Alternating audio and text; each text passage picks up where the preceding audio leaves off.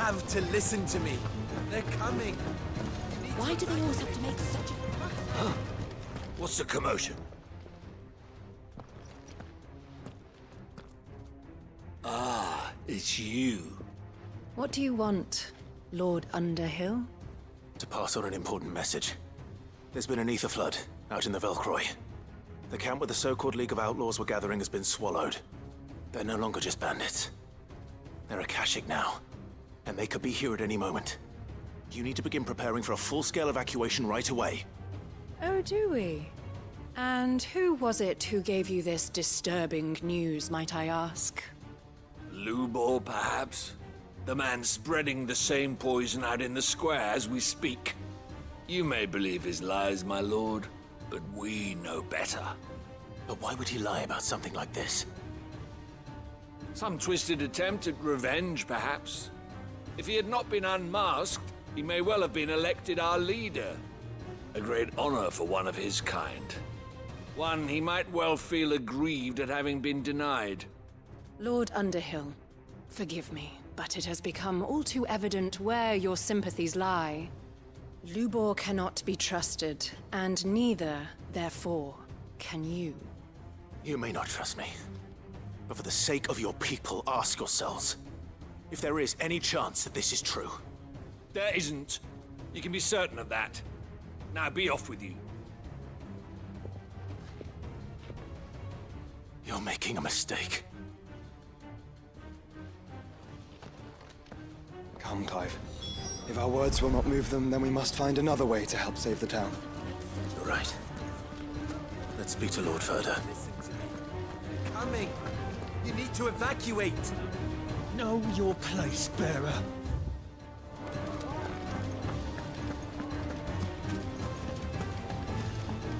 I think we'd better shut up. What's Lubor raving about now? What commotion is this, I asked myself. A sudden stampede of customers towards my humble stall? No.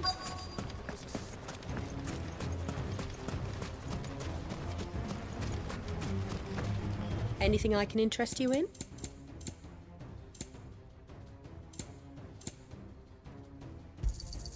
My thanks.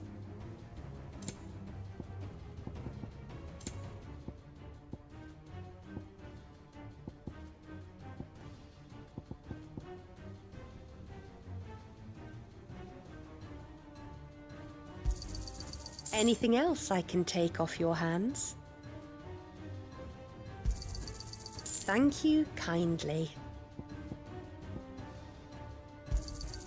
Pleasure trading with you. Anything else I can take off your hands?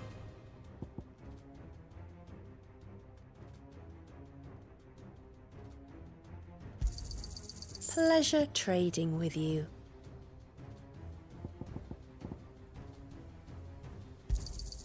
Anything else I can take off your hands? Thank you kindly. Anything I can interest you in? Here you are. Fare you well. Lord Verder. Sid, what's wrong? I went to warn Conrad and Natalie about the Akashic, but they wouldn't listen. They've convinced themselves that nothing Lubor says can be trusted. The bloody fools. Which means the town guard can't be counted on for support, but I can. If there's anything I can do to help you defend Dalamil, you only have to ask. I appreciate it. Sid! Verder! I've been looking for you everywhere. Victor? I thought you'd left. I couldn't abandon a friend in need. And Lubor is in need at this very moment. Come quickly.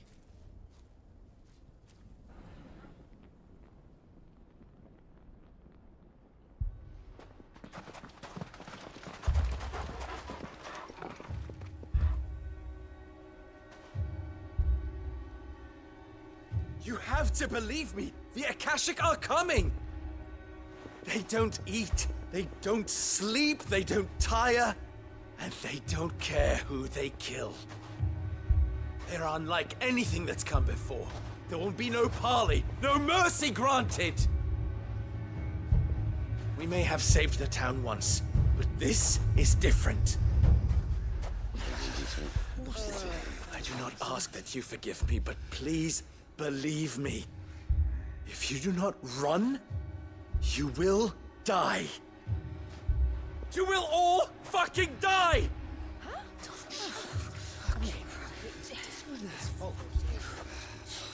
You'd like that, wouldn't you, bearer? Yeah, with us out of the way, your kind will be free to claim Dalamil for yourselves. You should run! Run, bearer! Yeah, run! Far, far away! Just go, bearer! Yeah. Yes! Go on, then.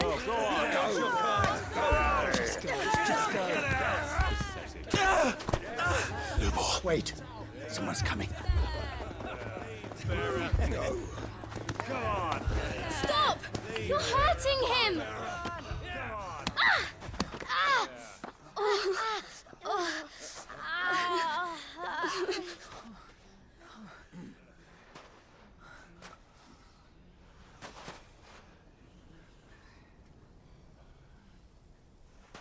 What did Lubor ever do to you? He solves all your stupid problems, and he keeps all of you safe. You know there's nothing he wouldn't do for this town. Who was it who made that cleaver you use every day, Conrad? And what about your counting table, Natalie? Who fixed that? Whose men make sure the streets are clean so all your boots don't get dirty? Who spends all day, every day making sure things run smoothly round here? And none of you ever say thank you. Ever. But did Lubor ever complain? Well, does he ever stop smiling? He keeps this whole place going. And you act like he doesn't even exist.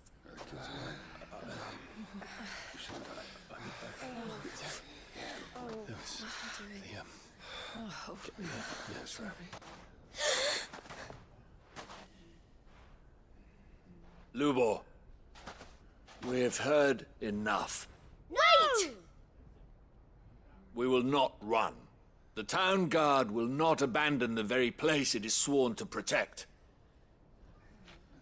And I will not give up for lost the stores that we labored so hard to fill.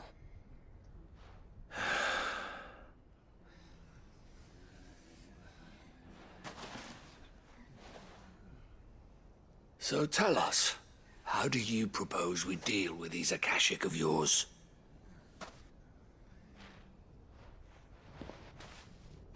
We won't run, but we will fight.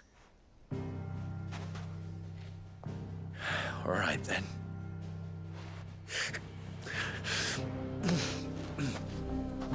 Fine.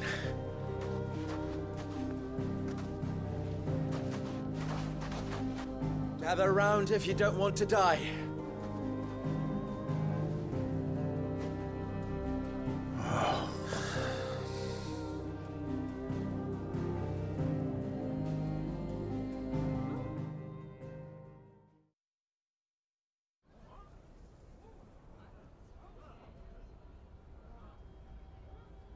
Allow me to explain the situation. The ether flood occurred near the village of Cheratina, deep in the Velcroy. The place had been abandoned for years, until the League of Outlaws decided to make it their base of operation. Now they're all turned, and if the scouts' reports are correct, heading in this direction. They are mindless monsters, driven only by hate and rage. And they are utterly unpredictable. With the bandits, we at least knew how and where they were likely to attack. When these creatures come, Dalamil will have the bitterest fight it has ever faced on its hands. The town guard will muster at the north gate. The rest of us will take the south. Both forces will provide men to serve as scouts and messengers, ready to spread word of the size and nature of... if you would both be so kind. Consider it done. As you wish. Natalie, I would ask that you and your people have the townsfolk barricade themselves inside the bathhouse. And tell the merchants not to waste time securing anything beside the essentials. Preserving life is our one and only concern. As long as we survive, it doesn't matter what trinkets we might lose. Our riches can be regained. And if anyone doubts that, let it be known that the Briar's Kiss stands ready to cover any losses. Very well. I shall tell them. Where do I fit into this plan? Where else but the most perilous place of all? I would like you to travel to the home of our erstwhile League of Outlaws, Cheratina itself. The main host is most likely still there, and Dalimil will not be safe until it is eradicated, root and branch. A little gardening. How pleasant. I doubt it. I have a feeling these weeds will be particularly stubborn. Luckily, so am I. So you are. All right then, we all know what we have to do. Now it's simply a matter of doing it.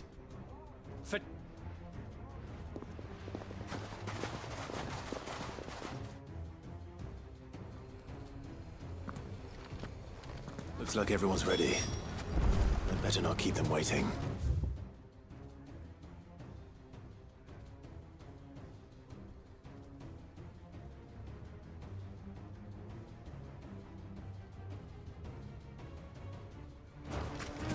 No use calling Ambrosia now.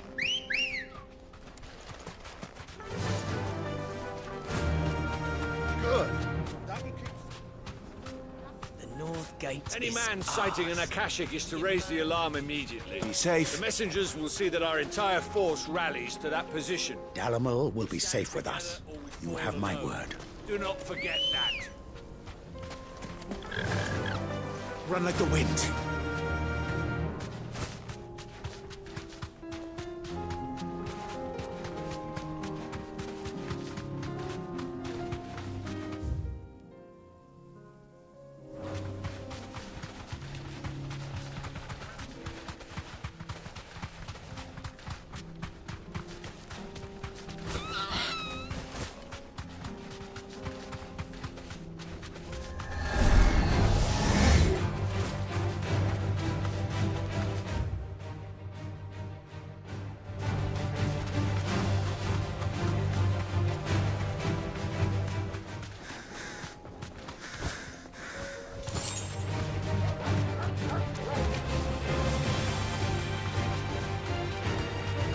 There it is. The flood. But what's waiting for us inside?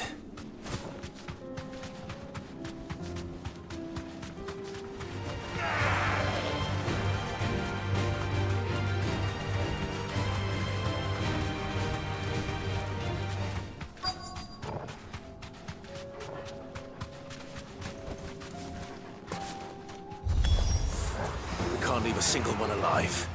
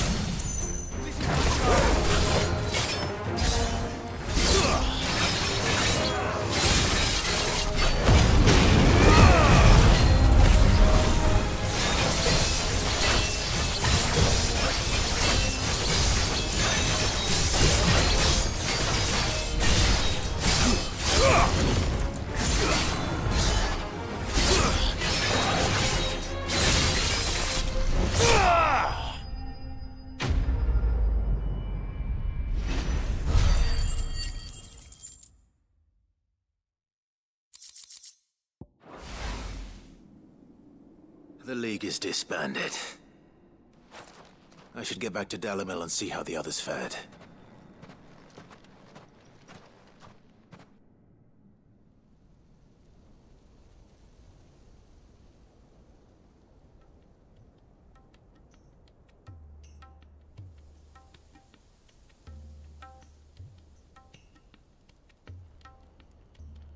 All the Akashic we were able to find have been dealt with. Seems that might be the last of them. Last of them here, perhaps. Lubor, Sir Clive has returned. Clive! What news from Charatina? It's done. Root and branch. I knew you wouldn't let me down. Thank you, my lord. Friends, the Horde has been driven back. The Akashic have been defeated. And we need not fear the arrival of any more, thanks to Clive. Victory is ours. We bloody did it! We saved Dalimil. Lubor, allow me to apologize.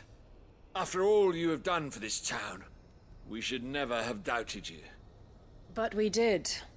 And for that we are truly sorry. We only hope that you can forgive us. We need you, Lubor. Dalimil needs you. So, if you would still like to be considered for the position of mayor, you have our backing. You do remember that I'm a bearer, don't you? We do. But that is not a stain on your character. It is a stain on ours. We thought only of what we perceived bearers to be, not what you truly are. The man who saved Dalimil twice over. I see. But I will only accept your proposal on 2 conditions. Name them. Firstly, that you will both do everything in your power to rally your people to my cause. If the Town Guard and the Merchants League do not accept my leadership, it will be doomed from the start. Unity is the key to defending Dalimil, and I do not doubt that we shall need to call on our combined strength again. When that time comes, I will expect us all to pull together, just as we did today. Of course. You have our word. And secondly, you will accept that if I am to lead you, the mistreatment of bearers must end here in Dalimil. Any bearer within our walls shall be afforded the same rights as any other citizen. They will not be judged by what they are, but who they are. As we failed to do, and came so close to losing everything. We agree to your conditions. And we have only one in return. That you continue to work for the good of Dalimil, as you always have. Condition accepted. Well then, it seems my mayorship is all but confirmed. Do I get some sort of special hat?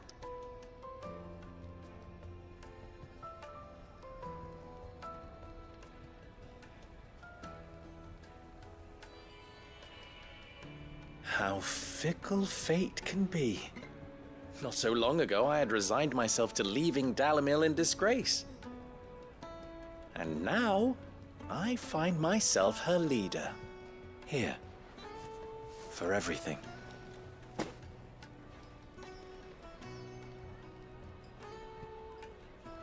Lubor.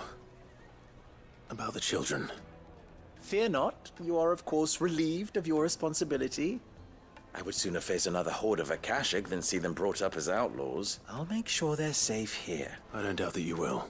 And not just the children, but everyone in Dalimil. I'll do my best. Can't have all your hard work going to waste.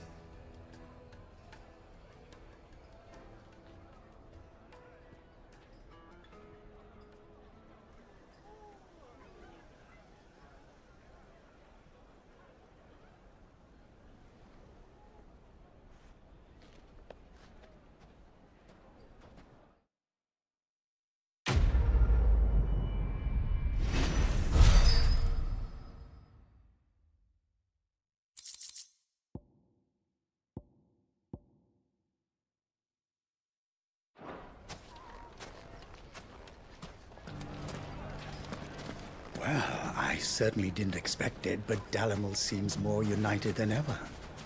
I'll have to redouble my efforts to bring Costness under control.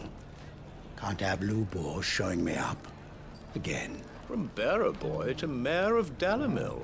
How far Lubor has come, and how richly. I shall devote my every effort to creating a haven for man and bearer both. Just like a certain someone else I know. Someone to whom I owe a debt of gratitude. Tune. Dalimil would be lost without Master Lubor. As they're only too aware. I doubt they'd have accepted any other bearer as their master.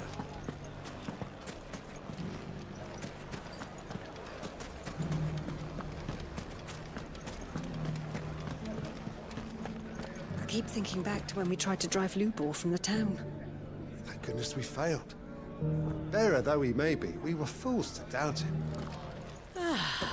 A bit of much-needed peace. Not that it will last.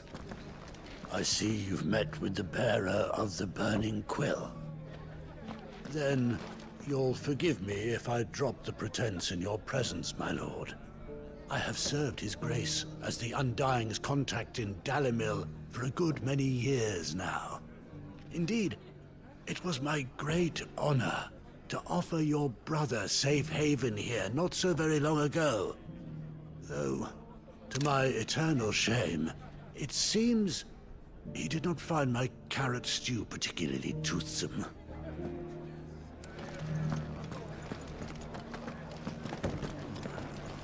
Yeah, it'll taste so much sweeter when you don't have an army of Akashic breathing down your neck. I know. Thank Gilbert the beasts never found their way into our cellars. I knew I was right not to give up on Lubor. He'll make a wonderful mayor. You mark my words. Aye, he served the town well enough.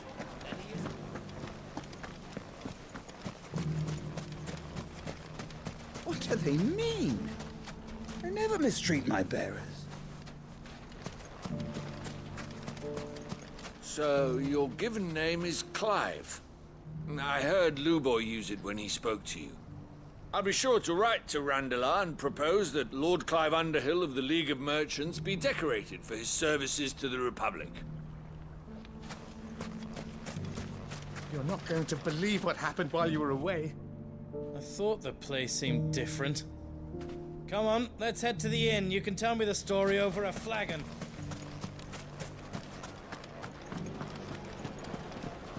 Bearer or no, Lubor saved this town. And I spat in his face. Ginger and ginseng, pimento and pepper, I have it all. How about a few Drake's spicy farms are sausages still to selling put in well, your you'll pot, be pleased eh? to know. They'll warm you up Think no I'll make end. Lubor a present of some.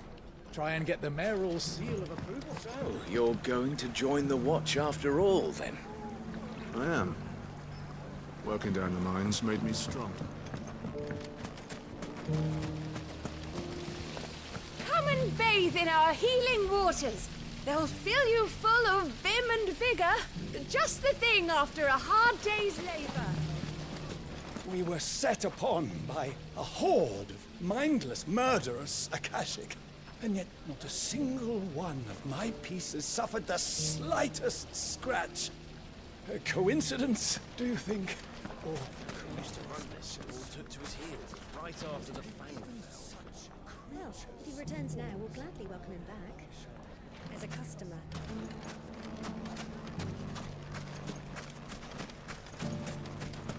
Lubor is a forgiving soul indeed, agreeing to lead us after we doubted him. I fear that I doubted you too, when first we spoke, Lord Underhill. Never have I been happier to be proven wrong.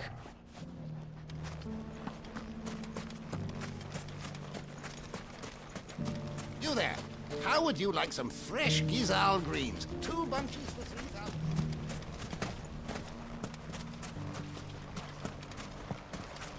So, Lubor is to be made mayor.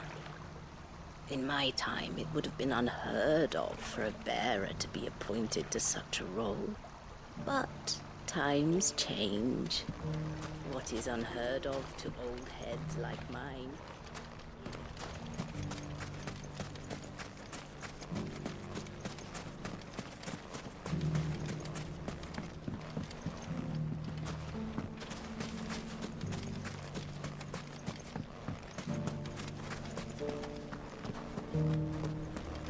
always thought Dalamil thrived all the more for having Kupka watching over us. But now he's gone. It's as if we've stepped out of his shadow. First the merchants call Lubor every name under the sun. Now they're counting on him to keep us all safe. Trust them to change tack when they see which way the wind's blowing. And after they had us throwing stones at them too. I've half a mind to give up tobacco altogether. It's hardly worth the effort it takes to light it. Let me have yours then. I've been practicing with a flint.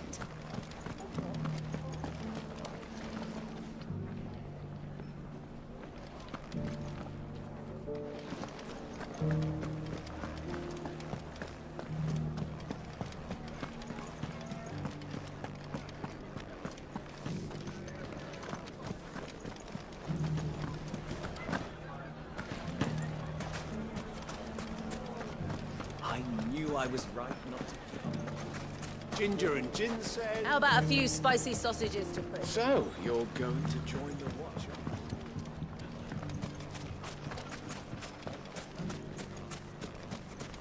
So now we have a bearer as a mayor. People will flock from all over the realm to see this. As long as they enjoy the entertainment while they're here.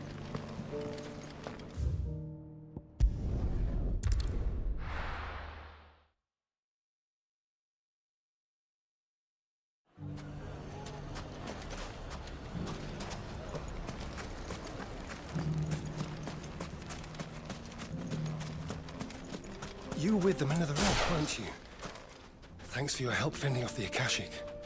Just settling my debts. If this town hadn't taken me in after Lord Kupka fell, I don't know.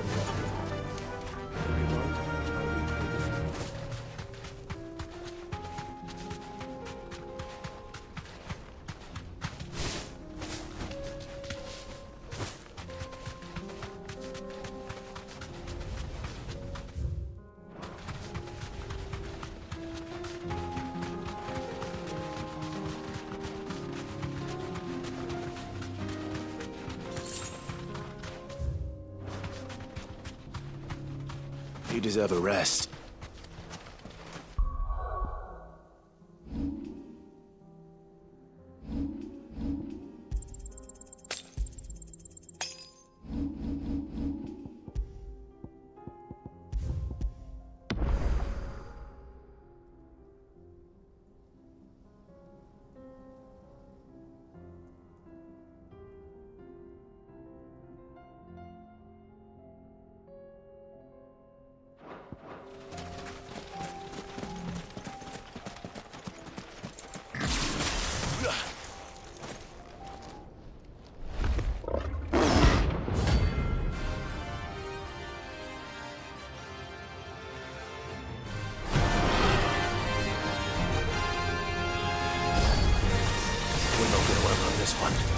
Stay close, Tormund.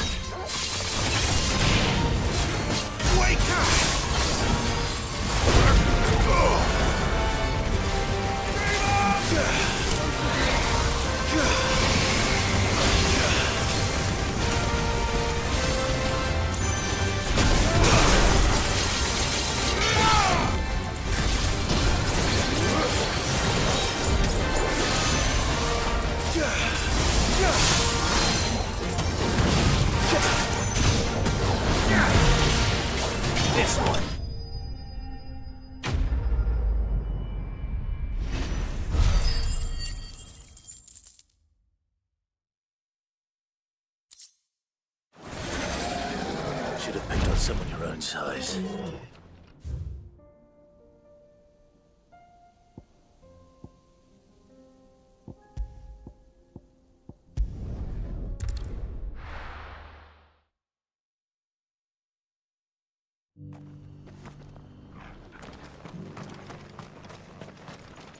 Are you buying or selling?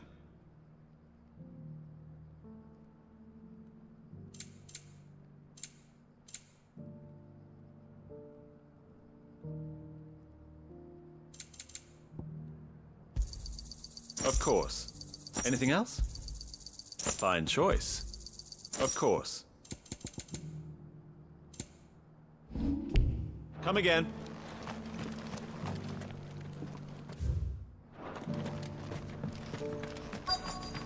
The bearer of the burning quill is within, my lord. He enter.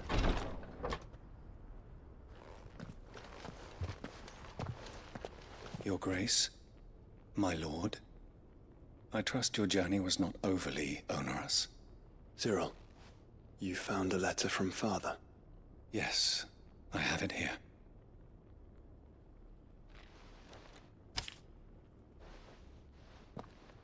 If you would do us the honor, my lord.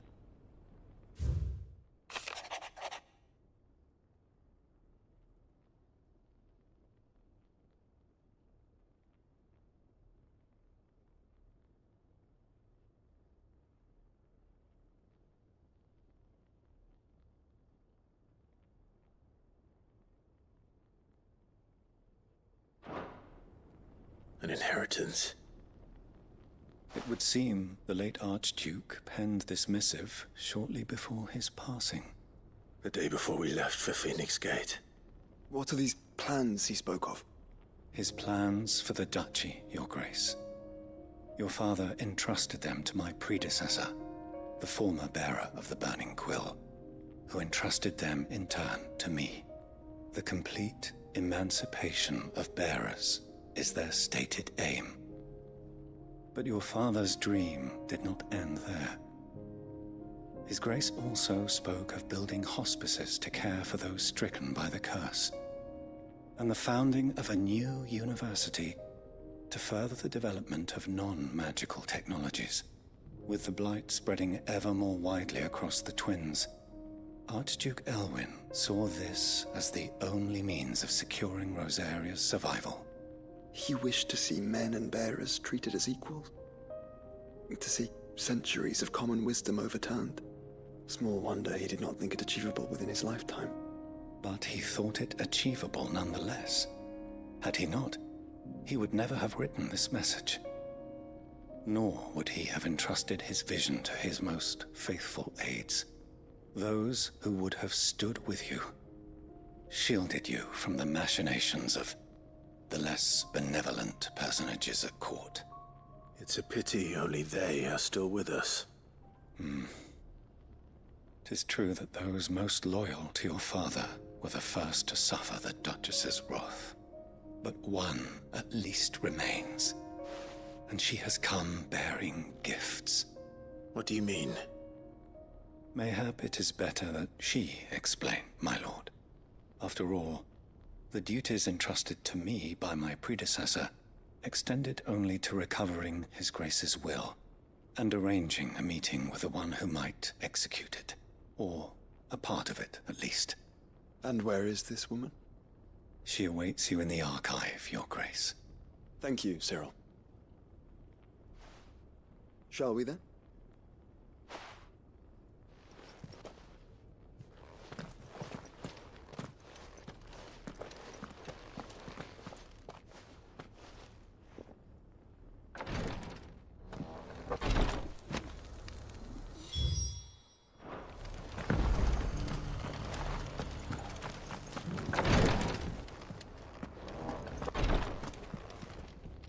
Lord Marquis, if you have a moment. What is it, Cyril? One of our brethren lately journeyed across the strait in order to pursue a new avenue of inquiry in our ongoing investigation. He sent an owl some while ago, but we have heard naught from him since. Was he surveying another fallen ruin? No. The object of his study was a savior cult that has arisen in ash in recent years. We believe it may have some connection to the Circle of Malleus, an ancient religion that worshipped Ultima as its god. By gaining an understanding of this new faith, we hoped to learn more of the Circle's original beliefs. And so you sent one of your brothers to Ash? A continent teeming with orcs and Akashic? Fully cognizant of the risks, yes.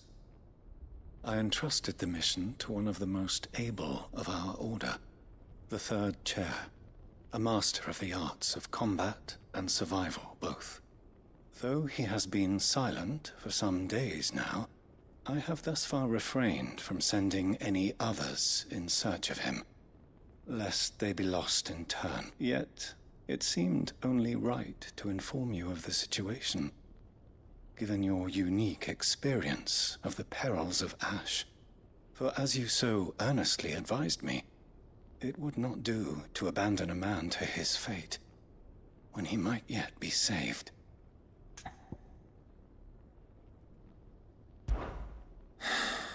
It would not. But Ash is a big place. Can you be any more specific? Perhaps. The last owl I received from him mentioned a village where he had heard the cult were wont to assemble. Mickleburg was its name. It lies in the southern reaches of Waloed. If aught ill befell him, I expect it did so there. Right. I'll see what I can do. You are much too kind, my lord. Go then, with my hopes, and may the Firebird's flame ever burn in your heart.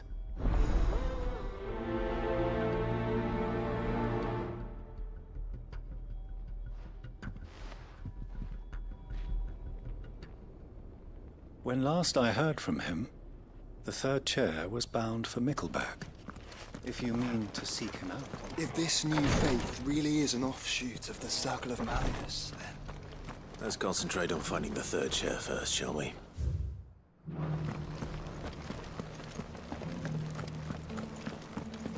This is the Requiet Tree, an archive where we of the Undying collect and collate our findings. Fragments of Ultima's true nature surely lie buried within these pages. We have only to unearth them.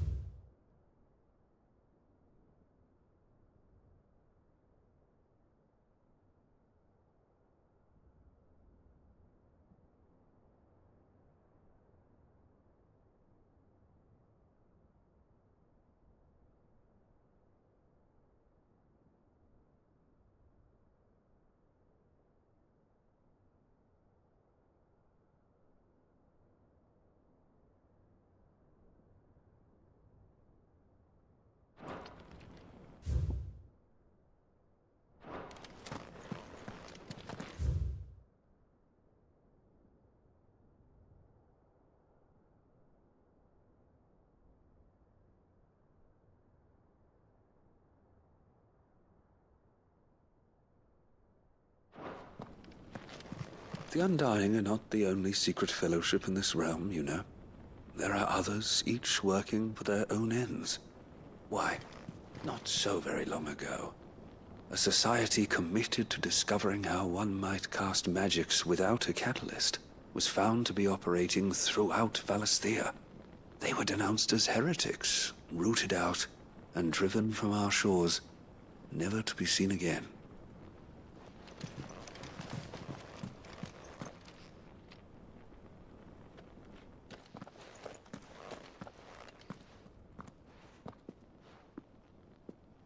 My lord, your grace. I hardly recognize you. I am Goditha, retainer of House Rosfield, loyal servant to the Phoenix and his shields. Your father, the Archduke Elwyn, entrusted me with the delivery of a gift. I only hope you can forgive my tardiness in bringing it to you. Lift up your head, Lady Goditha. You have our gratitude for your service to our house and to our father. I merely did my duty, as any proud Rosarian would. My lady, perhaps you could explain a little more? What exactly is the gift you bring? As I'm sure you know, It has long been the custom for the children of House Rosfield to be presented with certain keepsakes upon their coming of age. Indeed it has. Our father often spoke of the day when our turn would come. And had he lived to see it, he would have presented you with the treasures I bear. Matching armbands for you both. Alas, he did not live. Indeed, he was taken from us even before they could be completed. He had intended to claim the Heartstone with which each armband was to be finished himself, but it was not to be. And his gifts remain incomplete. I see. It saddens me to bring them before you, as they are. It was your father's wish that you be presented with the finished articles, not these works in progress. But with his grace long since gone, and the stone left unclaimed, I had little choice. You are grown men now, and his house is yours. And while I would not presume to insist upon your claiming the Heartstone in his stead, I know that nothing would have pleased him more than for you to do so. Thank you, Lady Goditha. What say you, Clive? What else? Of course, my lady. May our father's will be done. Oh, I am much obliged. Do you know where we might find this Heartstone, my lady? I do. Though it may be a matter of a good deal more than simply happening upon it. It is found in the bellies of elder griffins, you see. We do at least know where to find one. A certain specimen has made its nest in Titan's Wake, not far from here. A certain specimen? You are most perceptive, Your Grace. In answer to your unspoken question, yes. In fact, this is the very same beast your father meant to slay. I have been tracking its movements since you were but a boy. Were you to slay it in his stead, as men of House Rosfield, it would surely make your father proud. What say you, Joshua? What else?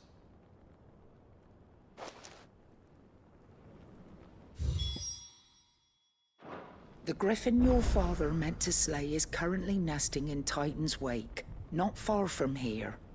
Slay it in his stead, and claim the Heartstone that he could not. Titan's Wake is to the south of here. But we must not be hasty. The good lady has been disappointed once already.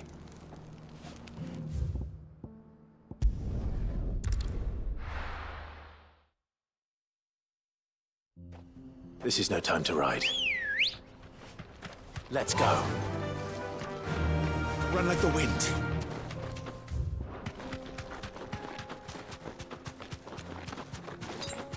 Eyes peeled, Joshua.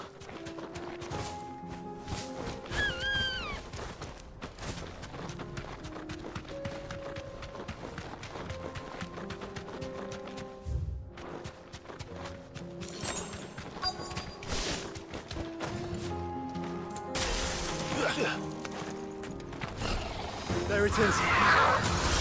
The House Rosfield.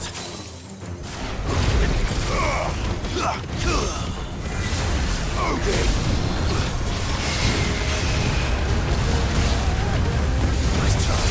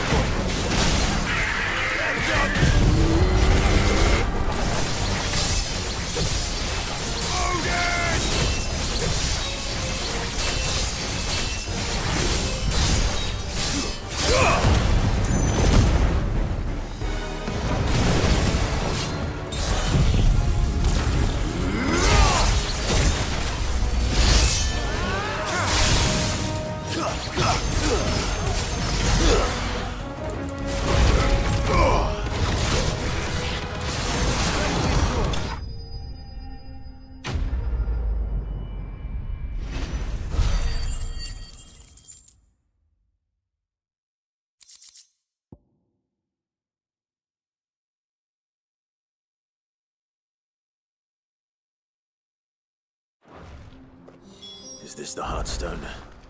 I expect Lady Goditha will know.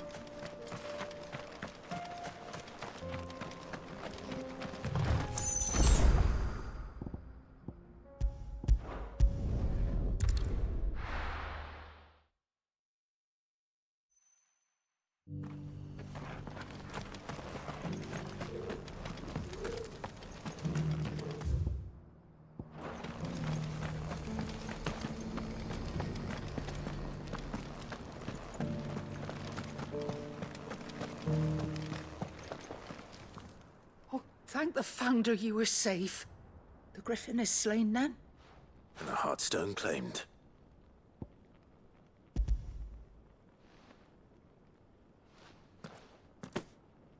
Yes. This radiant luster, like frozen flame. It is just as your father described it. Thank you, my lord. Your grace. Your father would be so proud. Lady Goditha, the lapidary is ready. Thank you, Cyril. I will be with him shortly. If you would excuse me, I shall have the stone cut and set forthwith.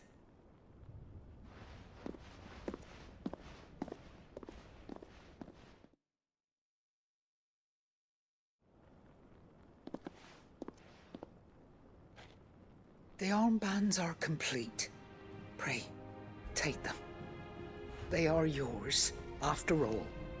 Heartstone is harder and more enduring than garnet, or even ruby.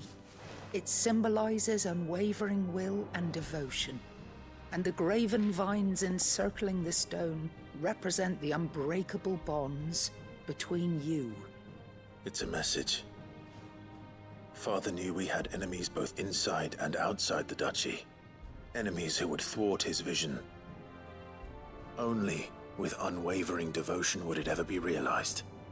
And only if we stood together, as Phoenix and Shield, as brothers in arms. Only then might those enemies be overcome. Indeed.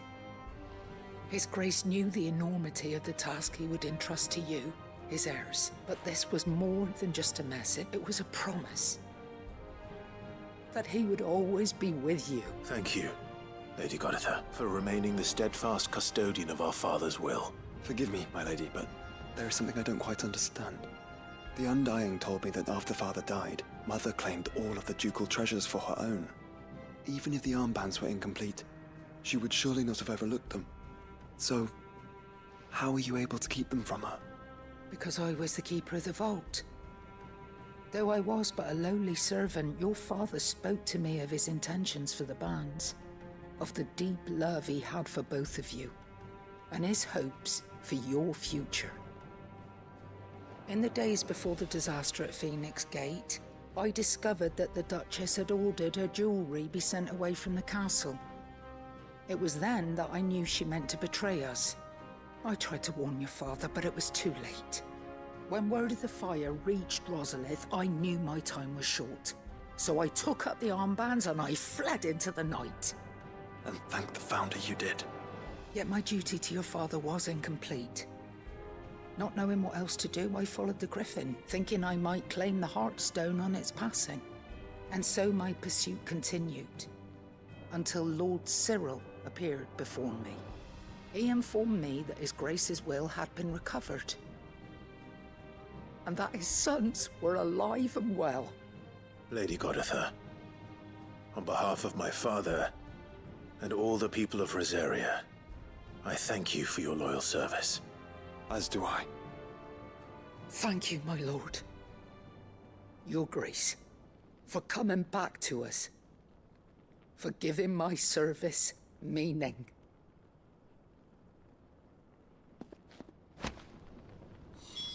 I remain your faithful servant, my lord.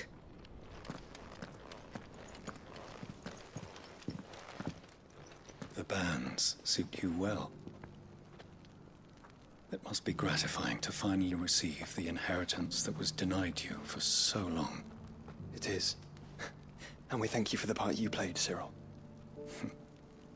If you would permit me to play my part a little longer, might I suggest that you make your way to your father's memorial atop Hawk's Cry Cliff?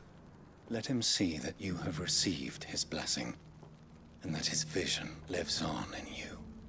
I suppose it would be churlish not to. What do you say, Clive? Shall we pay Father a visit? I think we should. I was hoping to be able to offer him my thanks before we left for Origin. Your father's helm is enshrined there. It has been since the day we recovered it from Phoenix Gate. I prithee claim it, for it too is a part of your inheritance, and I do not doubt that your father would prefer it in your hands than perched upon some lonely rock. Thank you, Cyril.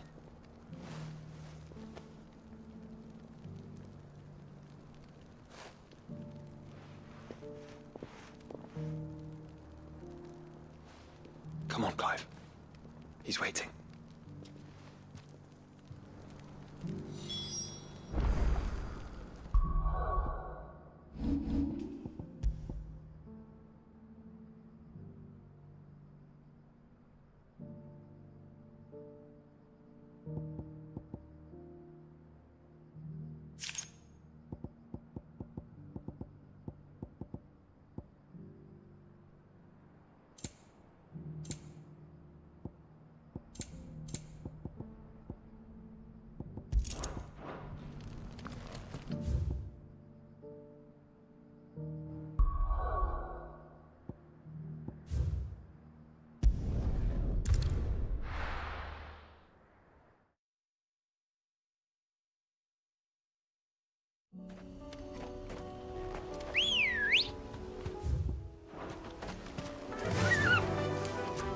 Faster!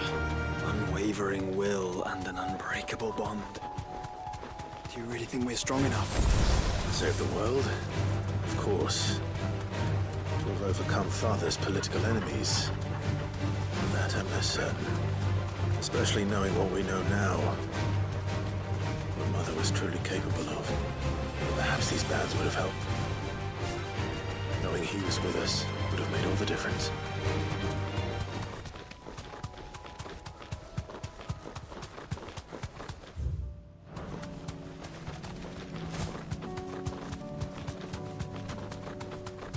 It's just back there.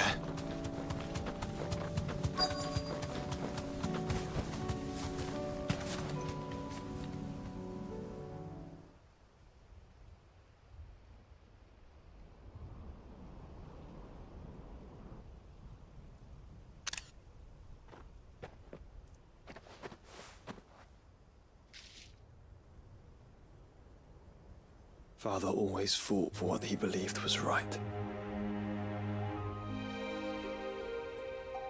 It wasn't until that night at Phoenix Gate that I realized I had never fought for anything.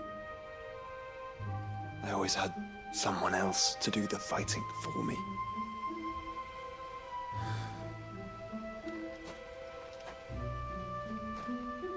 No matter how fate conspired against him, he never lost heart, never looked back, never stopped fighting. To me, he was the greatest of men. And I've been trying to live up to his ideals ever since.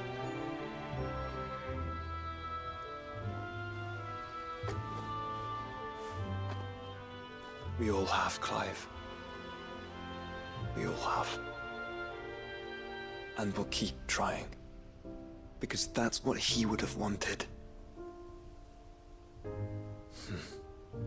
What he would have done himself.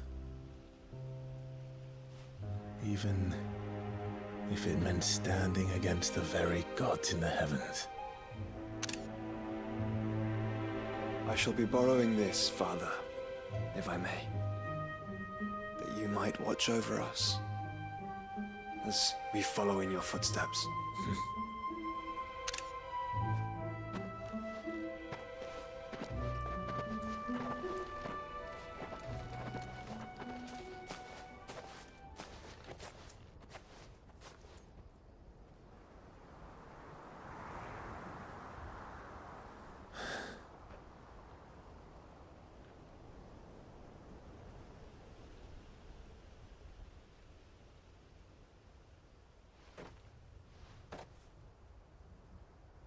We won't lay you down.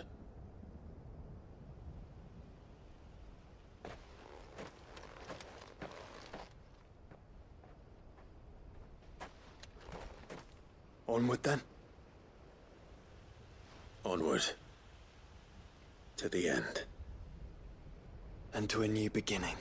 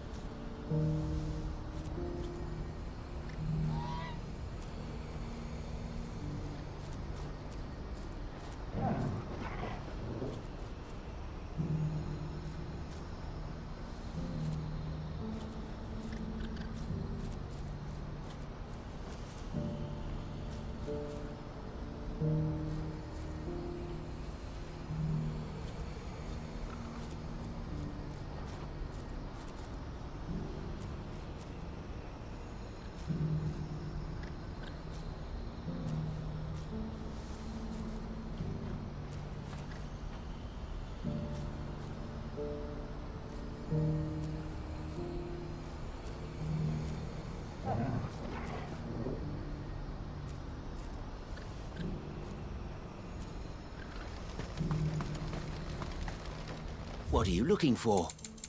Farewell. Do you see that too?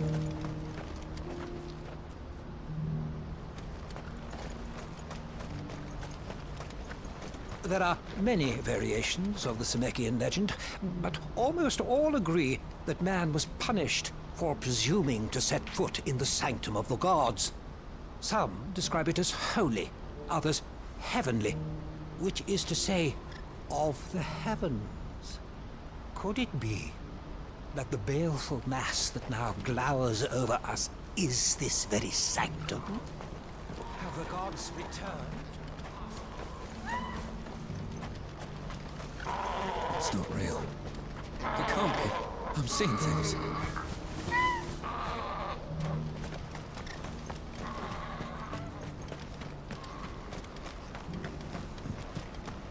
Papa, what keeps it in the air? Why doesn't it fall? Don't you go tempting fate. What is it? Oh, please. Just make it stop. Make it stop. I'm scared. It's all right. I'm here. Nothing good's gonna come of this, I'm telling you. Just looking at it's enough to send a shiver down my spine.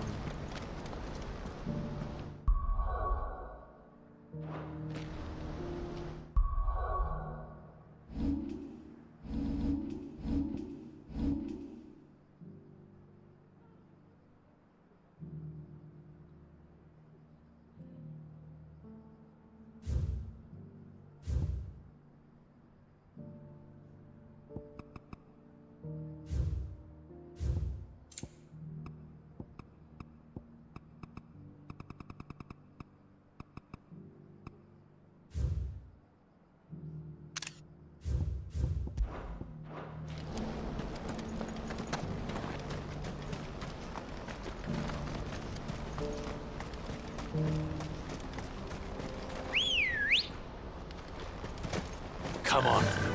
Yeah!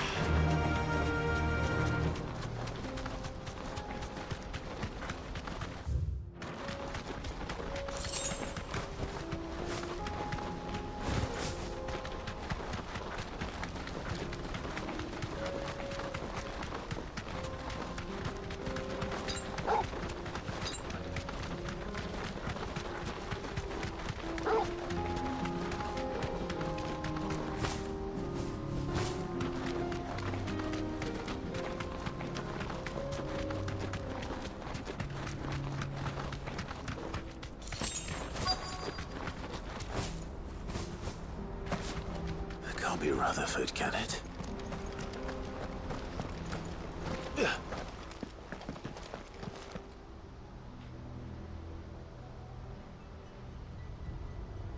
Turncoats and cowards, the lot of you! If it's a fight you want, it's a fight you shall have! Allow me. I don't need your... Please, Field Marshal. Oblige him. This won't take long. You're right. It won't. Men, finish him.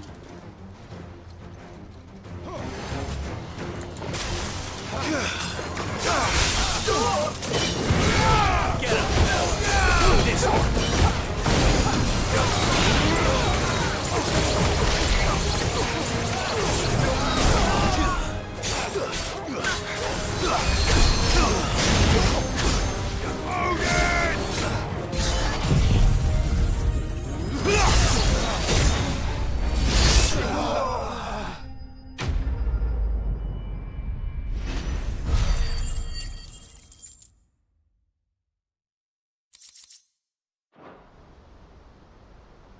A little longer than I'd have liked.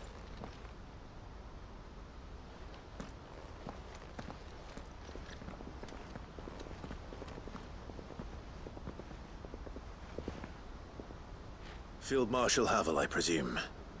Are either of you injured? No, my lord. You arrived just as our escort turned on us. Fucking traitors. I'd heard reports of soldiers in the outlying regions abandoning the oaths they swore. But I hadn't thought the corruption had reached so close to the heart of the Republic. It's a fucking disgrace. Your interfering old bastard of an uncle tried to warn me, of course. My lord Marquis. Or is Sid the Outlaw more to your liking? Call me what you want. It doesn't change who I am, or the urgency of the message I bring. My uncle has a plan to right the realm, and he needs your help to see it through. Before I agree to anything, I'd have you answer one question. What do you stand to gain from all this? I won't deny that I might benefit from further chaos. But I seek a new beginning for all of us. And while the choices I've made may not always have been the right ones, I know I made them for the right reasons. For so long, so many of us have been told how we could live, how we could die, when it should have been our decision all along. Now we have a chance to put things right. But in order to take it, we must stand together. Even if it be beside those with whom we don't see eye to eye.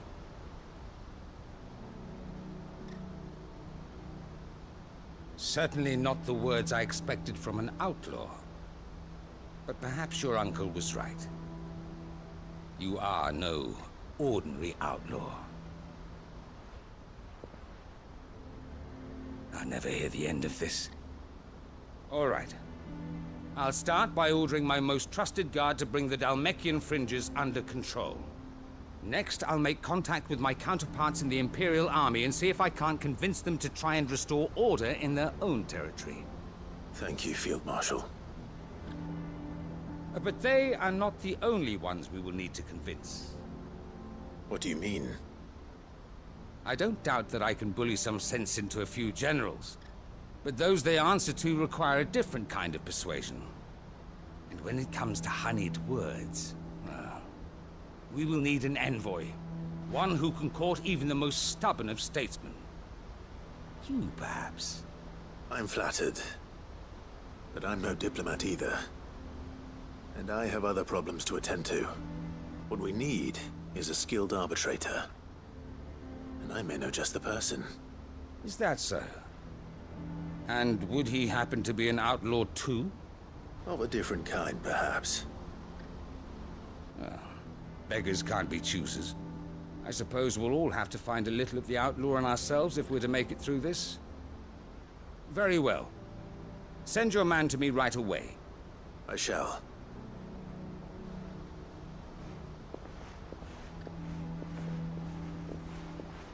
My Lord Marquis. Your Lord Uncle bade me escort the Field Marshal to his manor in Port Isolde. And I will see that my associate joins you there. Very good, my lord.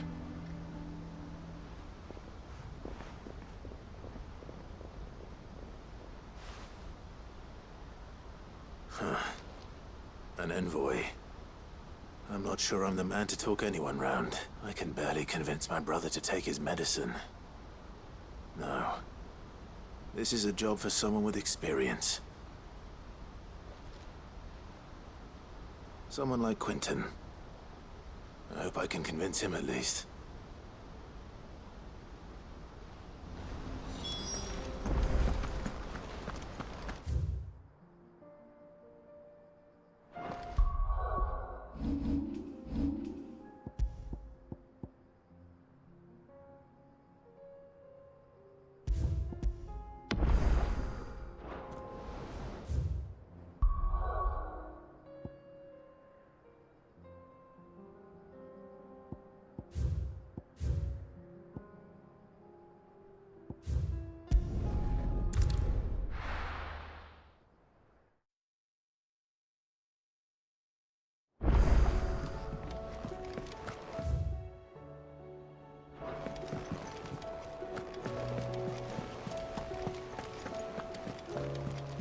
You should have seen him. The thing didn't stay.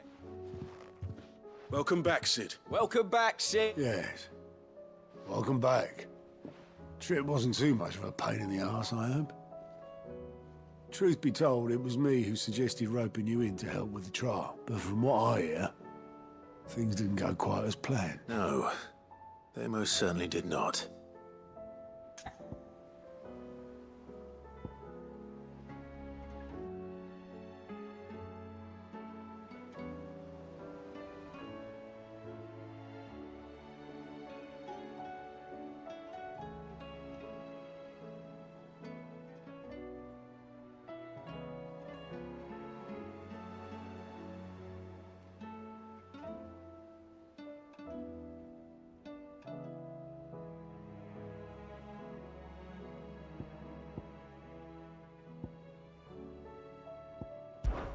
When faced with an unexpected foe, Ember froze.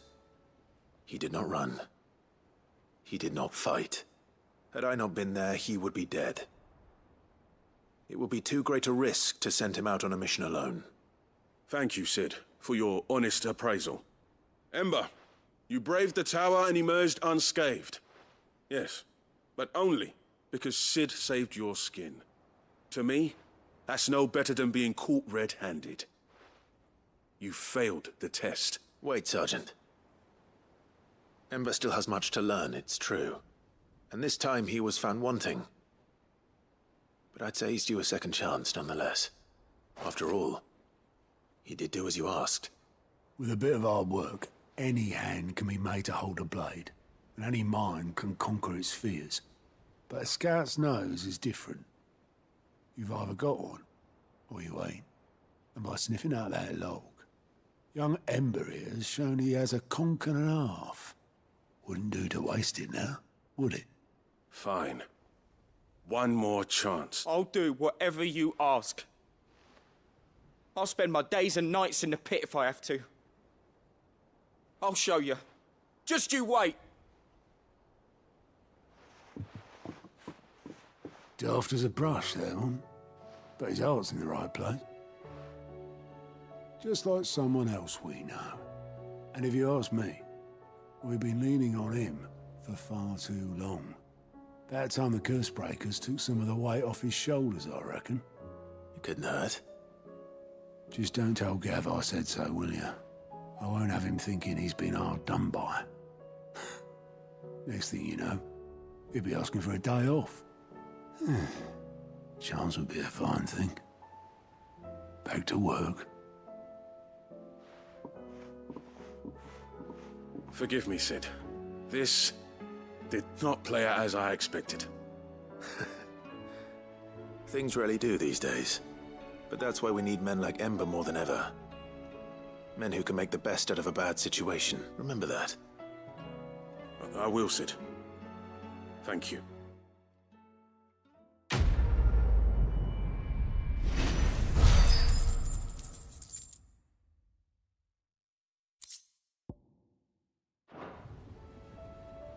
Sid, I wanted you to know. I will be taking personal responsibility for Ember's combat training. And I will not let you down.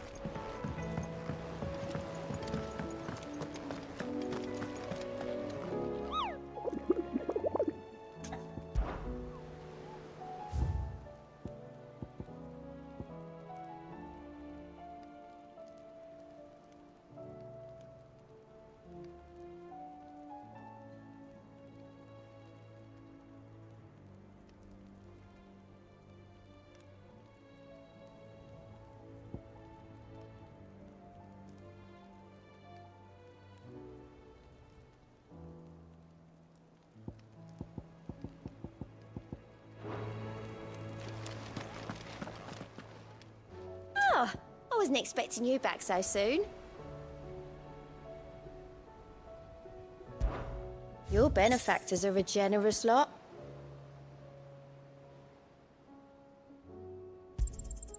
Here you are.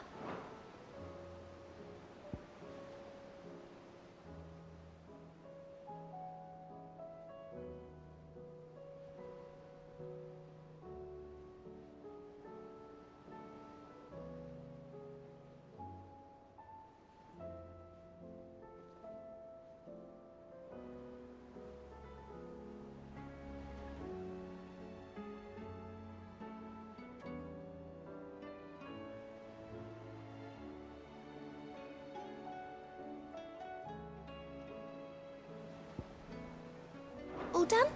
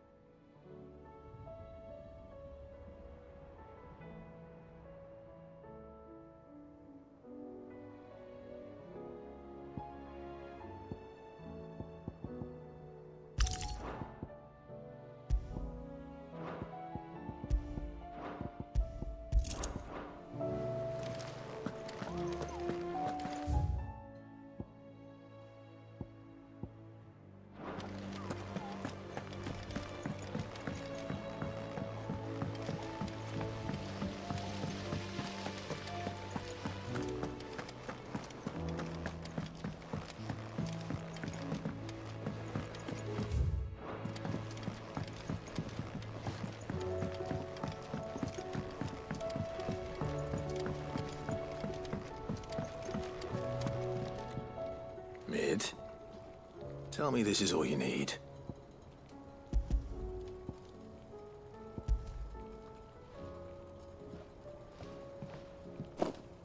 Aw, you make it sound like I asked you to save the world or something. Tell me this is all you need. It's most of what I need. After you left, I went over the figures again, and I realised I'd forgotten a 1 and a 0. And a cogwheel. Just a tiny one. Though, that's the problem.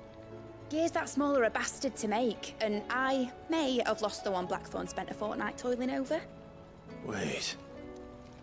The children. When they took apart your scales, there was a tiny brass gear. Now that I think about it, they didn't use it when we put the scales back together. The young'uns? But why would the... You know what? I don't want to know. I'll keep working on the model. You go and find that cog. Don't look at me like that, Clive. I already apologised to Blackthorn. Miserable old bugger. Besides, you can't expect me to keep track of every nut and nail floating about this place. Has Midadol mentioned a new project yet?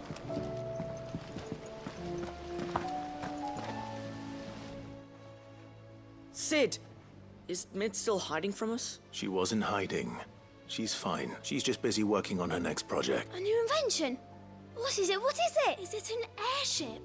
I bet it's an airship! Do you think she'll let us help? That just so happens to be why I'm here. She needs something special, something only you three can provide. A brass gear. A tiny one. One that might fit on, say, a set of scales. Oh, the one you forgot! We remember! We saved it, just in case. It's in the bag of bits. Since your lesson, we've been disassembling, then reassembling everything we can find. All the pieces that are left over, we keep under our beds, just in case. That's good to know. Look! I found it!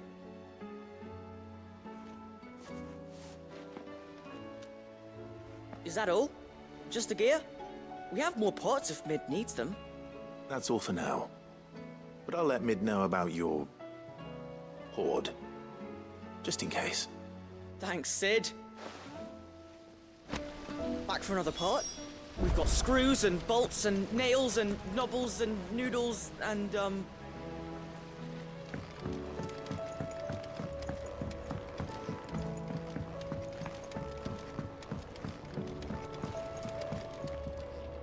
Well, did they have it?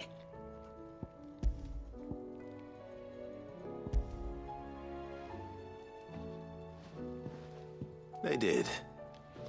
And they kept it somewhere nice and safe. Will it work? Will it work? He's perfect! You're a genius, Clive. What exactly are you going to use it for? Only the most important job of all. The wings aren't going to move on their own. But with the right cog in the right place, Well, you just wait and see.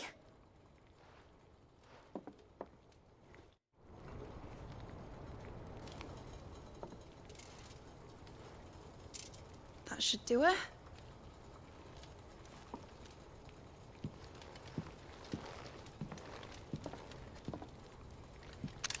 Here goes nothing.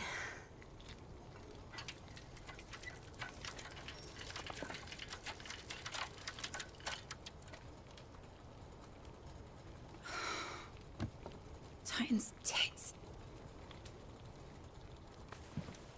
It wasn't supposed to fly, was it? Of course it was supposed to fly. Wouldn't be much of an airship if it didn't. Honestly, these bloody engines are driving me mad.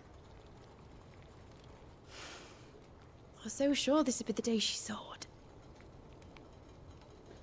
The Mithril engine was made to make dreams come true.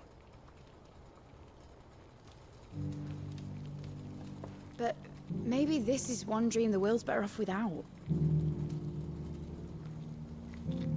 Show folk how to take flying. It won't be long till they're raining death down on each other. People will lose their homes, children, their mums and their dads. Like I lost mine.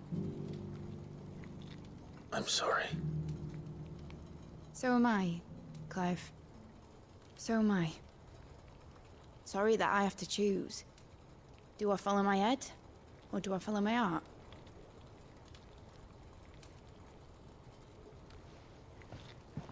Good question. The first time I stood on the deck of your ship, felt the wind in my hair. It was like I was flying. But imagine how it would feel to actually do it. My dad always said there were two ways of living life. Chasing a dream or shuffling to your grave. And he were right. Right about a lot of things. Not that I like to admit it. People need dreams to chase. Especially in a world like this.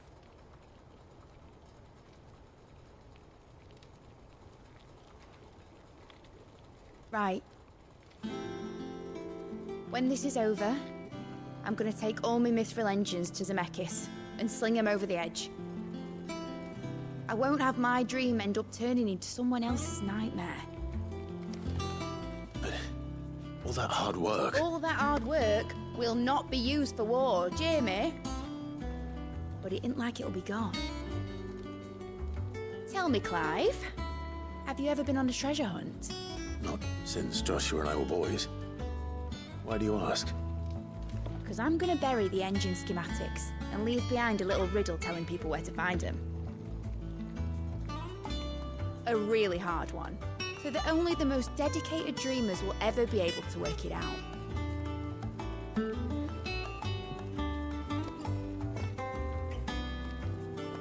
Ooh, I can picture it now. Some daft general squinting at the words with a gormless expression on his mug. Like that one, yeah. Right.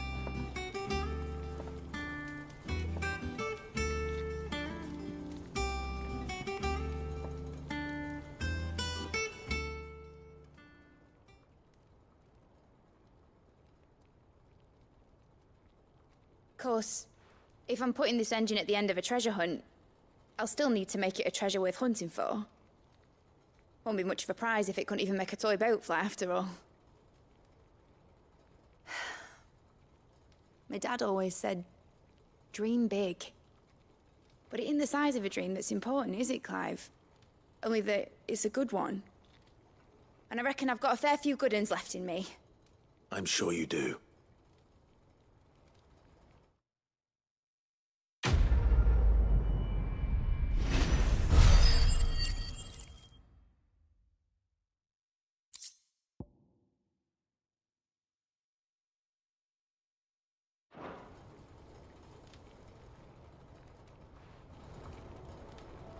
What shall I do with your model? You spent a lot of time on it. We both did. What, that old thing? Not healthy to cling to your failures, Clive. They'll weigh you down, you know. Sound advice. Still, I suppose my prototypes will probably be worth a fair bit when I'm as famous as Bart's the Builder. Seeing as you're always strapped for coin, suppose I can give it to you. Just make sure you get a good price when you do come to part with it. I'd say that was up to you as much as me. Need something? Enjoy it while you can, Clive.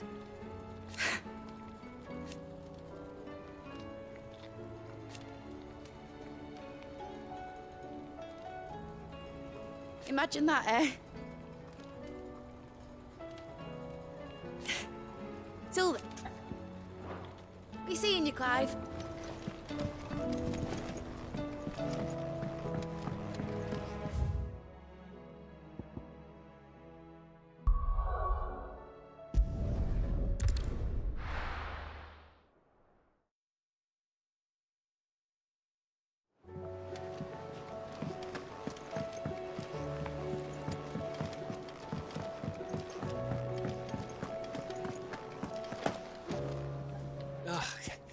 You alright? Something troubling you? No more than usual. It's just... Etta's baby will be coming soon, and I wanted to make something for it. I'm sure she'd like that. Back in the north, families would always make gifts when a bairn was on the way. Yeah, let the little tykes know they were welcome in their new homes, like. So, what's the problem? Well, the problem is that Etta's due any day now, and I don't know if I'll be ready in time. Is there anything I can do to help? You know, there just might be. All right then. What exactly are we making? Not just any. No. One made from the feather of a silver chocobo. There's naught lucky in all the realm, or so we used to say back home anyway. Thing is, they're hard to come by. Had Otto and Karen check with their suppliers, but nothing. I'd try and track one down myself, only... Only the big day is fast approaching. And that's all you need, a feather. That or the bird whose oar sits attached to, aye.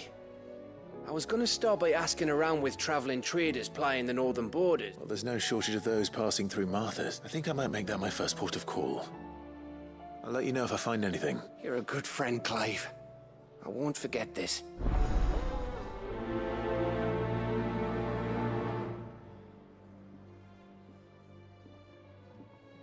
Can't say I've ever seen a silver chocobo myself, but I have seen one of their feathers. Just like a normal one, only silver, obviously.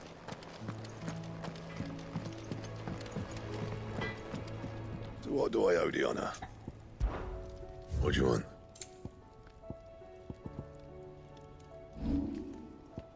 Anything else? First the skies, then the crystal.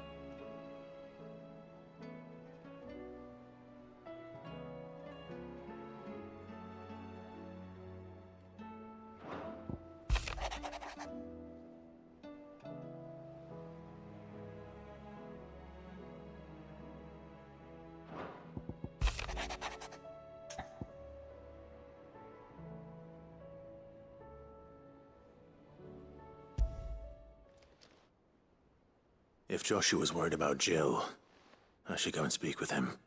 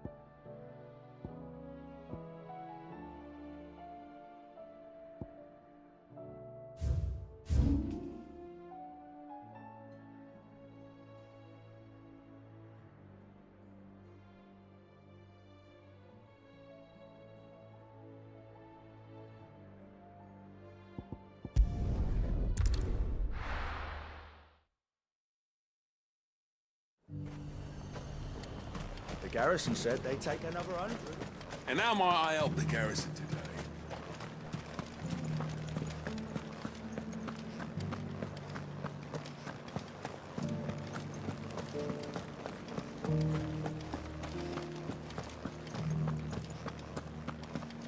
How are we gonna arm the garrison without a forge? Might be some smiths down south that could do the job, but their bearers will be just as useless as ours now the Fang and the Tail have fallen.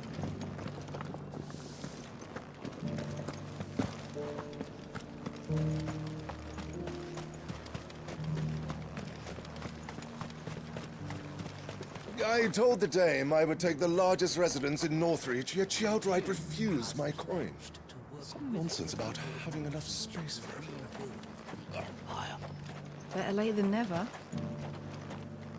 Carla, the dame needn't worry. I am a man of my word, and I fully intend to keep it. Let's go.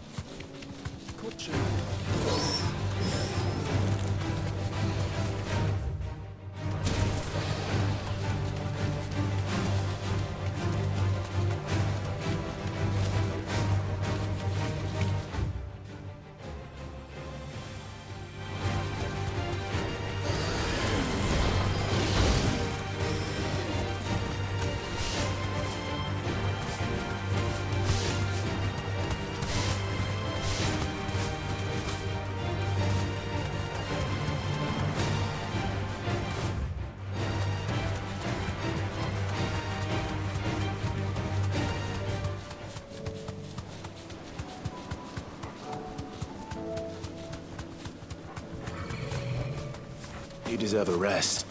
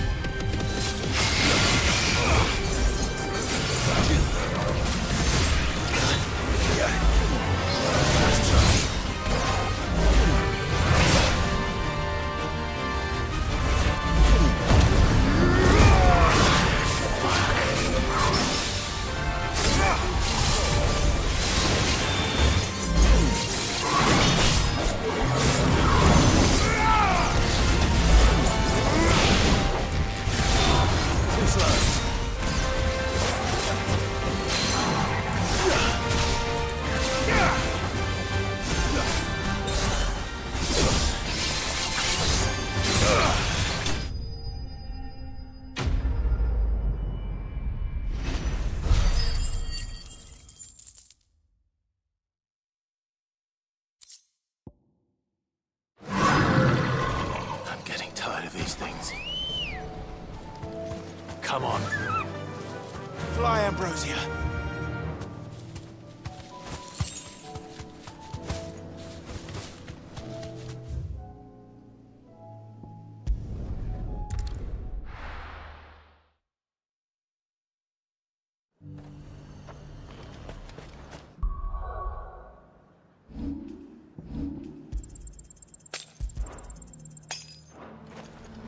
And what can I do for you?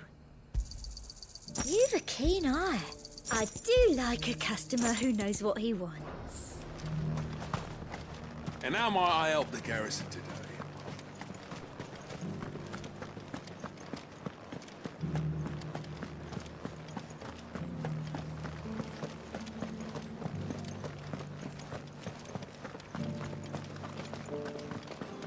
I remember standing here when I was no more than a stripling. The girl's grandfather would tell us tales of dragons and icons. I couldn't wait to leave town in search of adventures like the ones he told me about.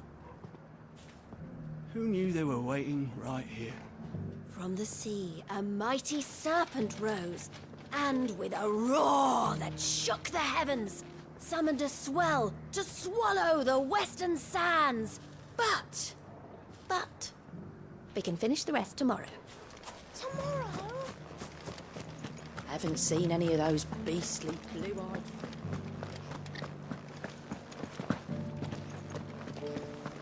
Do be careful. I will. We won the battle, yeah, but those things will come back. And when they do, we'll be ready. Fly, Ambrosia.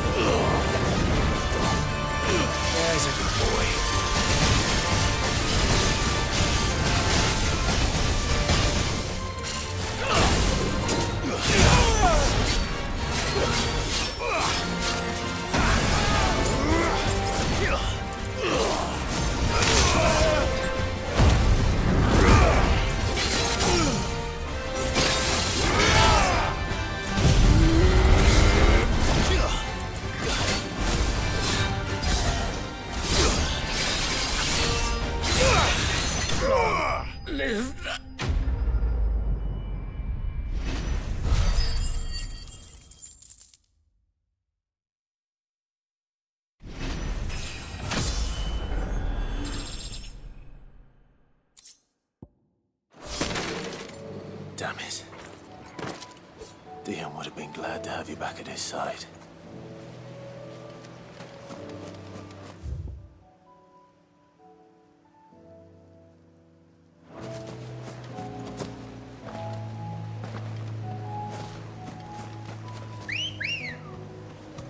Ready, girl? Run like the wind.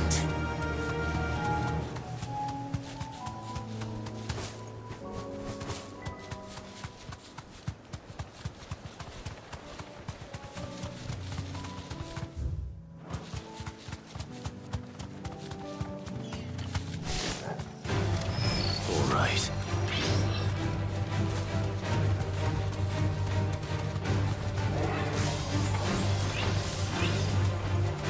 Straight home now.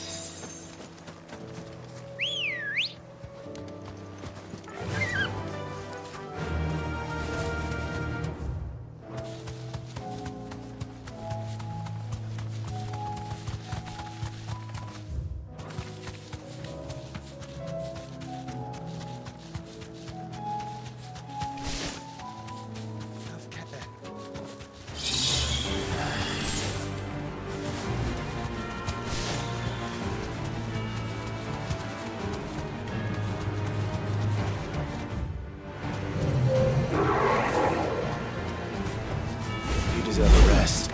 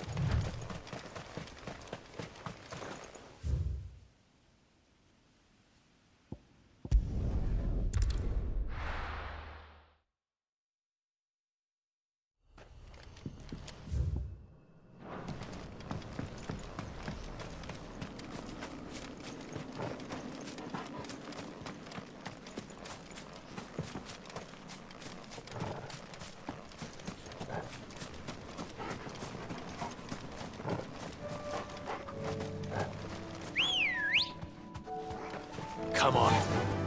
Yeah!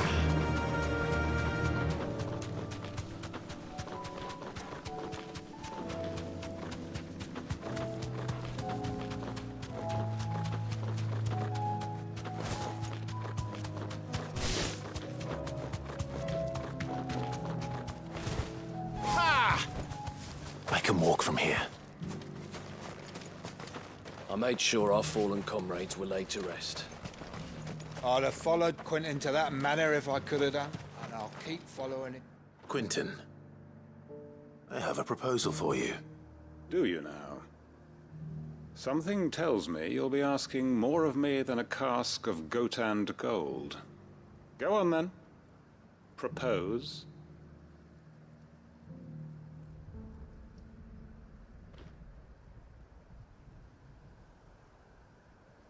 You'd have me convince the chiefs and chamberlains of the realm that they should simply swallow their pride and do the one thing that has proved impossible for thousands of years. Was there anything else? Perhaps I can fetch you a meat pie as well. I know it's a lot to ask, but I can think of none better suited to the role. And you'd have me give up what little I have left to do it. I told you, Clive. The people of Lostwing are my family, and I cannot abandon them. You'll have to find someone else. I'm sorry to hear that. So am I. And why might that be? What he's asking. How's it any different to what you've done so far? They want you to speak for those who can't speak for themselves. That's what you do best. If it's the vineyard you're worried about, we'll see that the grapes are picked and the tons filled. You know we will. It's not that. Then what is it? You said yourself we're family. Don't you trust us? You know that's not what I'm...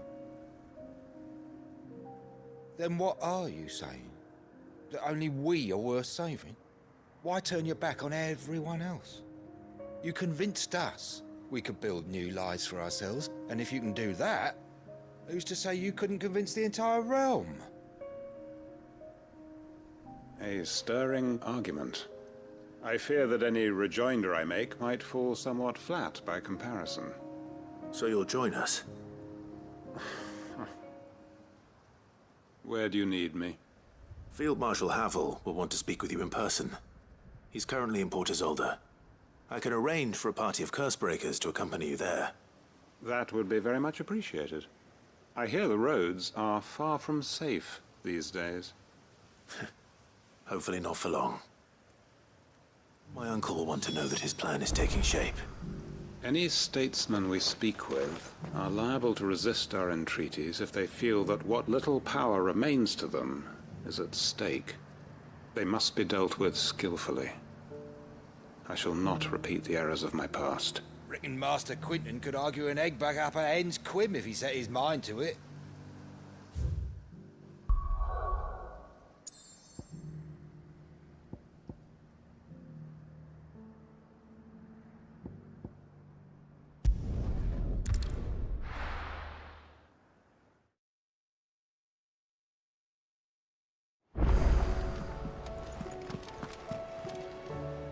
Uncle, I bring good news. The Field Marshal has agreed to your plan.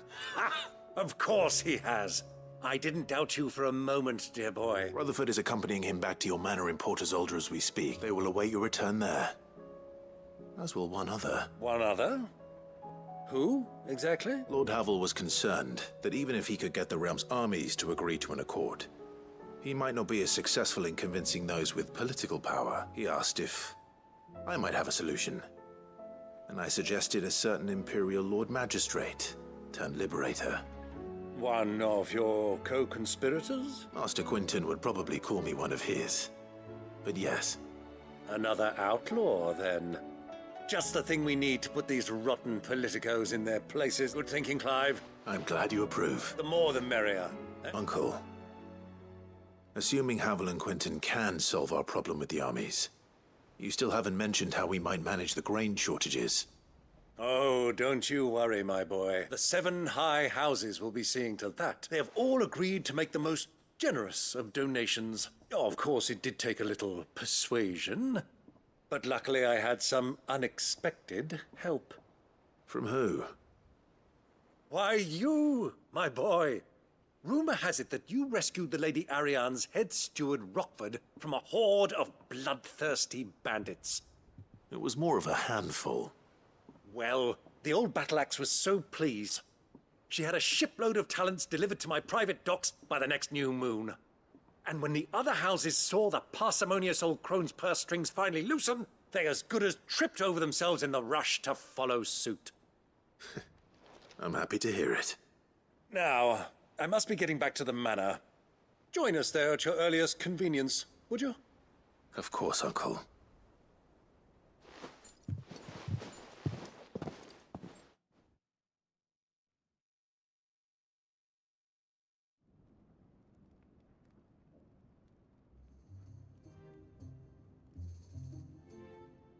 And how, pray tell, will we get that grain to the capital if the roads are still overrun with Akashic? You'll find another bloody road. I only have so many men, and I'm not about to send them headlong into an ether flood. That is, unless you'd have them turn as well. Well, I'd certainly eat less. Says the man with a belly bigger than a band of curls.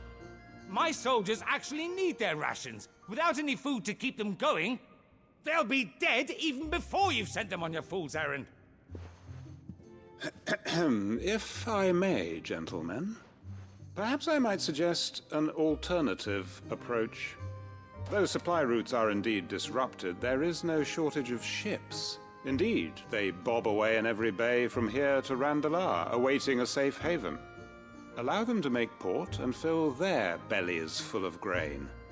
And once those who crowd the cities are fed, ferry the displaced back to the countryside to work the fallow fields. But I'm sure that you wish to continue your discussion. Forgive the interruption. Two such firm friends as yourselves need no help from the likes of me. Rutherford spoke fondly of the great bond between you. Us? Friends? I can't stand the man! Clive, I'm beginning to question the quality of the company you keep. And what kind of company were you expecting him to keep? The man's a criminal! Criminal? How dare you? You are not fit to breathe the same air as this fine, upstanding young gentleman. Upstanding? He calls himself Sid the Bloody Outlaw! Once more onto the breach.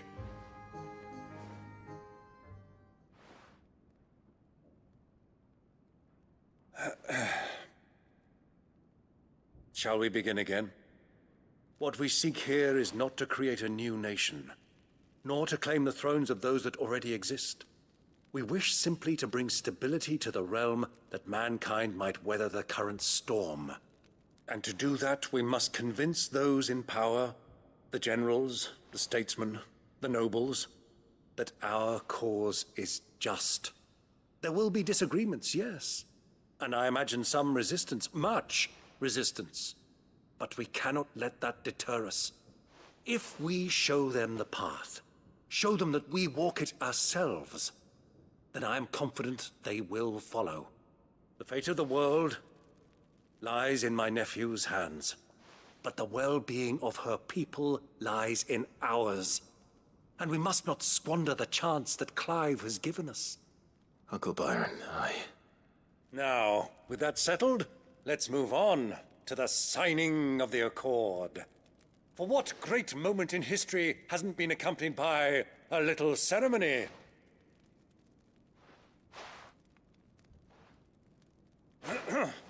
Citizens of Valisthea, I present to you the Triunity. Rutherford, Mike Will.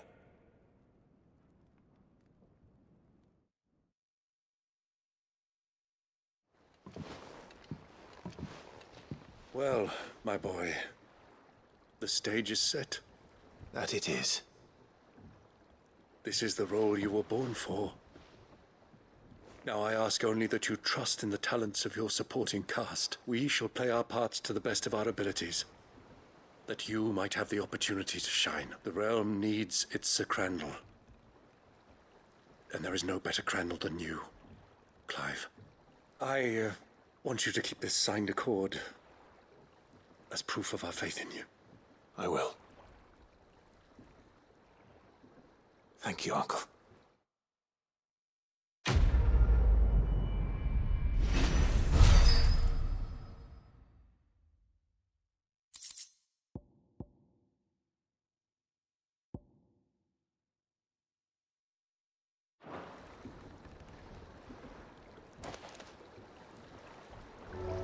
Sorry. Can't take you where you need to get.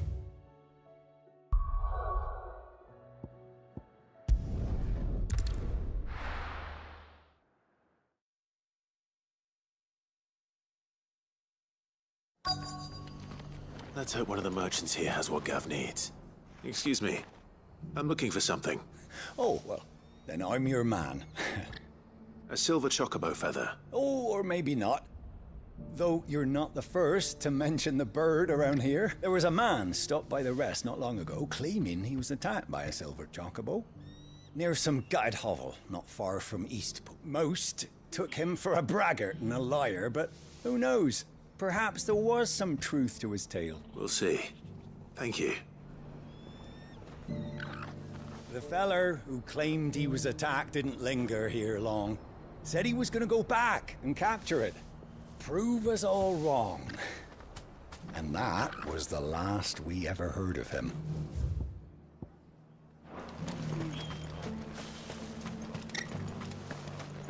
The Guardians of the Flame were true friends to the rest.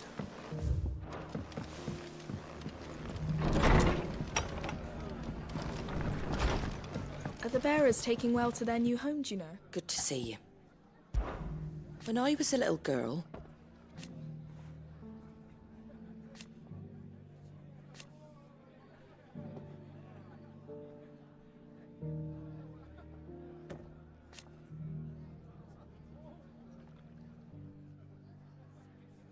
my grandmother, I swore then and there.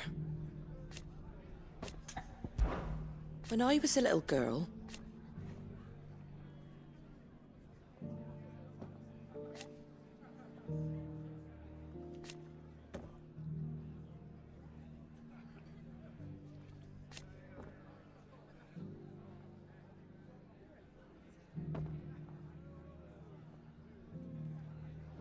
my grandmother.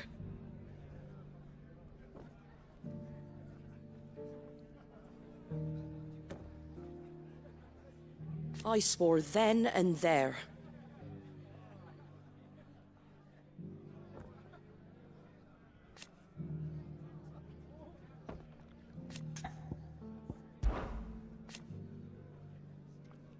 Put the wind right up us.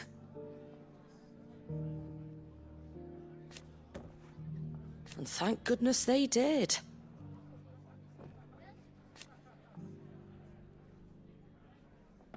Like being back in the glory days. Half of me wishes they hadn't left.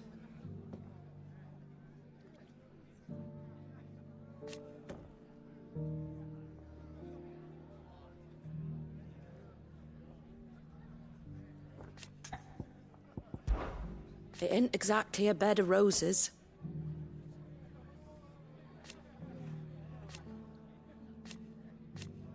And that's just the start. Stop by for an ale any time, eh?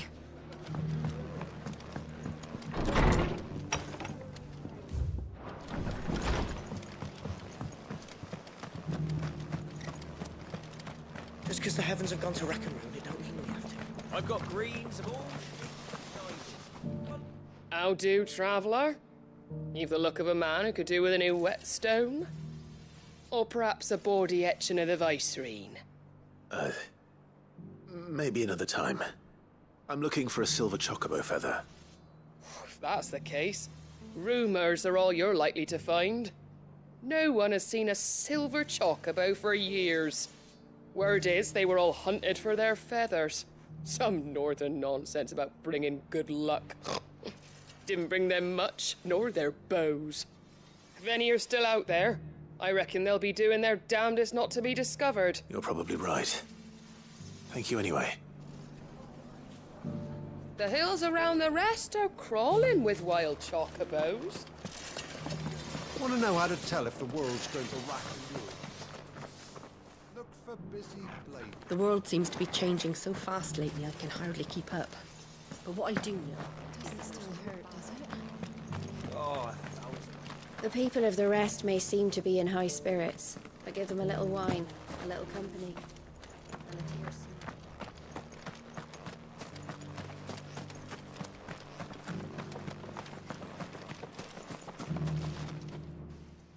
Can I help you with summit? You wouldn't happen to sell silver chocobo feathers, would you? I deal in fruit, not fancies. But if it's fancies you're after, I suggest you try Rhiannon's Ride. Was a silver chocobo seen there? Oh, yes. If you believe the ravings of a madman. It wouldn't be the first time. A silver chocobo sighted in the hills near Rhiannon's Ride. It sounds almost too good to be true. But since I'm already here... Every few years, someone comes along claiming they've sighted a silver bow, but the truth of the matter is, there ain't no such thing. You'll find nothing but bloodflies and bandits on Rhiannon's ride. Mark my words.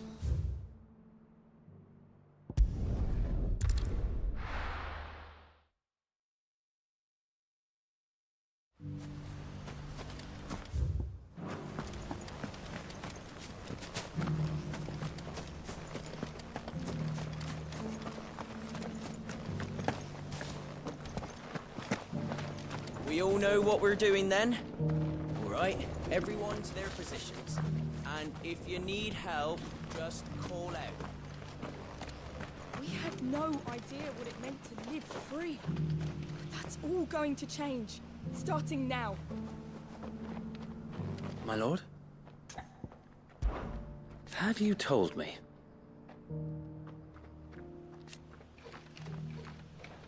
Truth be told, so that's what I'm doing now. Eastpool is the duchy. Driving back the Horde was easy.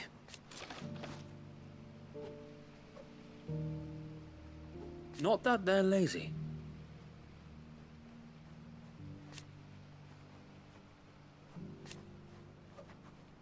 No.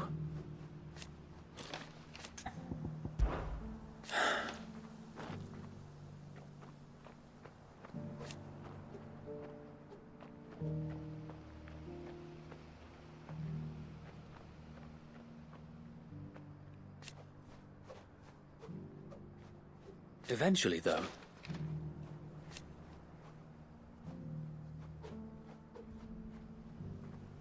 and while he has yet to lend his axe,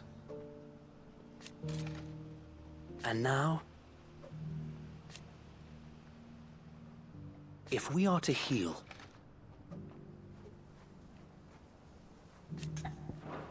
you are welcome any time, my lord.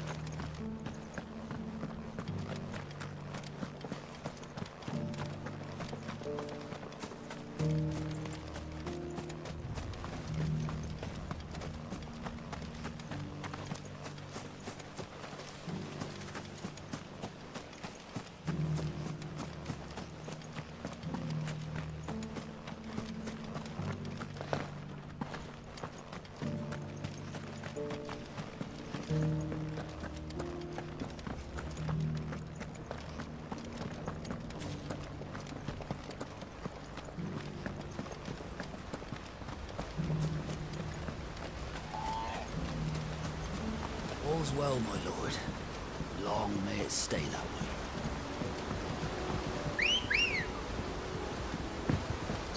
Good girl. Fly, Ambrosia. Once you've got the hang of growing Gizal greens, we'll see about replanting the wheat fields, eh?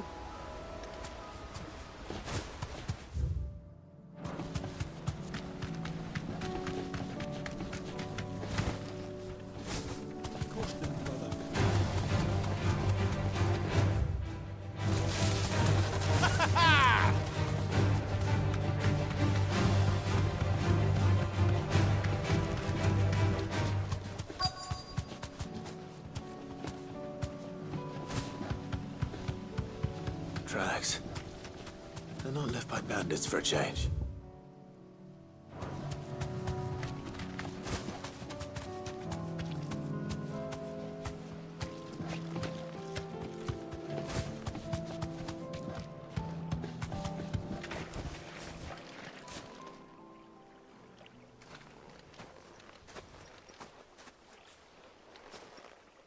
More tracks. And these look fresh. The Chocobo was here. And recently. Perhaps it still is.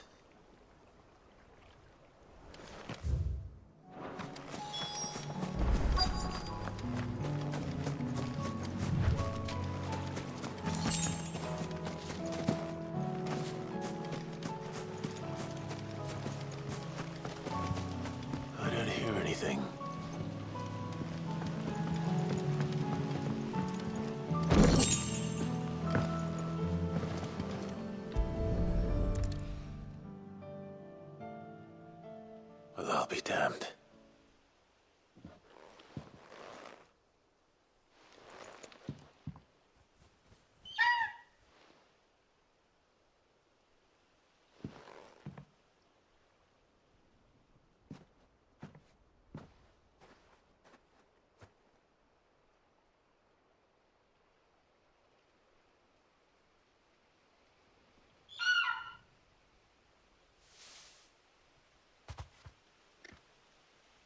It's all right.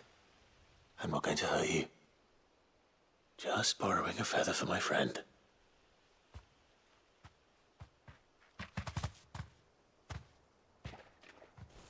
Thank you. Let's get this back to Gav before they change their minds.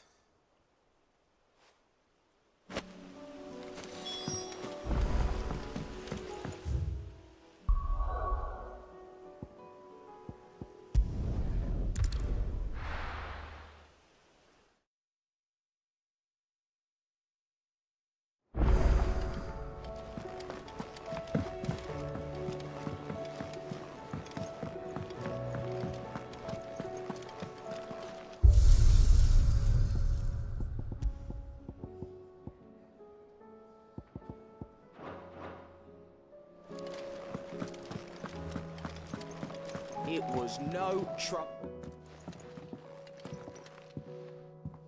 Clive, you're back. How'd you get on? Any luck? Any luck, you say?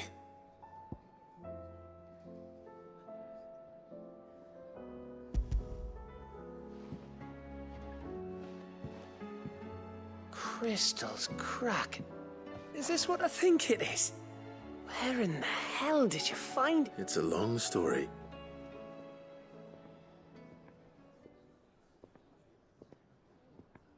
Right there on the road to Eastpool. Who'd have thought it? Everything up there's been abandoned for years. The empty cabin made for the perfect shelter. Though I fear my presence may have forced the poor creatures to look elsewhere. Don't blame yourself, Clive. The blight's right on Eastpool's doorstep. They'd have had to move on before long. Even if you hadn't have turned up, they'll find a new home. Trust me. After all, that's what us endangered animals do. Anyway, what matters is, you managed to nick us one of their quills before they could run off. And now all that's left is to fix it to the carving. I didn't know you could carve. Reckon there's a lot you don't know about me. Like the fact I'm as good with a whittling knife as I am with a sword. And that bone Ember gave me's a dream to work with. What did you say it was from again? An Avis? But it weren't your Avis, Sid. I slew one of my own at last. So all those long nights in the pit finally bore fruit. I'm proud of you, Ember. Don't speak too soon. I ain't done my trial yet. There we go.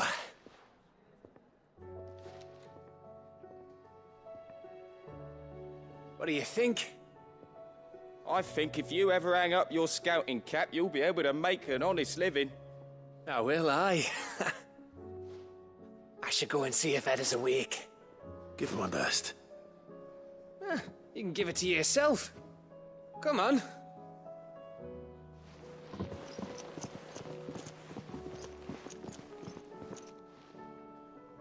I don't want Gav to give up being a scout, honest. Clive, my boy, do you know why? 'Twas not 20 summers past.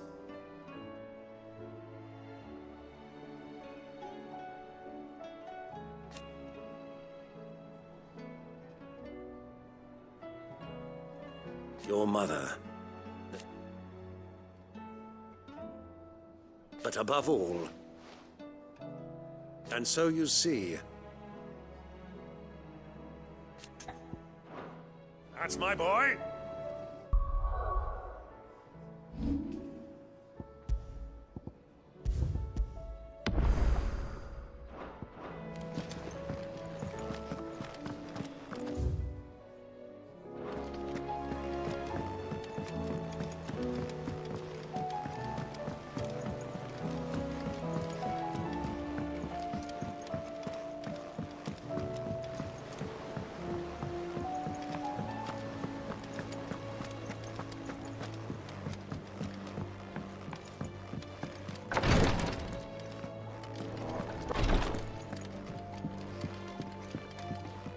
Greetings, Lord Marquis. Have care, my lord. Ah, me lords. How are you feeling? Well, thank you. Is something wrong? Wrong? No, nothing like that. What it is... Go on. Please.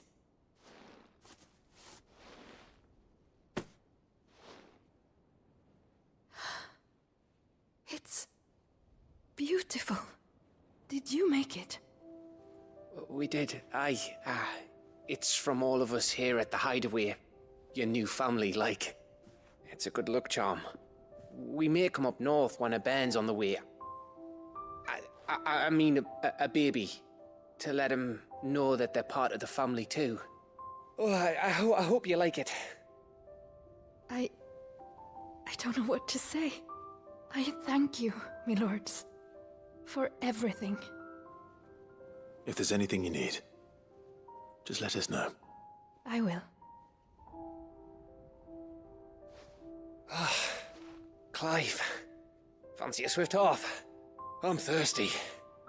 I could be convinced.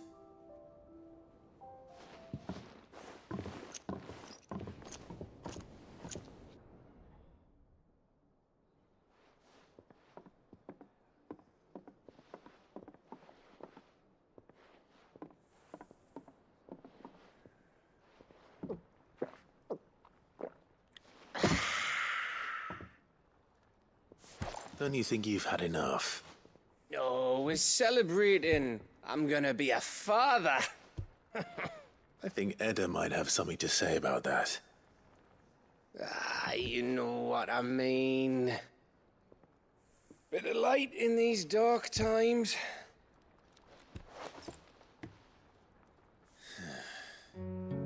Wasn't long after me 10th name day. My mum told us she was with child again. I was over the fucking moon. I was looking forward to having a little one to lord it over. What with me being the runt of the litter. Thought I'd finally have a chance to prove to the world that I could be a big brother. Imperials came the day she went into labour. Had myself a baby sister. And then I didn't. Me whole family gone in a blink, while I hid in the cellar like the spineless little arsehole I was. Great brother I turned out to be.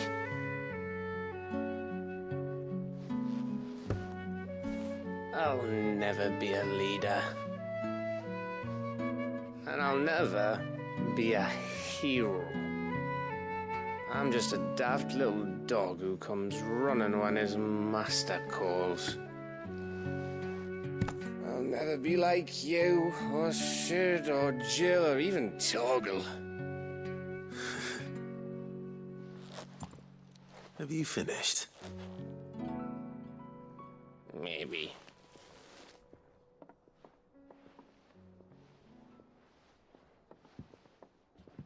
Do you know why you're our best scout? Yeah. Because you don't need anyone to hold your hand. Without your resourcefulness, your courage, your determination, I don't know where we'd be. Maybe hanging off a cliff like, That was only the once. Exactly. You learned from it. And here you are after Founder knows how many missions, stronger for everyone. And let's not forget Rosalith. Who was it who freed me from the dungeon? Who was it who ran to Jill's rescue? That would be me. Because you're our brother, Gav. My brother.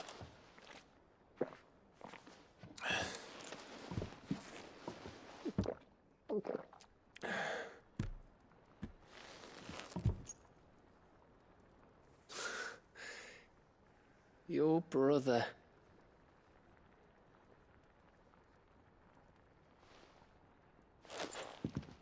Which means that when the time comes,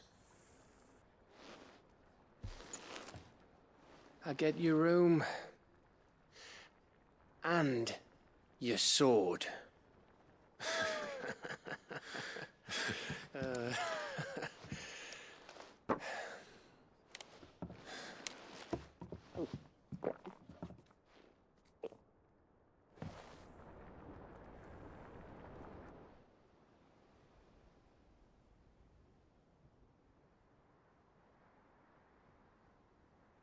I may have had one too many. You may have had 10 too many. I said I was thirsty. Better get back to work anyway, after I walk this off. Clive? What is it? Thanks for, you know. I know.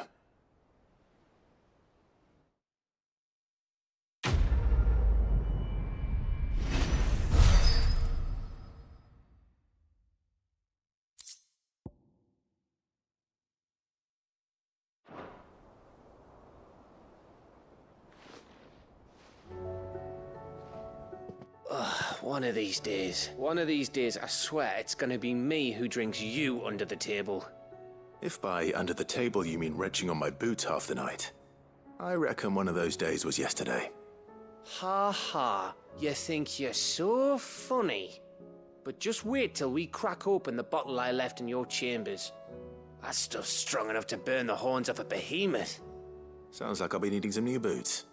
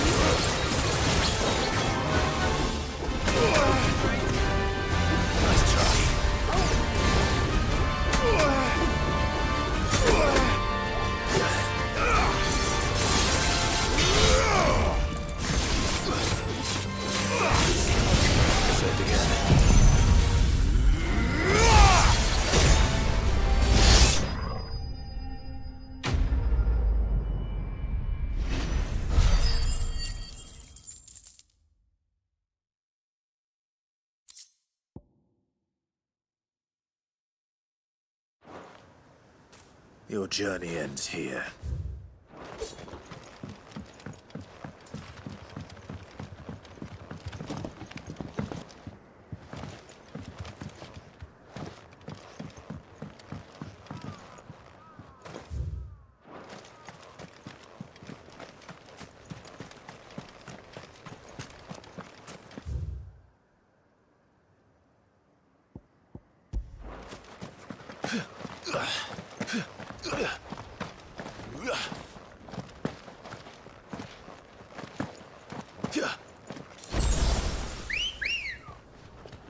Ready, go?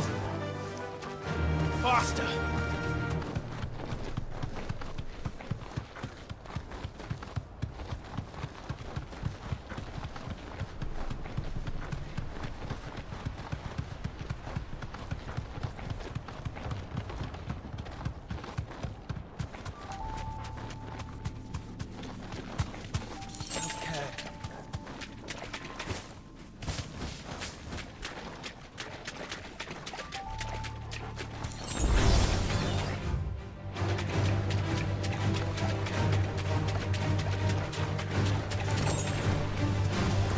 Seems this place has been flooded twice over.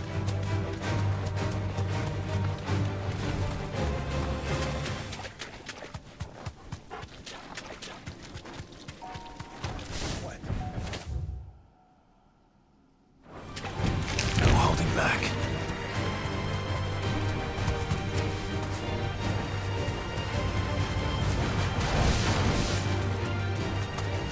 You deserve a rest.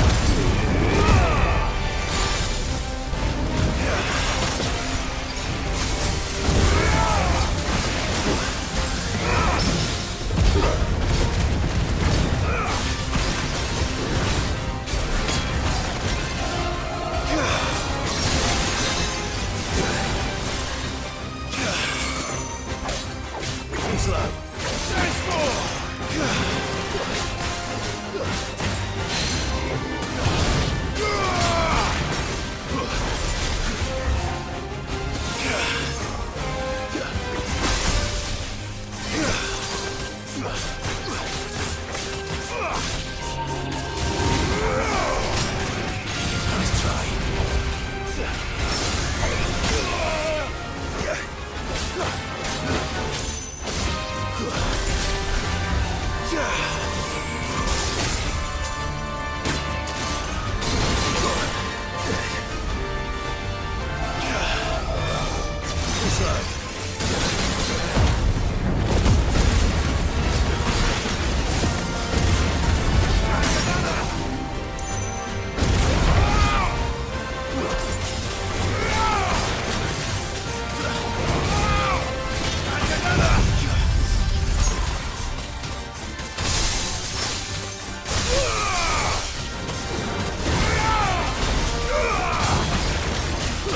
Farewell.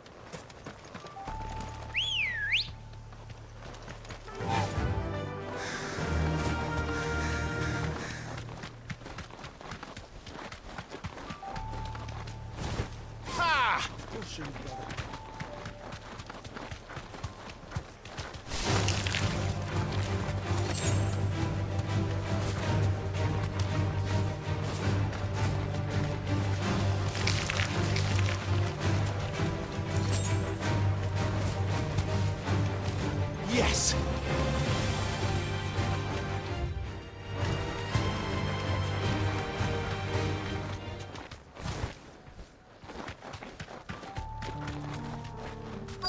Might this be Nickelberg?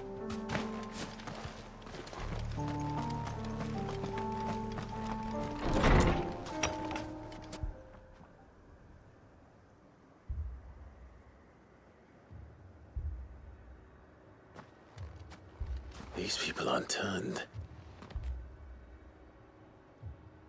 And the village seems safe enough at least.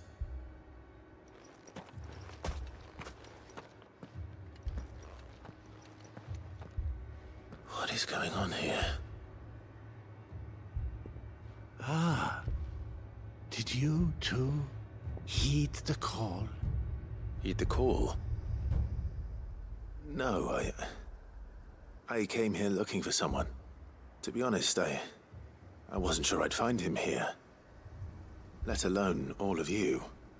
Is that so? What are you doing here? Is this where you live? It is my home. The others, they heeded the call. You keep saying that. What do you mean? They came here to perform the rite, just as King Barnabas instructed. This village is their altar, where they shall cast their souls upon the gentle waters and give themselves to the Lord. Give themselves? Oh, Lord, cleanse us of our sins. Let us be reborn in your loving arms. Free us from the torment of this mortal realm. They want to be saved. Forgive me. But did another foreigner, like me, come here? He was probably wearing a cowl. You mean the traveler from Storm? Yes. He's staying at my house, toward the rear of the village. Thank you. If you don't mind, I'll go and greet him. They seek the same salvation Barnabas did. At least the third chair still lives. Let's go and find him. Your friend with the cowl has been staying with me. Please, make yourself at home too, traveler.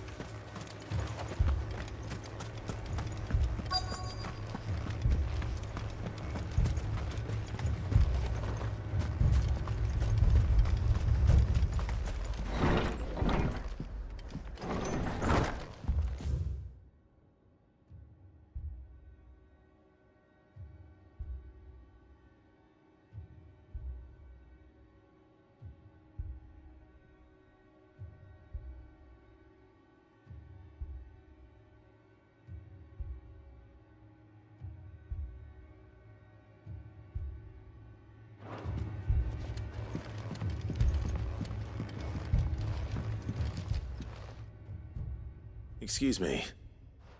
Are you with the Undying? I am. And so it would appear, are you? Lord Rosfield, if I am not mistaken. That's right. And you must be the third chair. I am. Cyril was worried for your safety. He sent me to find you. Then I must apologize. I did not mean to trouble the bearer of the burning quill. Much less you, my Lord Marquis. He said that you had failed to report. Is there a reason for that? I came here to study the followers of this new faith. But the more I learned of them, the more my own faith began to falter. You have seen them at their prayers, have you not? They devote themselves to the veneration of their Lord with a fervor I have never seen before. Praying night and day that they might be rid of their wicked wills and reborn in their Saviour's light.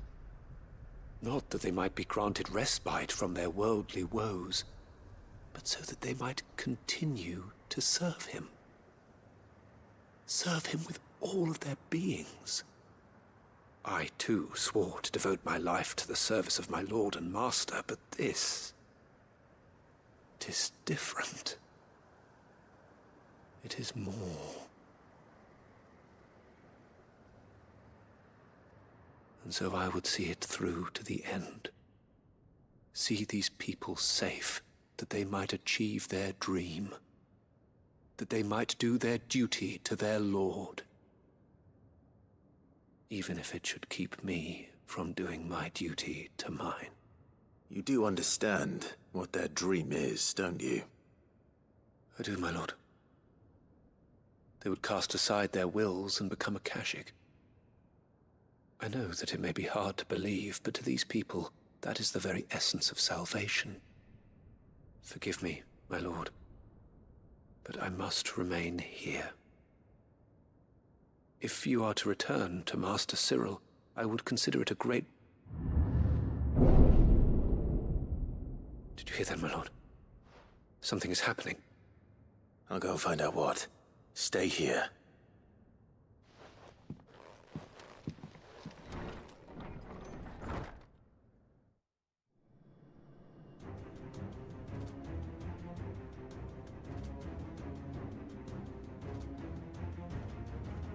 An ether flood. Oh no. There must be something I can do.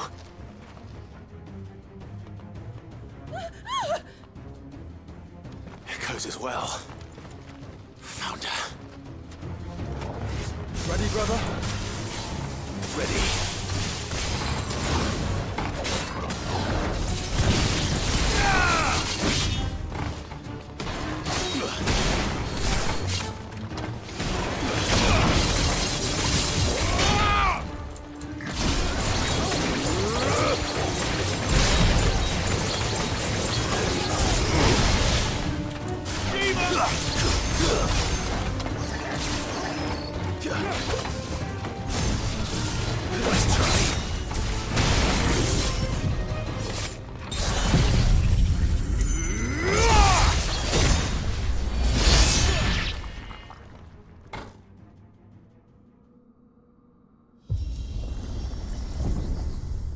What now?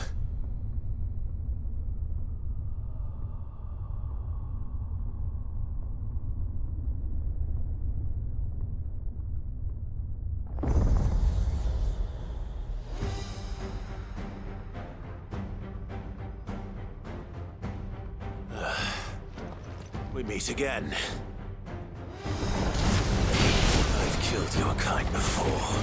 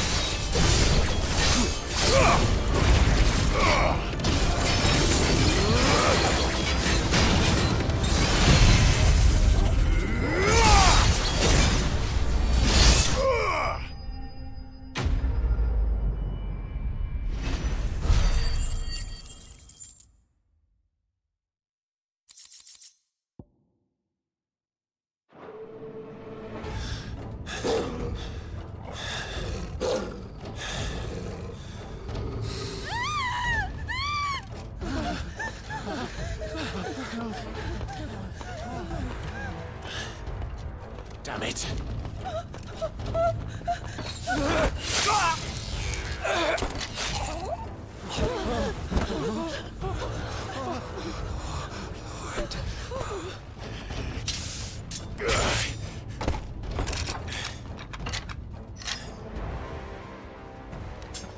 Don't you die. Come on, speak to me. I had to save them, that they might have a chance to find true salvation. By devoting themselves to the service of their Lord.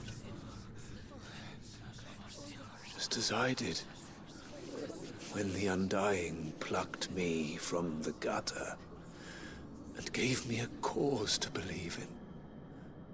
A duty to serve was everything to me, and I would not deny them that fulfillment, even if they must become a Kashik in order to achieve it. Forgive me, my Lord Marquis. I did not mean to trouble you with this. My findings. Could you deliver them to Master Cyril for me? Of course. Your duty will be done.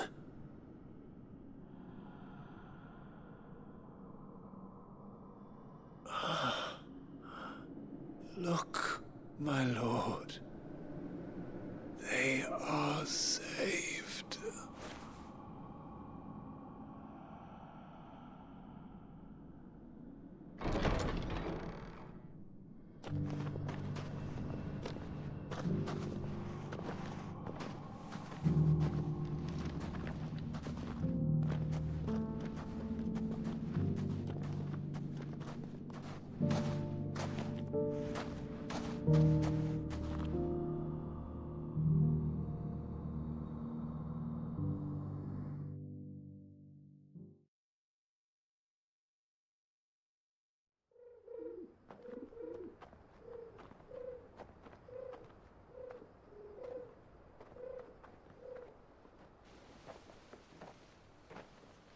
They are saved. Founder. I should get this report to Cyril.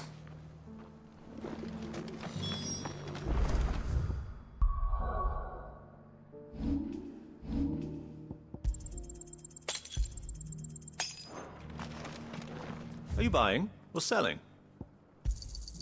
Of course. Anything else? Of course.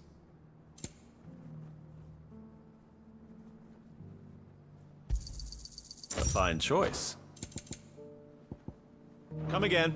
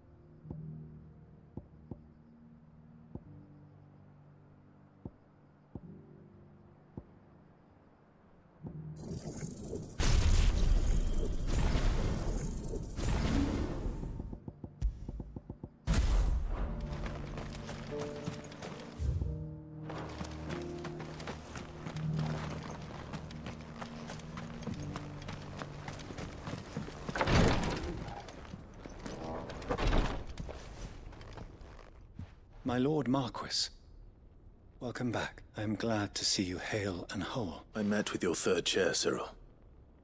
He bade me deliver his findings to you.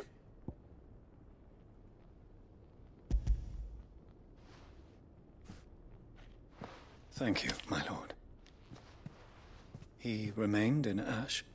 He died protecting the villagers from an echo. I buried him in Mickelberg. I'm sorry that I couldn't save him. If you could not save him, no one could. The villagers, they were believers in this savior cult. They prayed to their god that they might be unburdened of their wills. Then an ether flood came, and their wish was granted. Your brother sacrificed himself that they might live, even knowing that that life was death by another name. Then he perished defending liberty. A hero's end. For the right to choose how one dies is no less sacred than the right to choose how one lives. Sid would agree. He wanted to build a world where people could die on their own terms. A noble ambition. To die for one's cause is the most perfect expression of one's faith. It matters not how misguided others might judge one's decision to be. Only that the decision is one's own. We live according to the teachings of our order. We believe in them, we protect them, and yes, we die for them. For better or worse, that is our creed.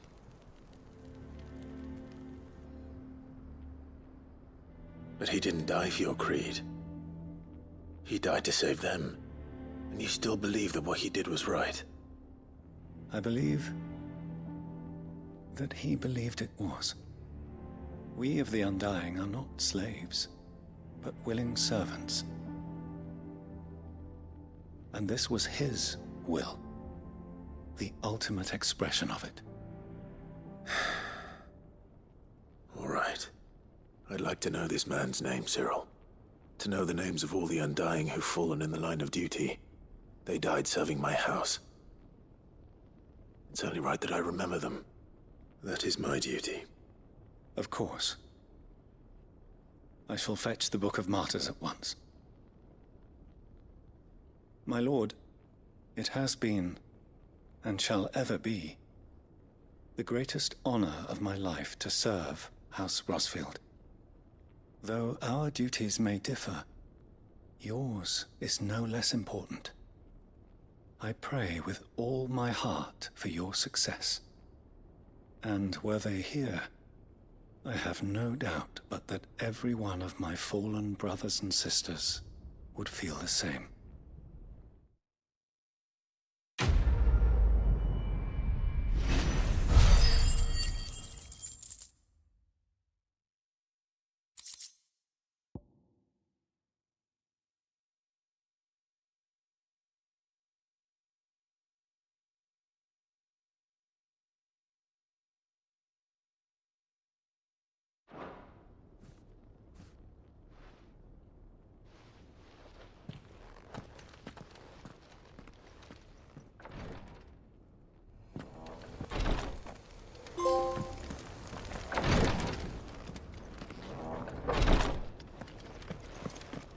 Have the Book of Martyrs fetched from the requiratory forthwith, my lord.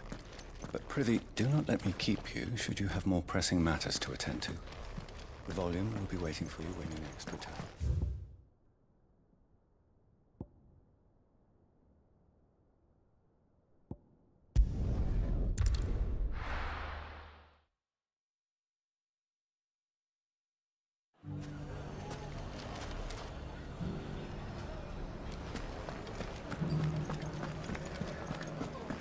I keep thinking back to when we tried to drive north.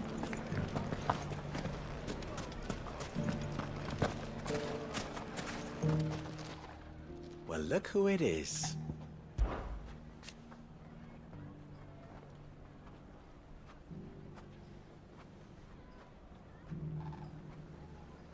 Rosina was the first to realize.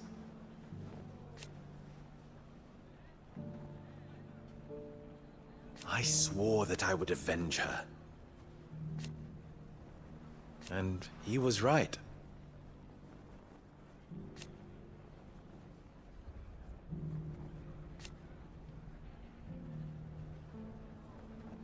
And that's who I'll be.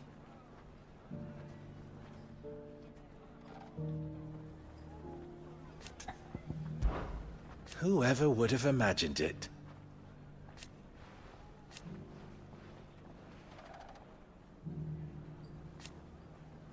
No. Well? Everyone was delighted to hear it. As for the rest of us, you have the free...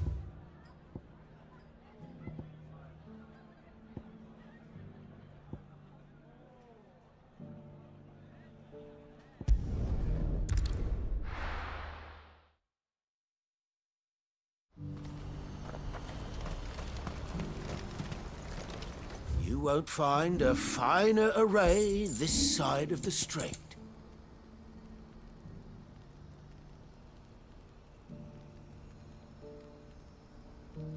You're welcome anytime. Good day, Clive. Farewell.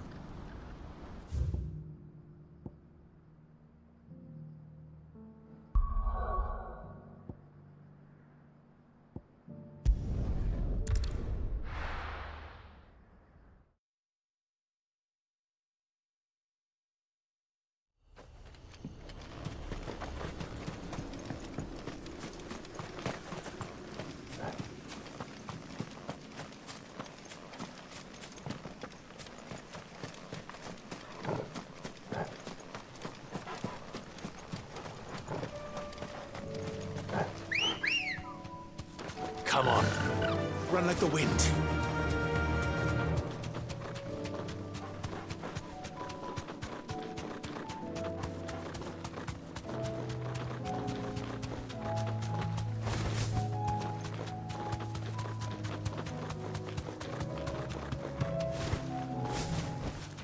Back to the stables, girl.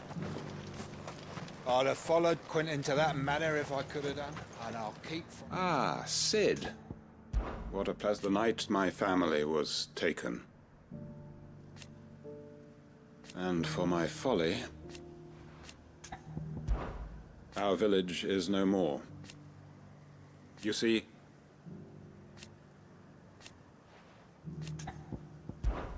I'll admit,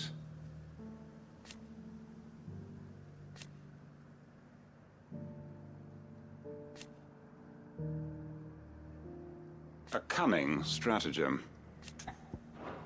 Our gates are always open.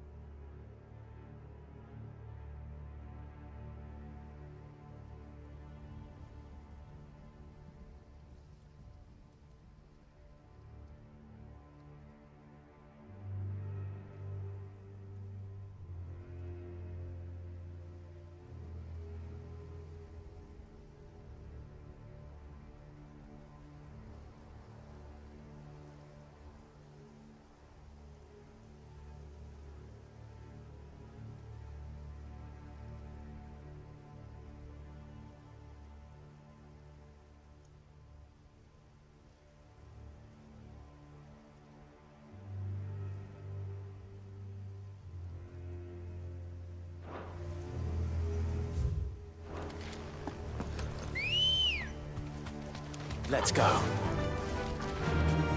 Run like the wind.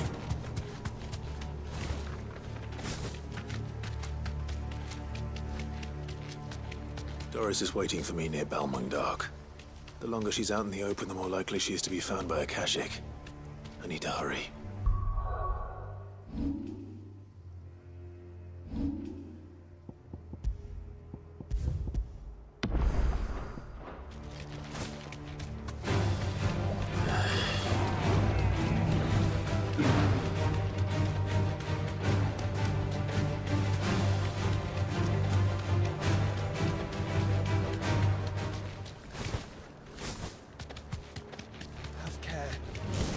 Time to fight. Back to the stables, girl.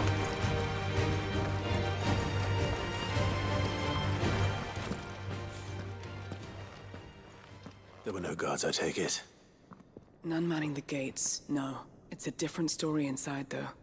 The corridors are crawling with Akashic. Most likely guards left behind when the Wardens ran. If Chadwick was being held here, I worry that he may already be. Don't give up hope just yet, but let's move quickly. Let me check the ground floor. The ether's thickest there. Then I'll search the upper level. Good luck, Sid. Stay safe.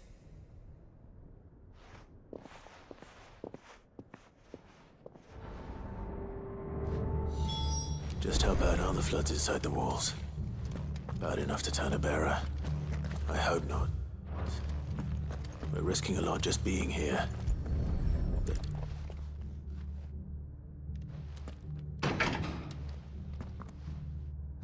Locked up tight.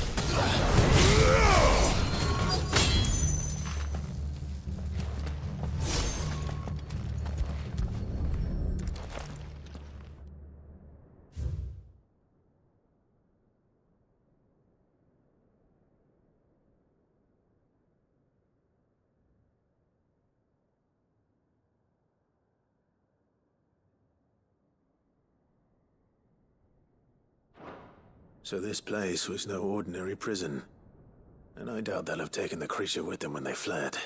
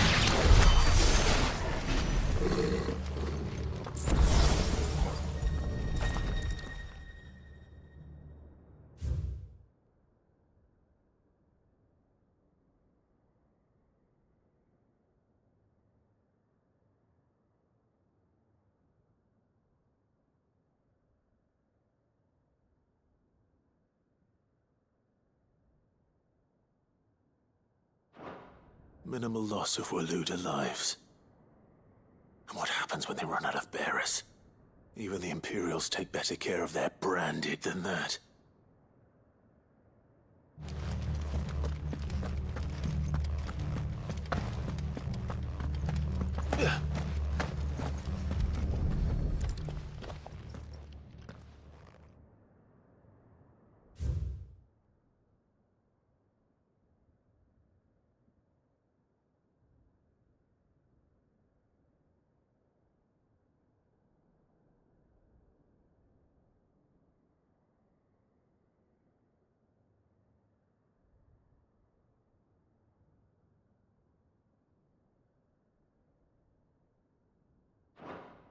They were feeding bearers to it. This is even worse than I'd feared. Nothing but a caching down here. Hopefully things are looking better upstairs. I should go and see how Doris is getting on.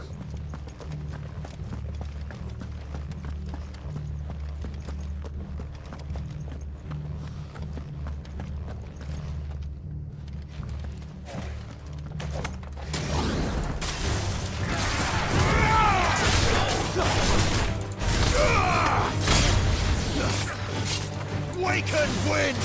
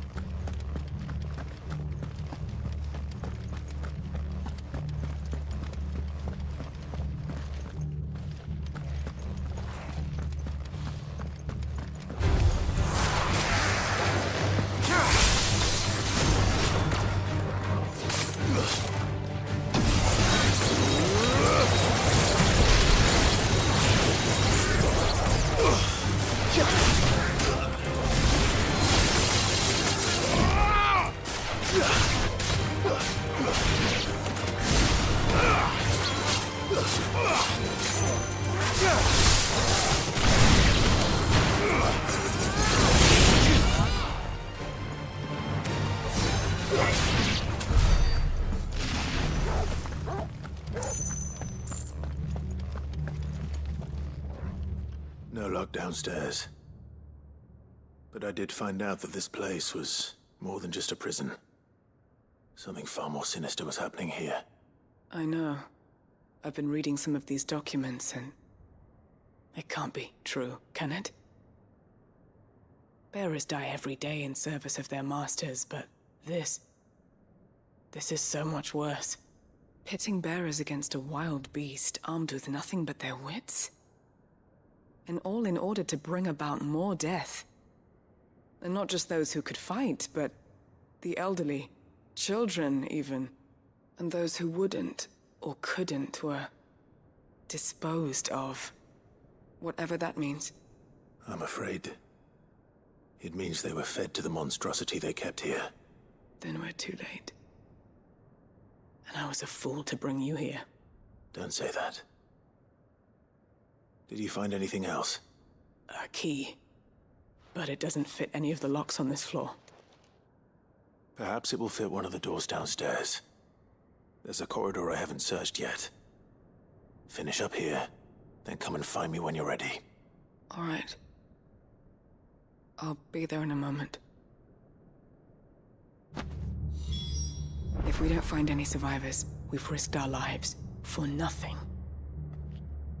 Take care. That creature might still be here somewhere.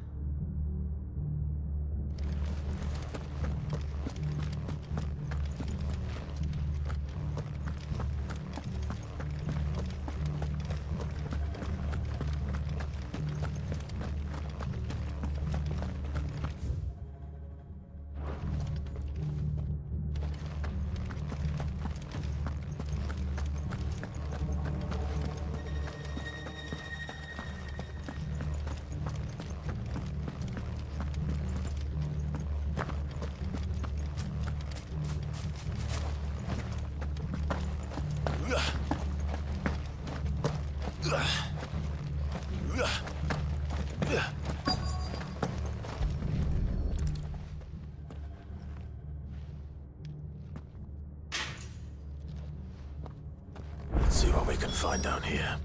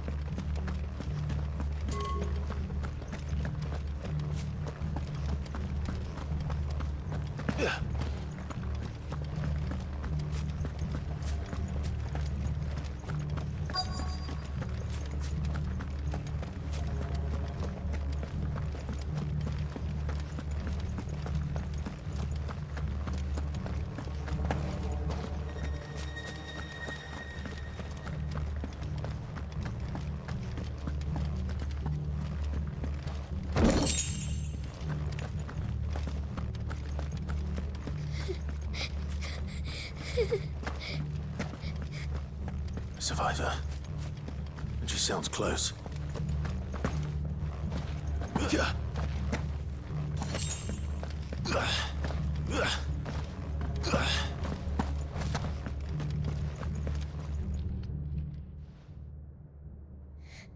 Who are you? There's no need to be afraid. Are you alone? Are there any other survivors? Some of the guards. They're still here. But something's wrong with them. Everyone else was eaten by the monster. Of course there were. Thank the Founder. It was worth our coming. But I'd rather we didn't linger. Are you ready? Ready when you are. You poor thing. You must have been terrified. Did Chadwick send you? What? He fought the monster. Distracted it so I could run away. He must have sent you. He promised to free the others too. Where is he? He opened your cell, didn't he? He wouldn't be here otherwise. Chadwick.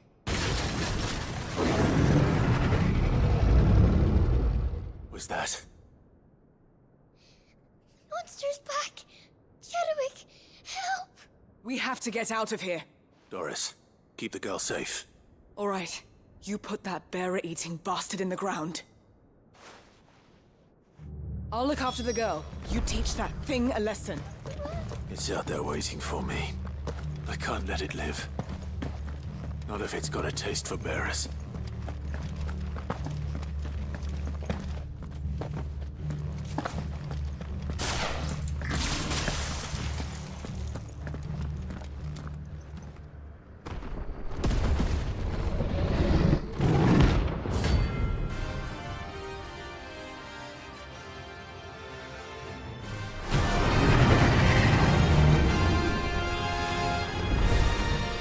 The beast will wreak havoc if it ever leaves the prison.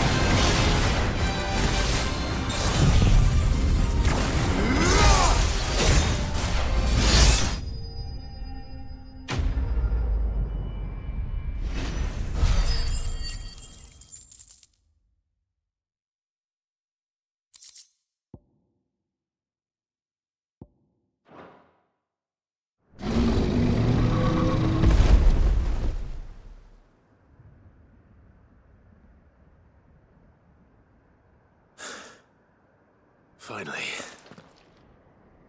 Sid, are you hurt? I'm fine.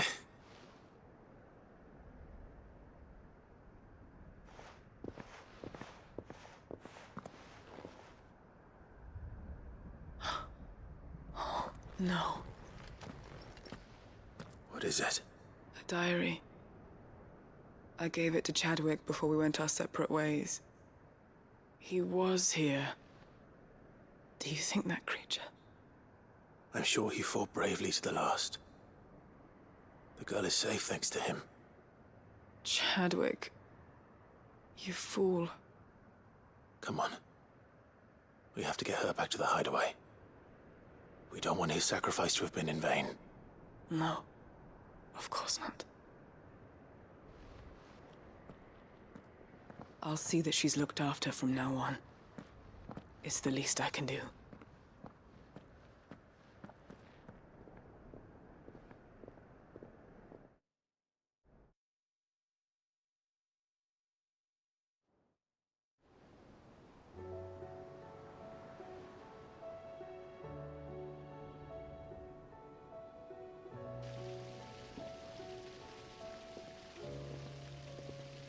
From what I hear, you've barely left the girl's side in days. I hope she's recovering from her ordeal. She is. Slowly but surely. She's far tougher than she looks. I thank the flames we found her. If we hadn't... I know. But we did. I'm sorry we weren't able to save Chadwick. There's no need to apologize. Without your help, I would never have found out what happened to him. How he fought to the bitter end to save her. To save Haida Marie. That's the man I remember. The man I thought of as a brother. I wish I could have met him. I'd like to hear more about your past. If you don't mind, that is. Of course. You already met my former master. She trained Chadwick and I to do two things. Kill and obey. We were supposed to be sold to the highest bidder when the time came. But no bid was ever high enough to convince her to part with us. For years, we were her daggers in the shadows. But we could never quite shake our doubts about the things she made us do. And then, one day, we just couldn't do them anymore. So we escaped. But staying together was out of the question. They would have found us too easily. After so many years of training, the pull to serve was always strong. It scared me to think he might have taken another master, become a dagger in someone else's hand. But even in captivity, the battles he fought were his own. And he died not as someone's tool, but as a hero. Haida Marie is proof of that. Bearers can cast off their shackles, and the curse breakers will show them how. I'll fight until my dying breath to see it done. For Chadwick, and for all of us. Thank you, Doris. We'll be counting on you.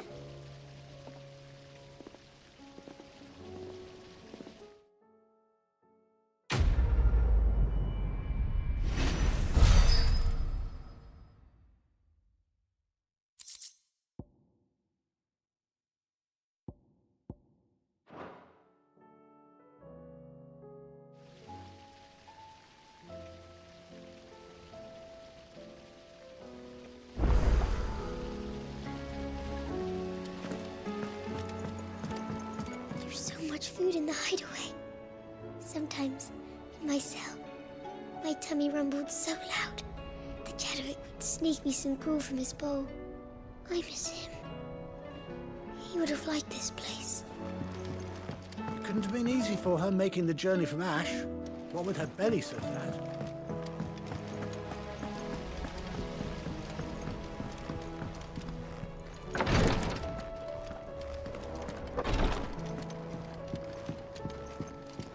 Thank you, my lord, for taking me in.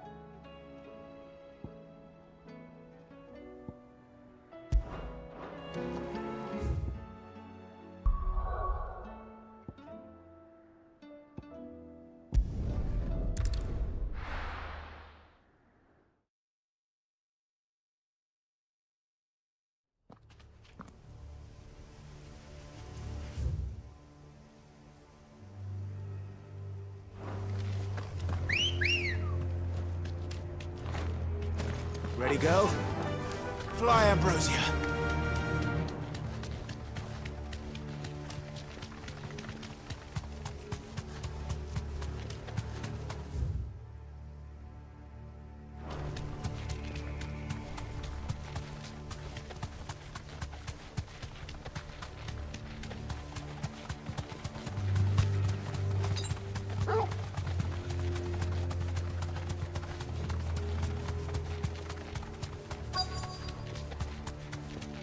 The entire village looks abandoned. Now, which house would a bookworm live in?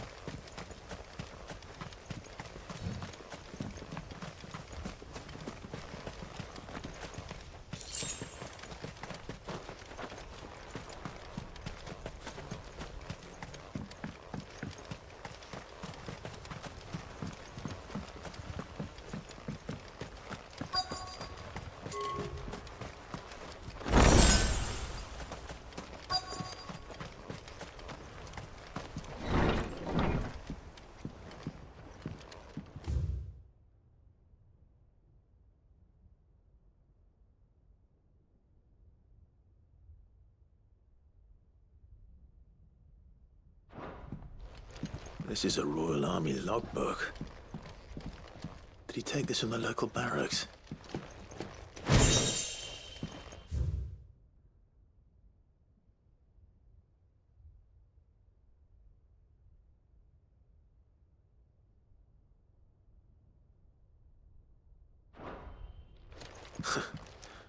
His interests were certainly varied.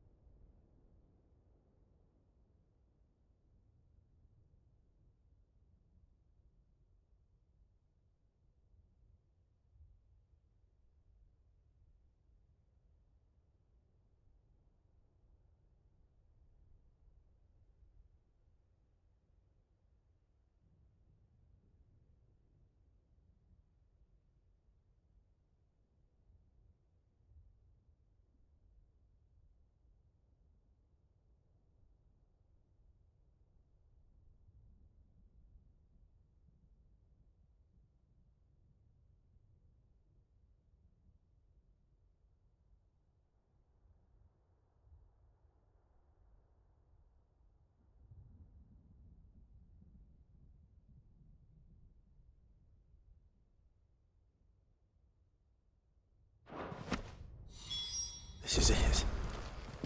But if what it says is true, I need to get this back to the hideaway.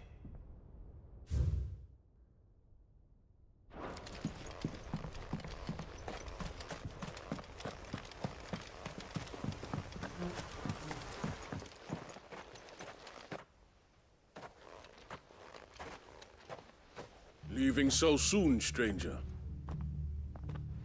We've been watching you. From a distance, so to speak. Subtle. I know who you are. Then we need not waste time on introductions. Hand me the book. Leave it in our care and return to your life. Your care? Do you mean to burn it, or bury it? That is not my decision to make. But by one means or another, its contents shall be removed from the common record. Then I'll have to politely refuse. I won't let you erase our history. Then we find ourselves at an impasse. Very well. The book can just as easily be pried from your dead hand.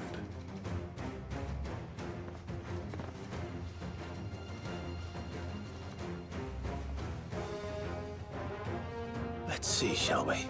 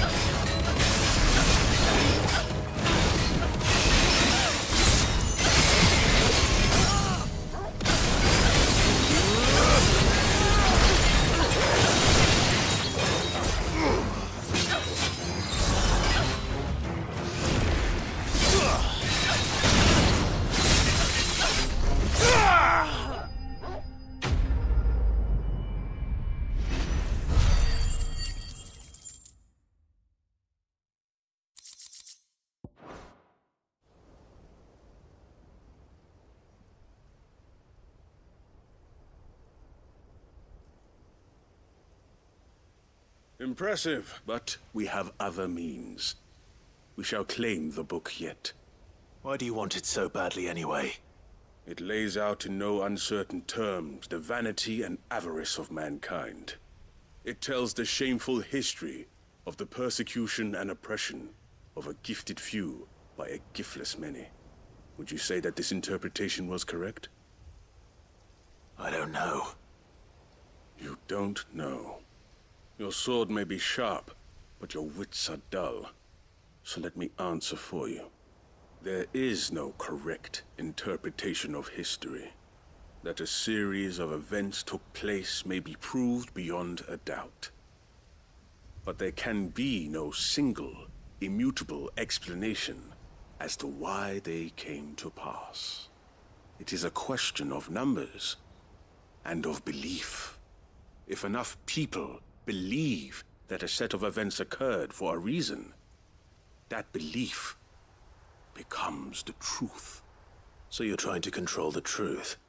We are trying to protect people from themselves, from knowledge that would bring them naught but pain. That is all. You may keep the book, for now.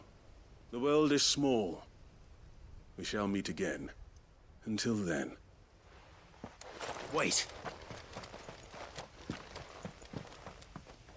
Damn it. Let's get this back to Vivian. Perhaps she can explain what that was all about.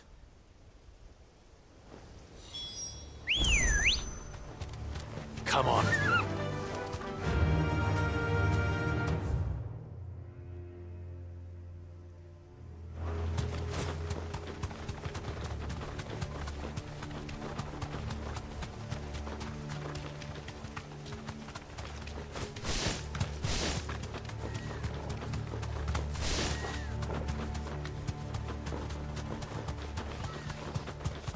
brother.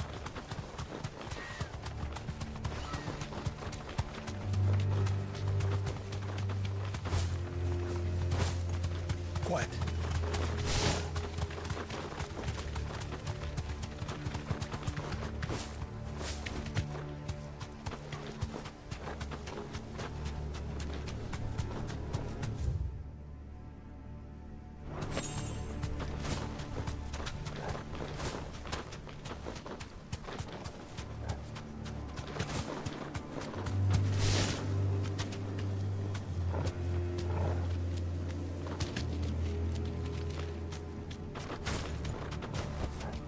No need to ride from here. This must be the orphanage. Hopefully the registry is still here.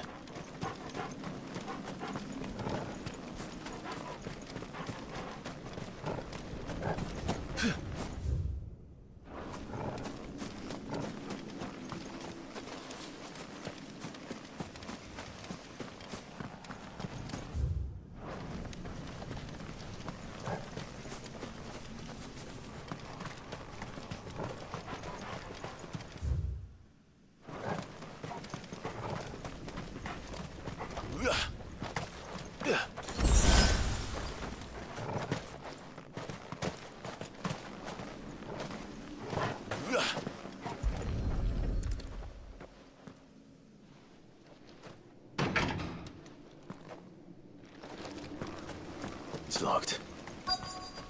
I should look around some more before I start breaking down doors.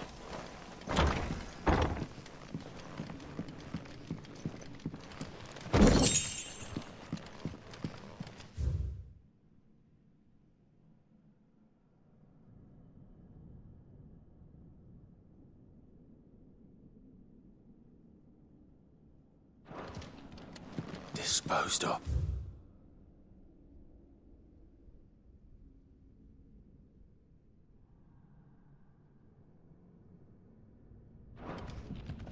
Conditioning. This is nothing short of torture. Herman wasn't exaggerating. It's a wonder he survived this place.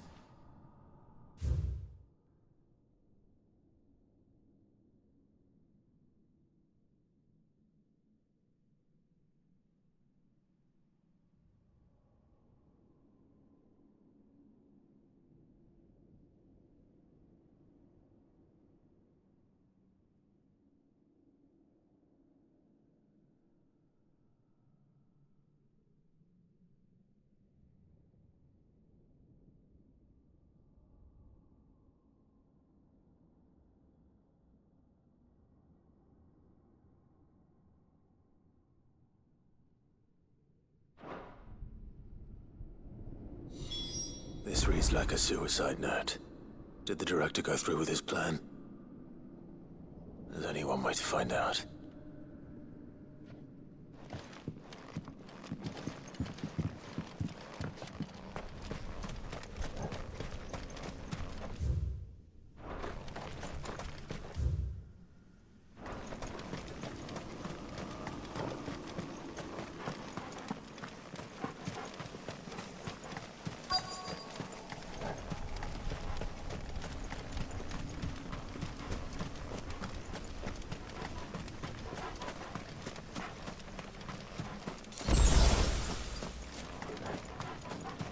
Forked white tree. This must be the place.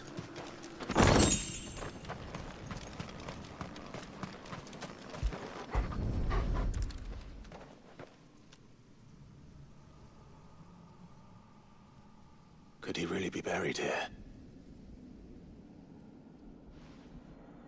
There's something hidden among the roots.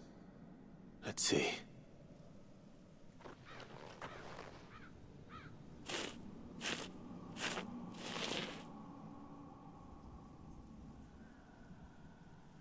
This must be the registry.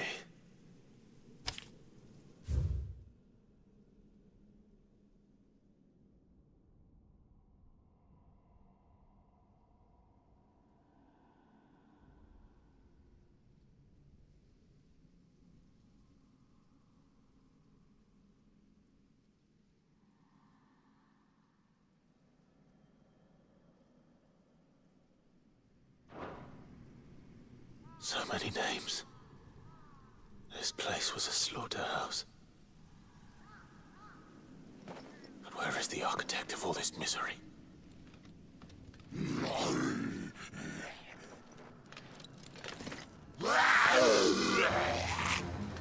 It was only a matter of time, I suppose.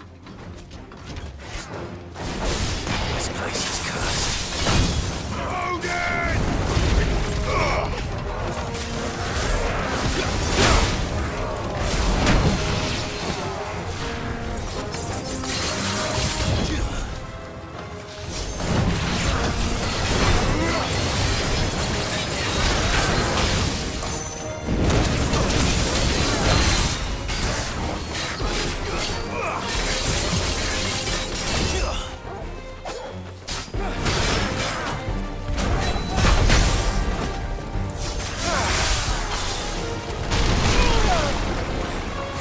Help me, boy.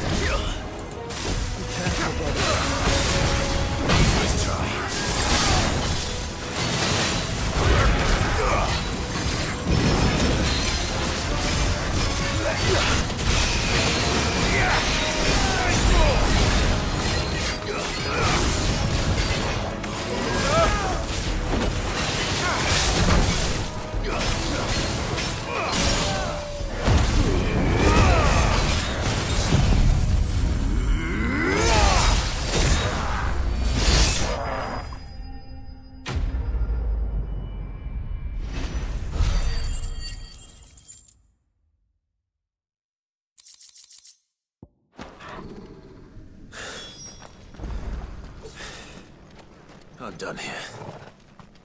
Let's get the registry back to Herman.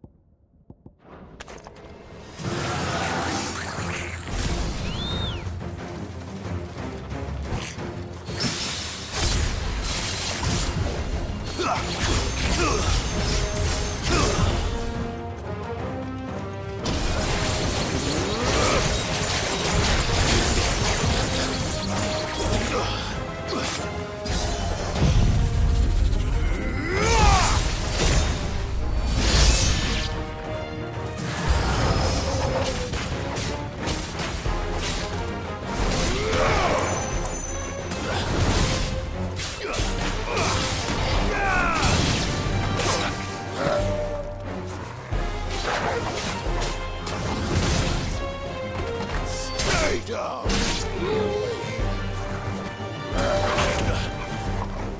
try.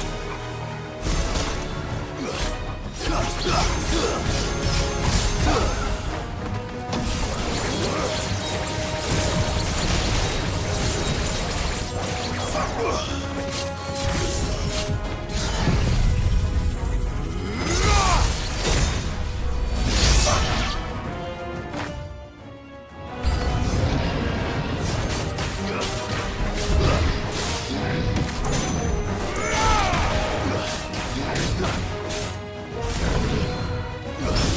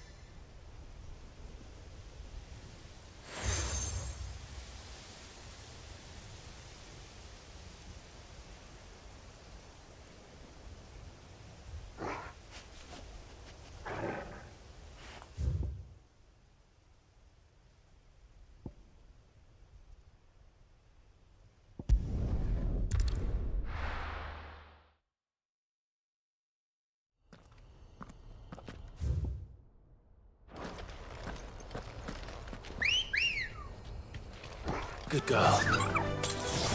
Faster!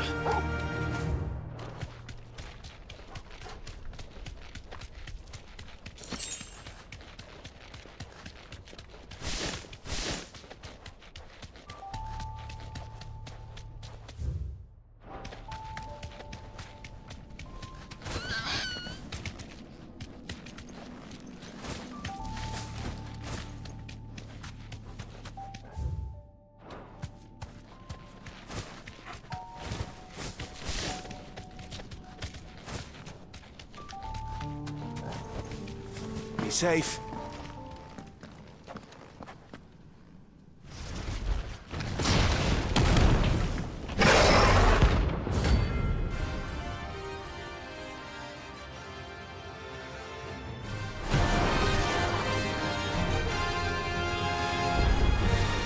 Look who's here to meet us.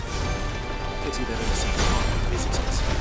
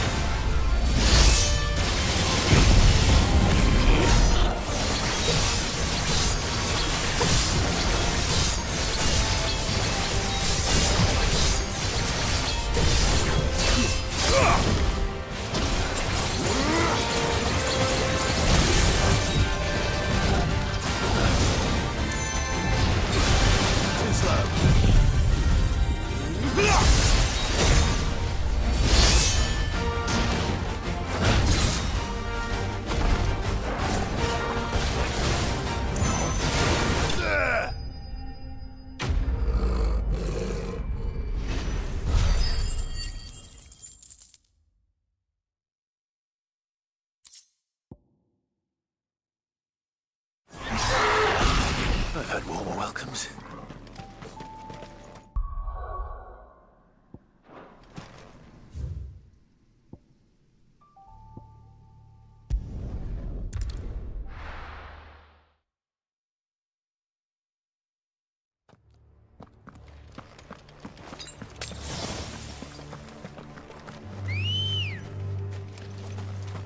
Ready, go?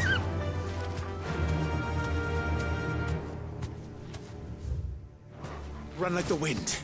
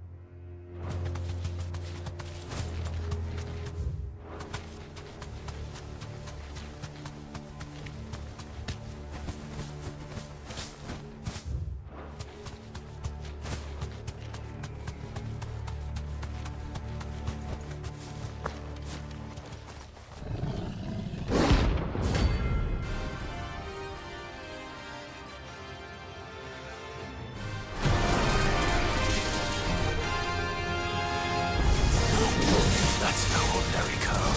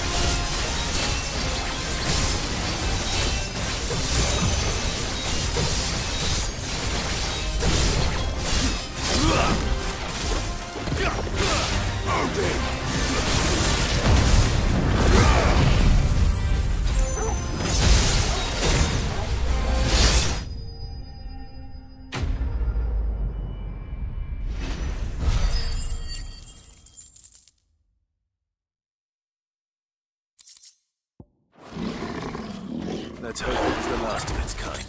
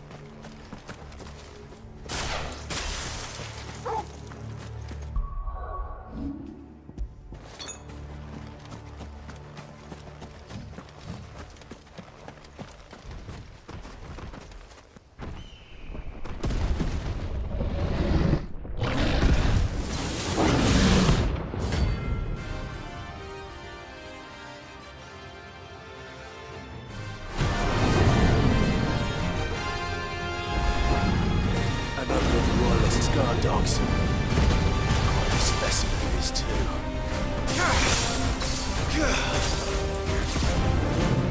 Nice try.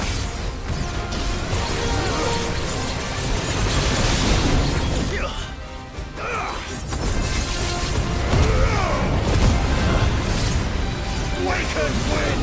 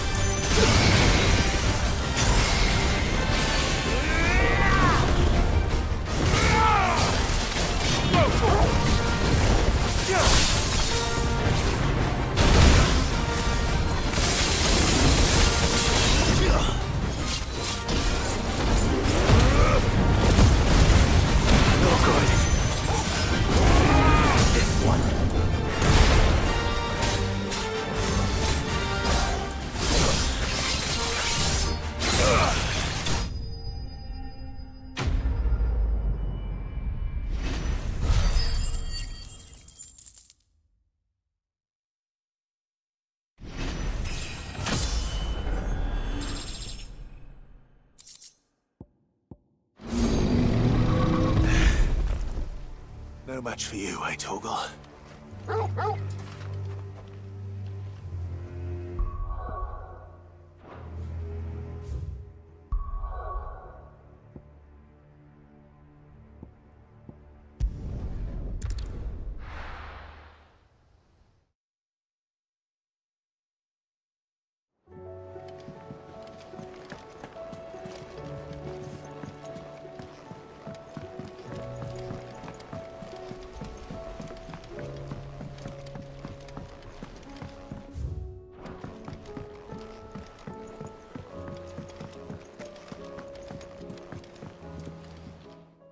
Vivian, I found it. The book you lost.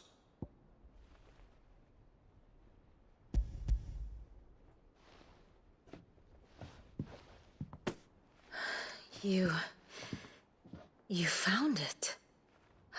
Thank you, Clive. Even though I asked this of you, I was not entirely sure it would be possible. I feared the executors had seized every copy. I met with one of these executors, and I convinced him to let me keep it. He told me something. That the truth is just a matter of collective belief. And that if enough people believe a lie, that lie becomes the truth. It does. But it also means that the truth is not immutable. That it can be changed. Provided that those who wish to change it can convince enough people that their perspective is the correct one. As the sad history of the bearers proves. You said that the book inspired you to become a scholar. It did. Or its author, rather. She was a heretic, you see. A firebrand and a dissenter. A gallows stood ready for her in every corner of the realm. And by shunning society, or perhaps being shunned by it, she stumbled upon a truth so potent that an entire realm trembled at the prospect of its utterance. I, too, have always felt somehow set apart from the world of men. A stranger to my own species. She taught me that my solitude was not a curse, but a gift. And that, though my journey to the truth might be a lonely one, what I found at my destination would be more than worth the cost. Do you still feel that way?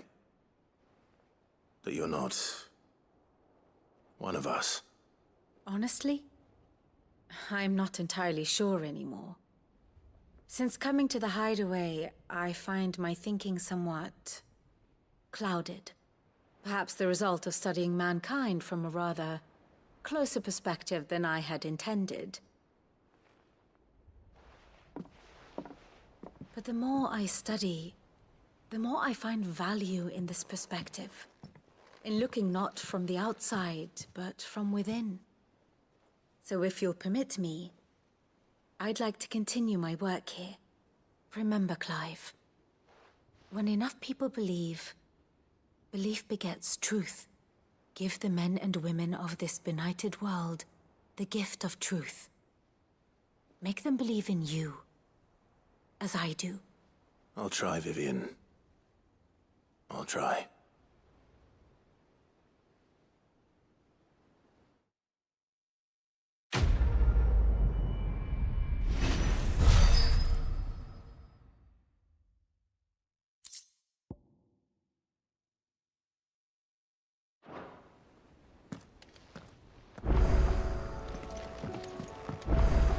Clive.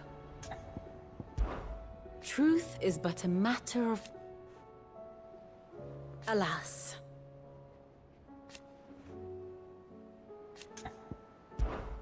Allow me to educate you.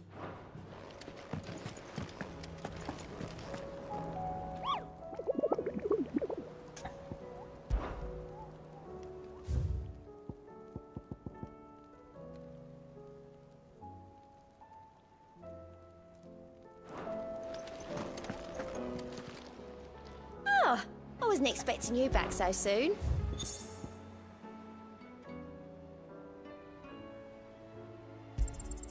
All yours. Come again. I may have more for you.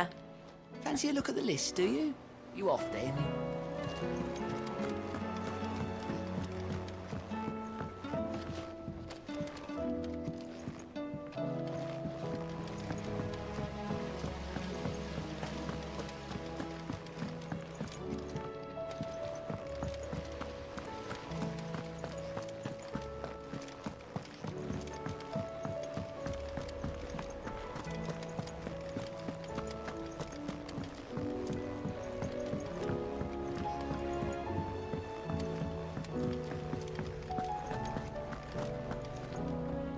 I hear that you traveled to Ash. Did you by any chance recover the names of my fallen friends? I did. Yes.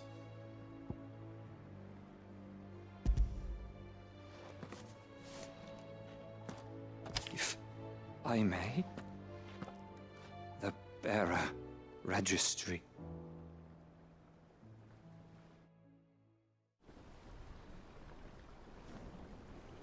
The director was a brutal man. He got no worse than he deserved. The registry was all I found beneath the tree. There was no sign of a body. Or any record of what happened to the children after the orphanage closed. I pray that at least some of them survived. All their names are here. The ones we lost. My friends. My light in those dark times.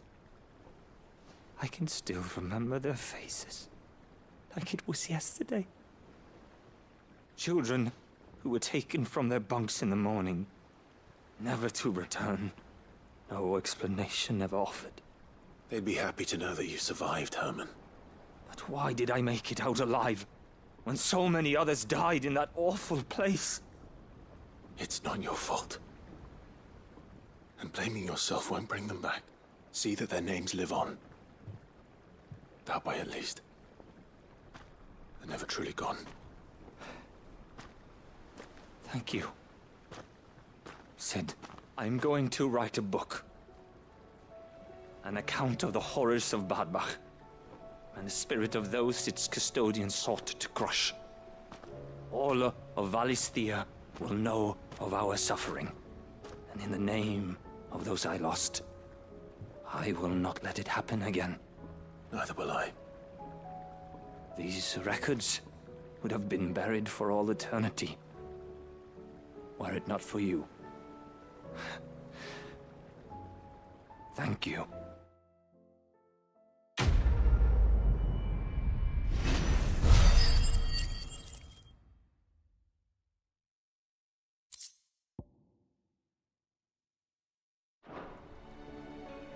The realm will hear of Bad Bach. I pray that the tale of my fallen friends will spare future generations the horror we endured. Thank you. What else could it be?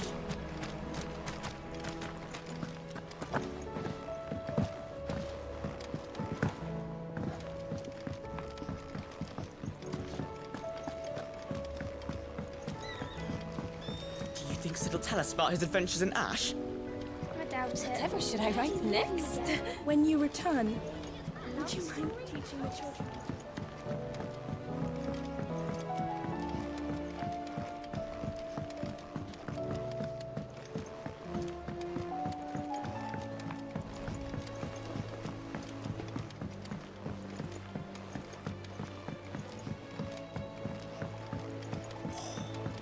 This should tide us over until the new moon.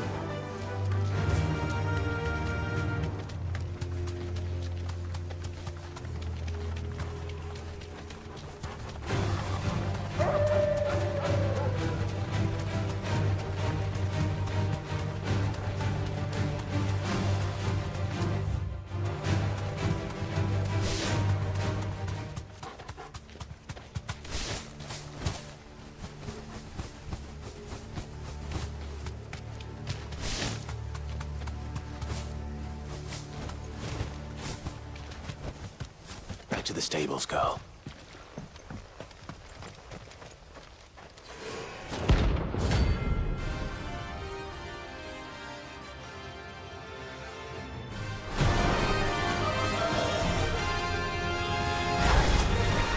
Harmon's curse lives on.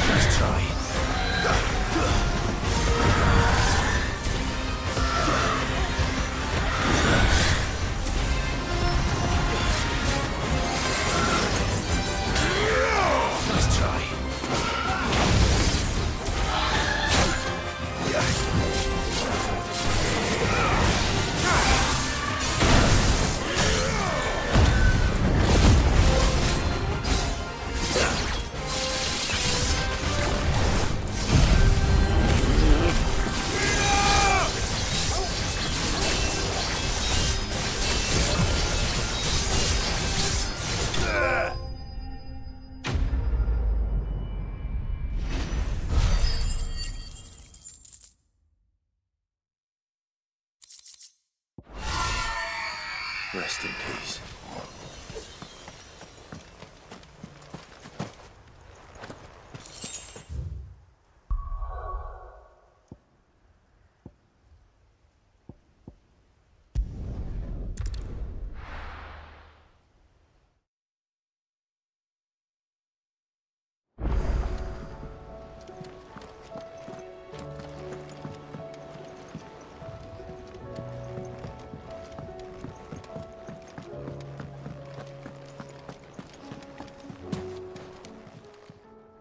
Clive, going purse weighing you down? It'd better all be here. You'll not find a better price than that. It'd better all be here. Is that all? Trouble with your gear, or what do you want?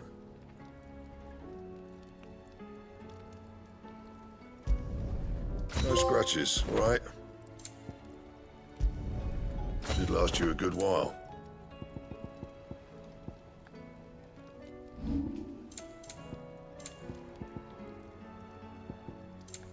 And?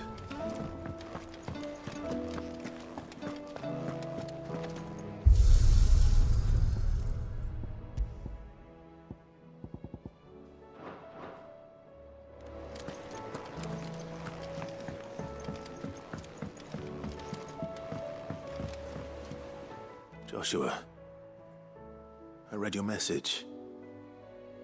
You're right. Jill is different.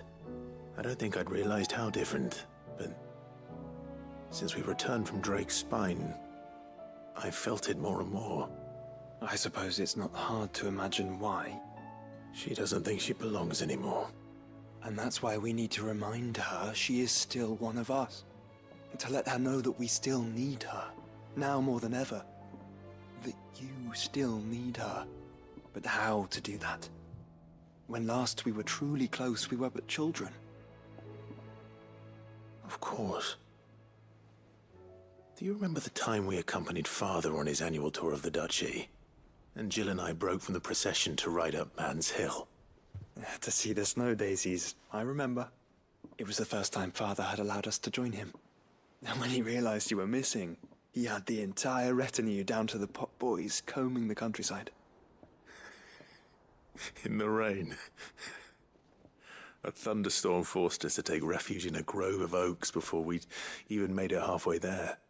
It was the Lord Commander who finally found us, and needless to say, he was none too pleased. Then it seems you and Jill have unfinished business. What do you say? Man's Hill. It's not that far. Oh, true. Though I suspect it is also much changed. Little in southern Rosaria remains as it was when we were children. You're saying I should go and scout the area for bandits? I'm saying we should first go and see if there are actually still any snow daisies left. What would you do without me, Clive? I can't say my travels ever took me back to Man's Hill. I'm curious to see how it has fared.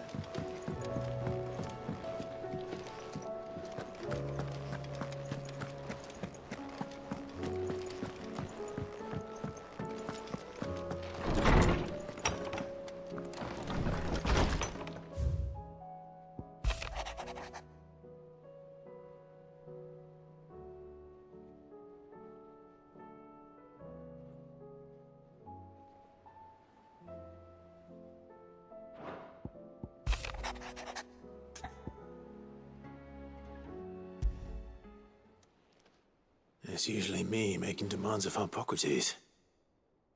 I wonder what this is about.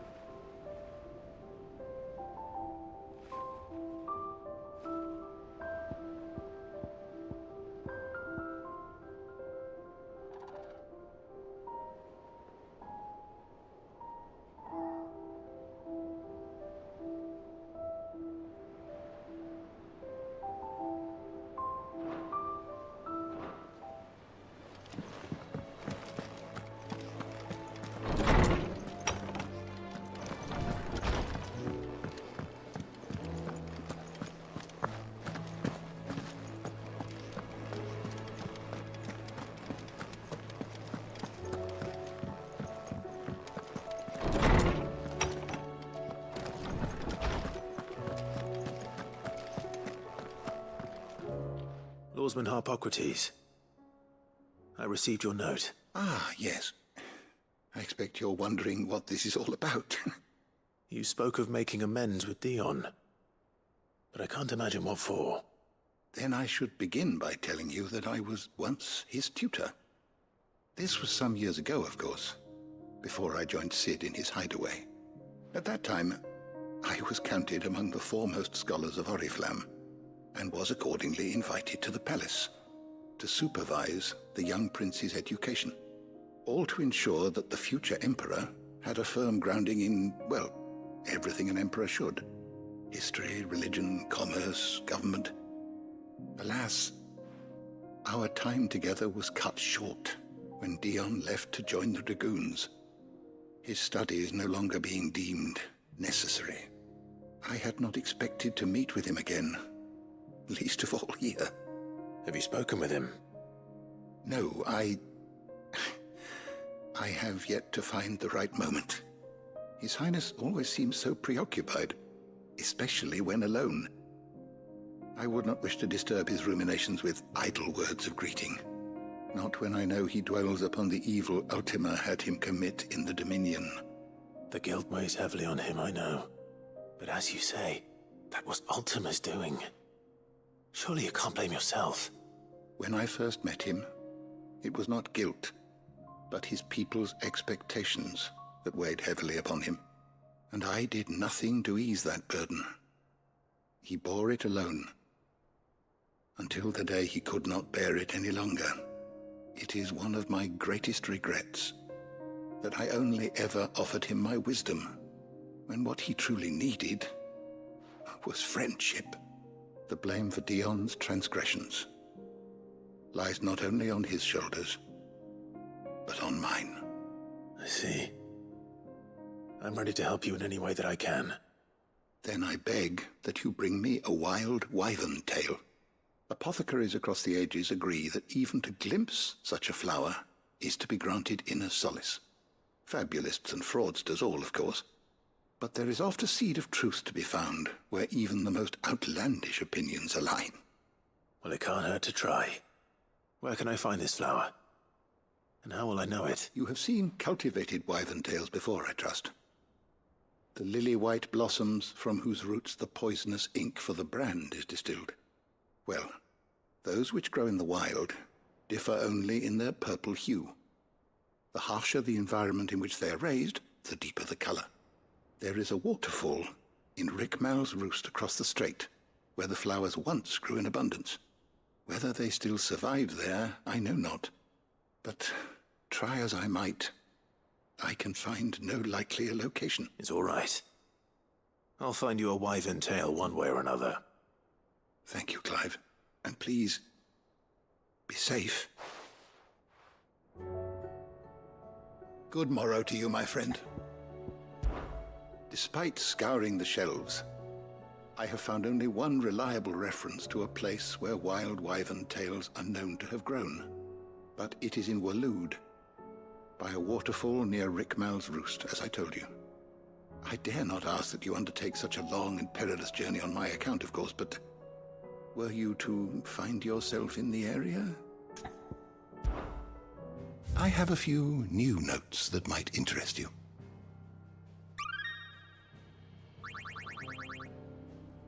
If you have a question for me, I should be happy to answer it.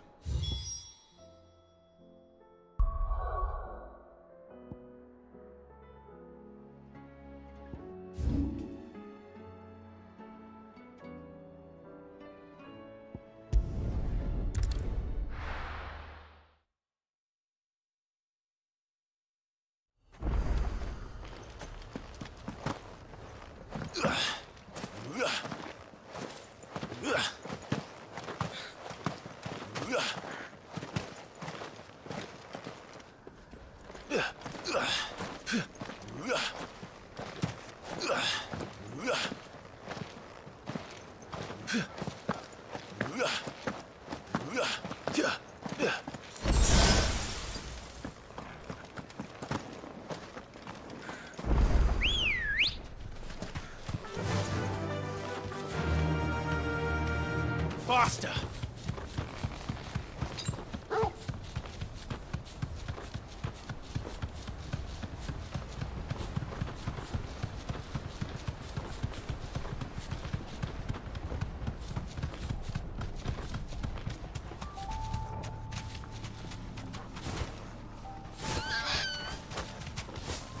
exhaustion, brother.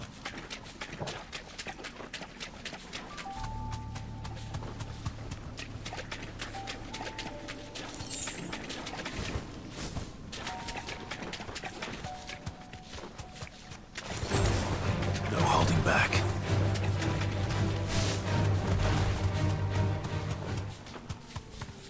Purple flowers blooming next to a waterfall. Shouldn't be too hard to find. Be safe.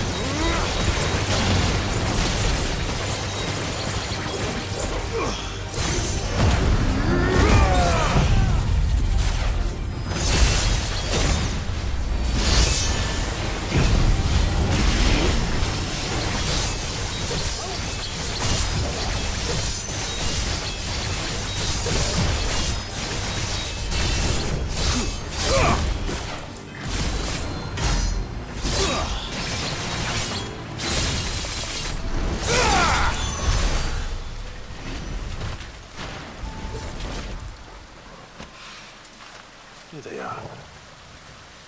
Might as well pick enough for a bunch, I suppose.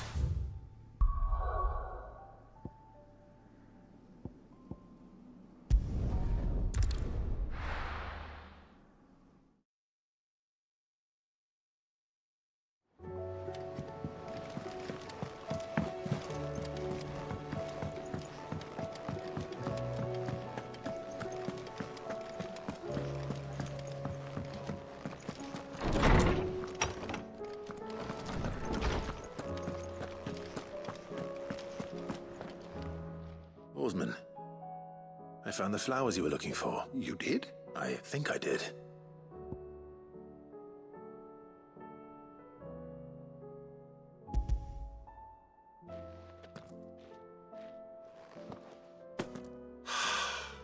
You did indeed. My dear boy, thank you. You wanted to make Dion a gift of one, did you not? Shall I invite him to join us? Oh, I don't... It's no trouble. I'll go and fetch him.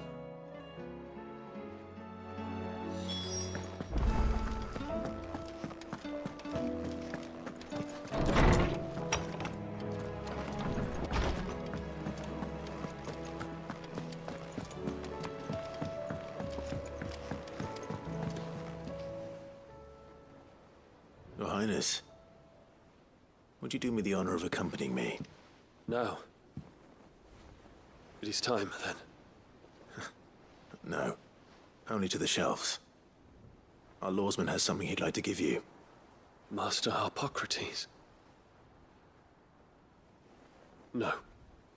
I dare not show my face before him. Not after everything I have done. I have taken countless innocent lives. And ruined countless more. All because I was weak.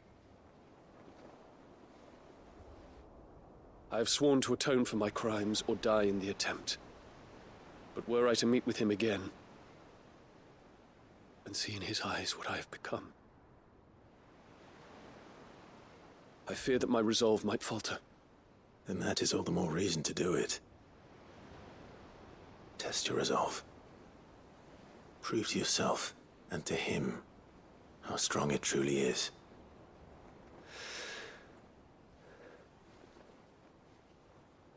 You are right. I must, at the very least, offer him my gratitude. Very well, then.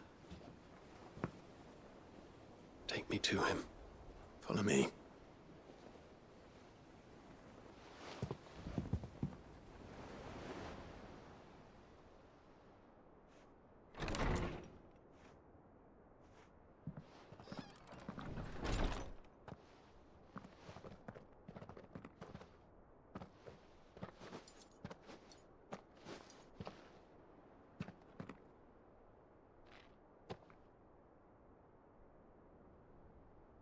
Even now, I hesitate to approach him. What must he think of me? You'd be surprised.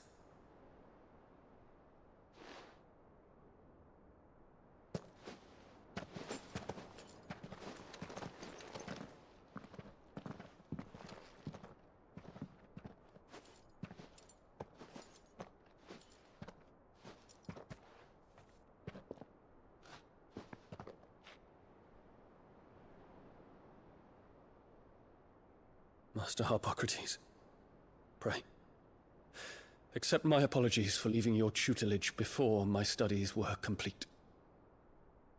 Your lessons opened my mind to a world quite unlike the one I had imagined from within the gilded confines of the palace. And I shall be forever grateful for the efforts you made to enlighten me. Lift up your head, Your Highness. The deeds of youth require no apology. That you took the time to visit me says much about the man you have become. Now, there is something I would like to show you.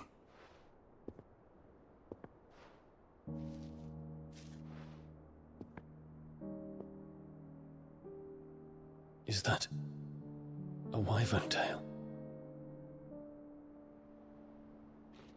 The color is unfamiliar to me.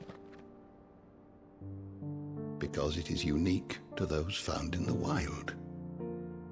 Something in the harsh environments in which they grow lends them this striking hue. Their roots are indistinguishable from those of their hothouse cousins, but once they bloom, the difference is immediately apparent. In this flower, I see you, Your Highness. Its roots were the roots of a wyvern tail, with all that implies. But they do not define it, just as yours do not define you. I want you to have it, that it might remind you of this truth.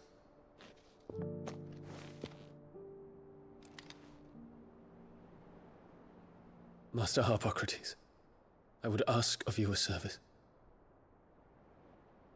Keep your gift until I have fulfilled my duty to the realm, for only then shall I be deserving of it.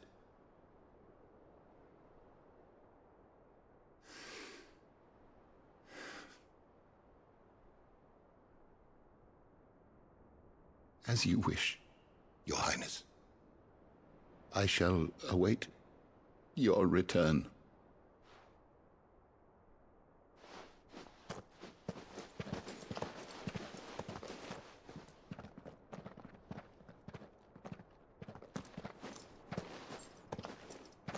Our roots do not define us. No wonder my stepmother didn't like him. For reuniting me with memories I had thought long lost.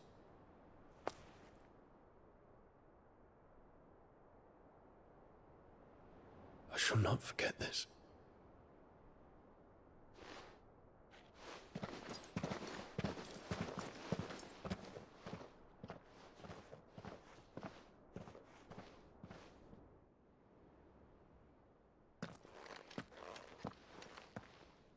Thank you, Clive.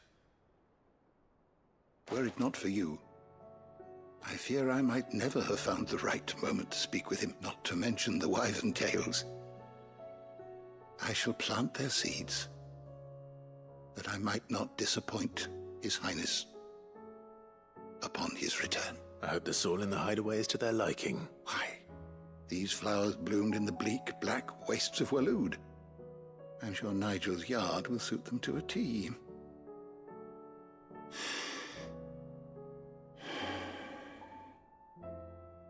When it comes to expressing one's gratitude, I find that words are seldom sufficient. Here. What's this? A stolas quill. Or more precisely, my stolas quill. 'Tis said that an owl's feathers are steeped in the wishes it hears over its long lifetime. All those words just waiting to pour out onto the page. So consider this my wish for you. That one day you may put down your sword and pick up that pen. Well, when that day comes, I'll certainly have a lot to write about. Thank you, Harpocrates. It shall have pride of place in my chamber.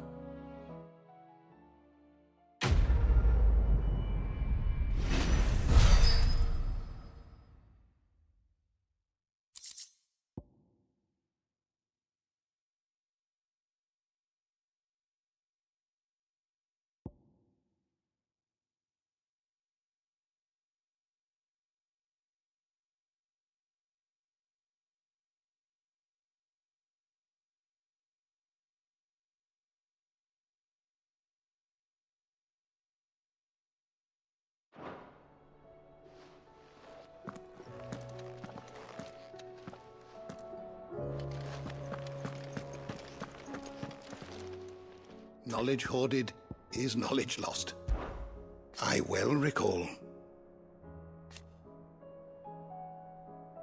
He truly believed. It will take forgiveness from himself. Thank you for indulging an old man.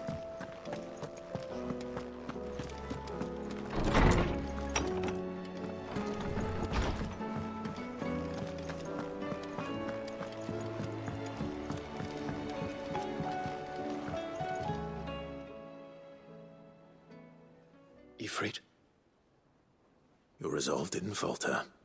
No.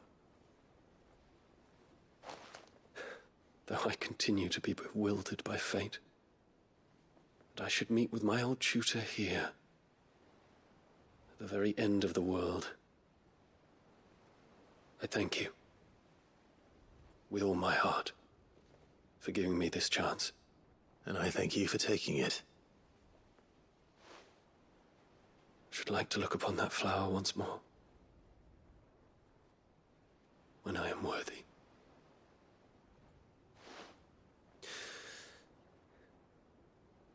I stand ready to leave for Origin at your word.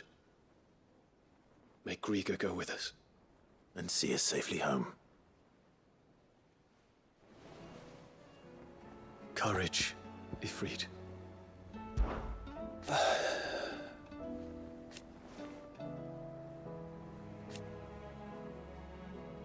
Alas. And yet...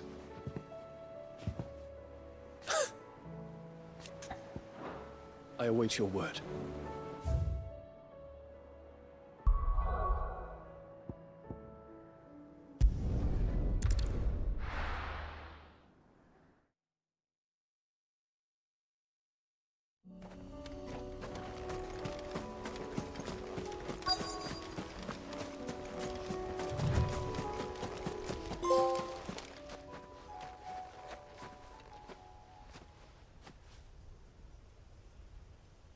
This is the place, but...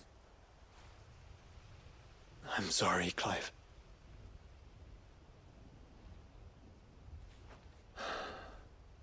Has nowhere been spared. What do we do now? We keep looking.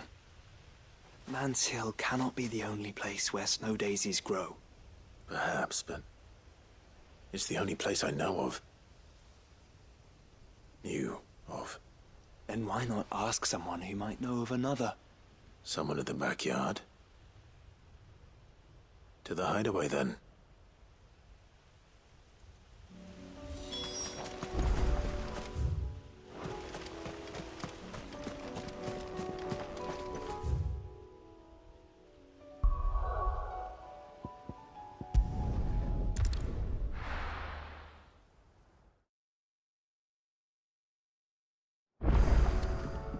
Let's hope one of the gardeners knows where to find snow daisies.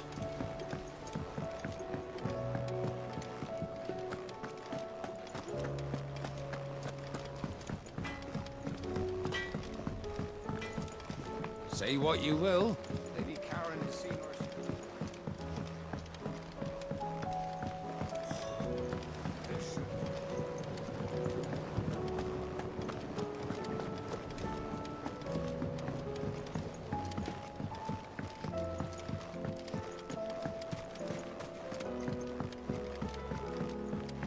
You needn't worry about the backyard, Sid. We're here, so you don't have to be. Oh. What brings you down from the heavens, Sid? I need your advice. Joshua and I are looking for a place where snow daisies grow. Preferably in abundance. Snow daisies. Then you'll want somewhere not too hot and not too cold. And where the winds are strong enough to carry the seeds. I reckon Man's Hill would be a good place to start. There in the Royal Meadows, perhaps? Both have similar climbs and the right elevation. If the Blight hasn't claimed them yet. Right. Thank you. Did you learn where we might find our flowers? The gardener here mentioned the Royal Meadows in Sambrek. Ah, the fields beyond Northreach. Well, if that's the case, then Yote was right. I recalled that she kept the record of our travels, you see. So I asked her if she'd perhaps noted anywhere that snow daisies grew, and she mentioned Oilefeist Bay. Whose shores border the meadows. Off we go then. The winds that blow across the Royal Meadows from Oilefeist Bay are strong indeed. Strong enough for snow daisies, it seems. Snow daisies may be beautiful, but they are really quite deadly. I wouldn't recommend eating one.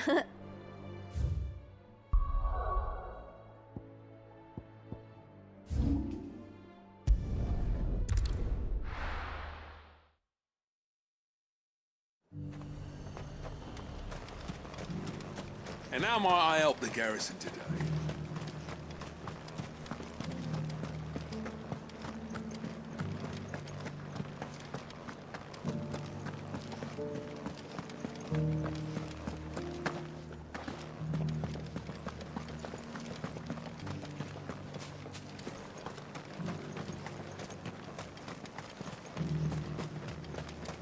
Those things didn't fight like men.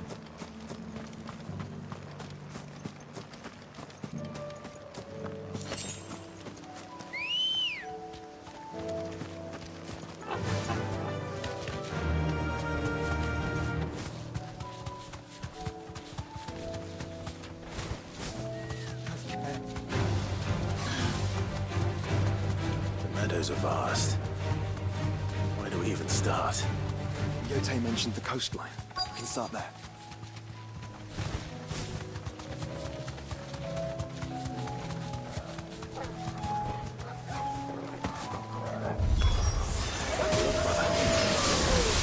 See them? You. The flowers. Our friends.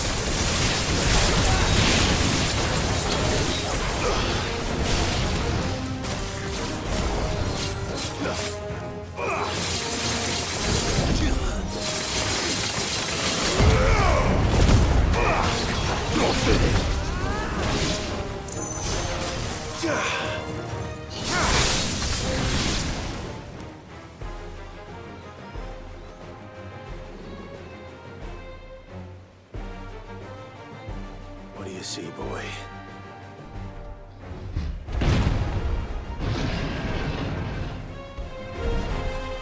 Let's hope this is the last one. Only one way to find out.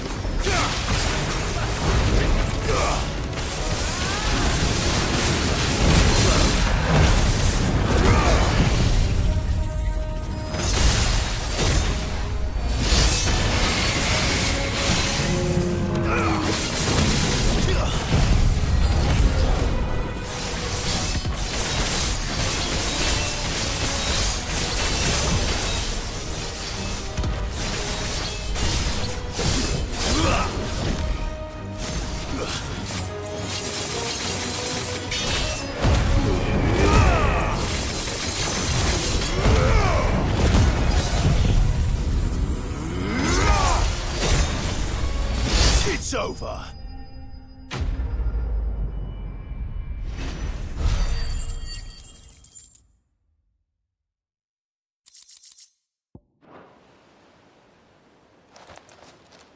That was harder than I expected.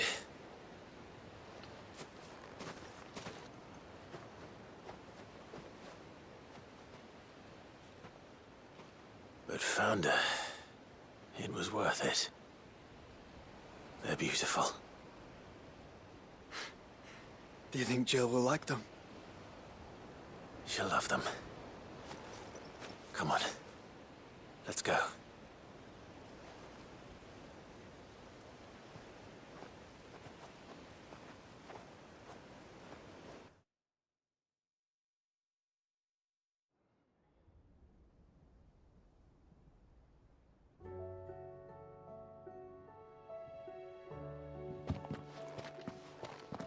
It appears my work is done. The rest, as they say, is up to you. Well, you and the skies. We wouldn't want another thunderstorm now, would we?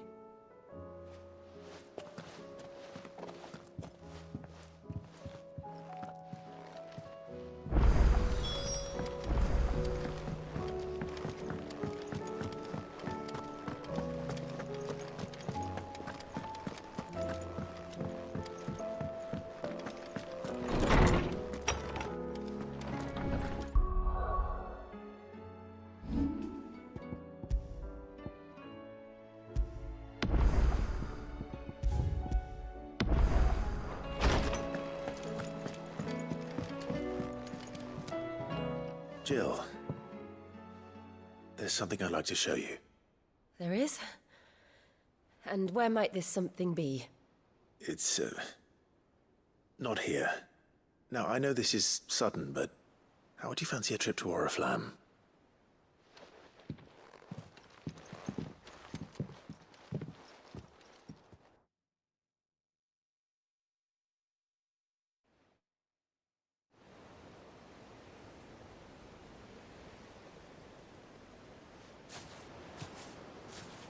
There are so many. This is what you wanted to show me.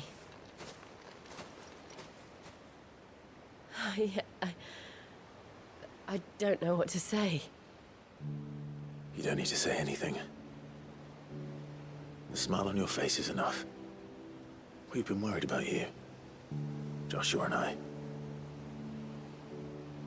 Do you remember when I took you to Man's Hill? Or tried to? How could I forget?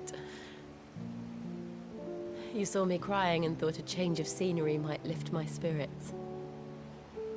In the end, it earned me a nasty cough and a stern scolding from your mother. But I felt wonderful nonetheless. I'm sorry. I had no idea what I was getting us both into. But I couldn't bear to see you like that. Before we left, my chambermaid told me she'd overheard your mother talking about my marriage prospects with some of the noblewomen at court. They were debating whether it would be more profitable to marry me off to one of the high houses instead of saving me for the ducal line. No one thought to ask me what I wanted. I was nothing to them. A pawn at best. I felt so trapped. So lonely. I didn't know. But I wasn't alone. You were there. Your hand in mine as we ran for those oaks. And I knew then, no matter what happened, I would be all right. I'll never forget that feeling.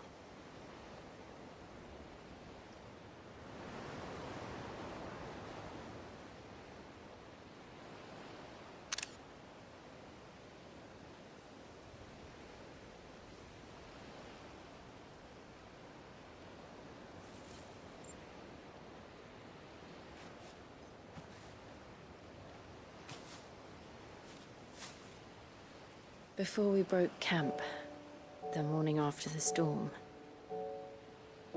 do you know what I did? No? What? I slipped away from my governess to climb the tor.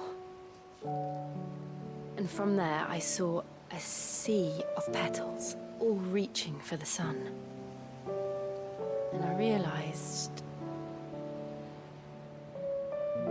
that no matter how terrible the night,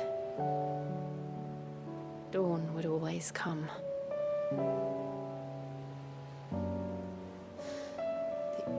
That you would always come for me. And you have. Again and again.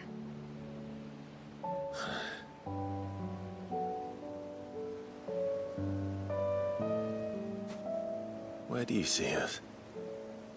When all this is over?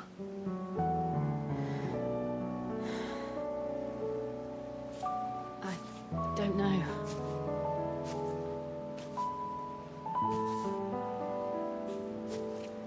Not here, though.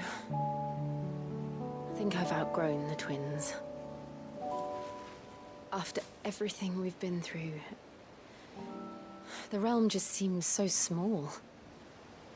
I'll need some space to spread my wings. Then that's what you'll have. And I'll stop at nothing to see that you do.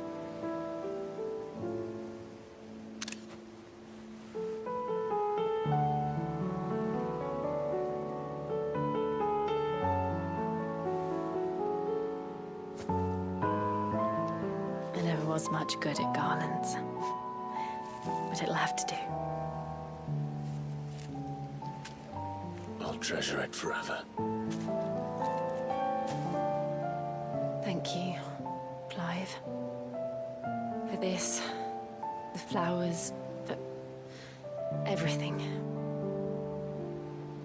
It's exactly what I needed. You are my treasure.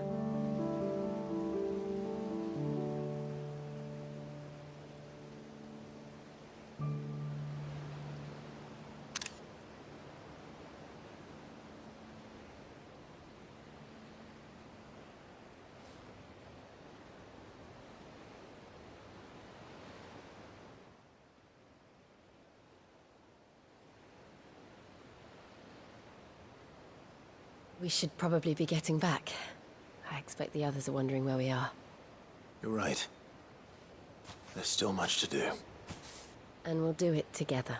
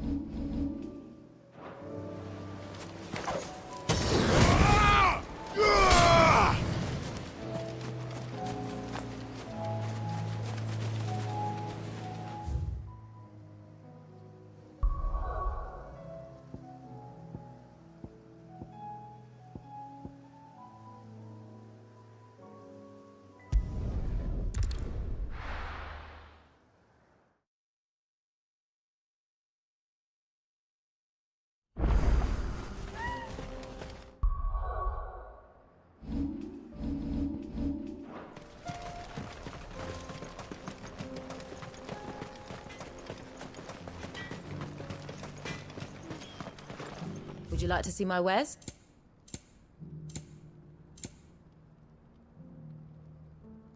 Thank you.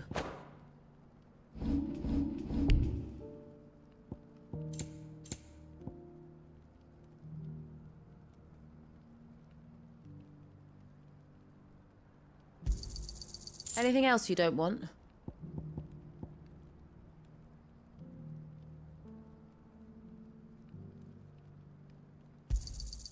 Thanks.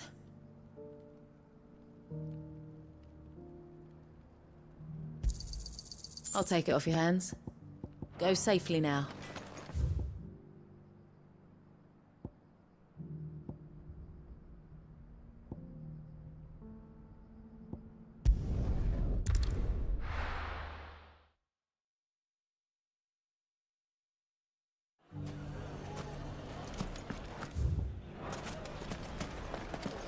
I knew I was right not to give up on you. Ginger and ginseng. How about a few spicy sausages to put? So, you're going to join the Watch after all? We were set upon by...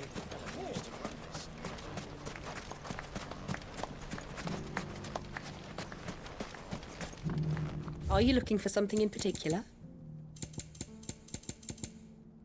Go with Gilbert.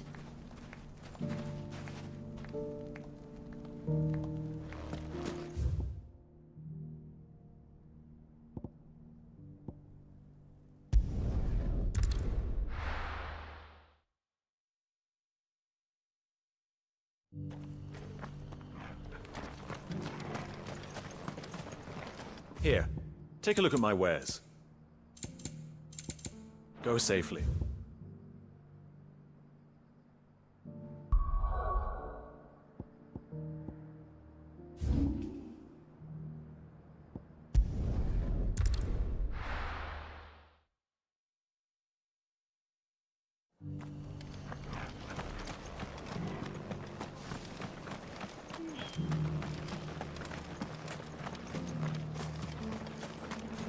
What are you after? Fare thee well.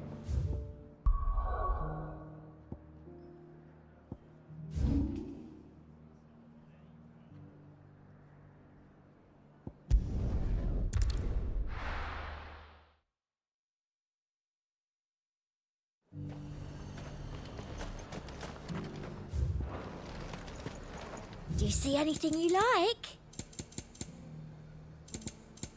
I'll be here if you need me.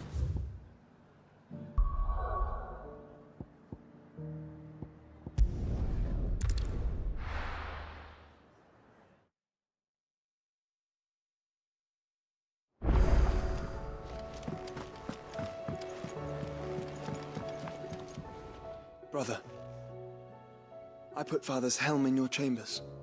He should be with you when his vision is finally realized. Thank you, Joshua. For everything.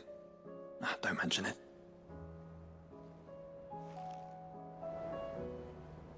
All is well, I trust?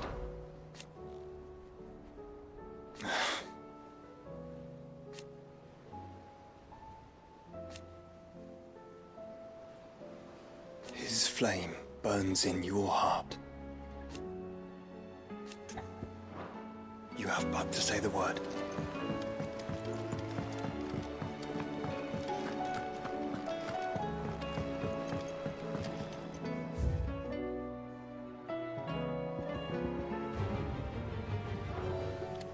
It's him, I tell you.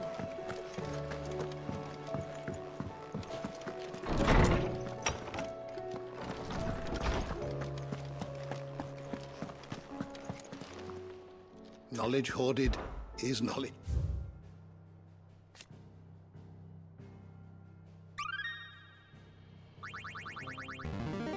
I have quite the find for you today.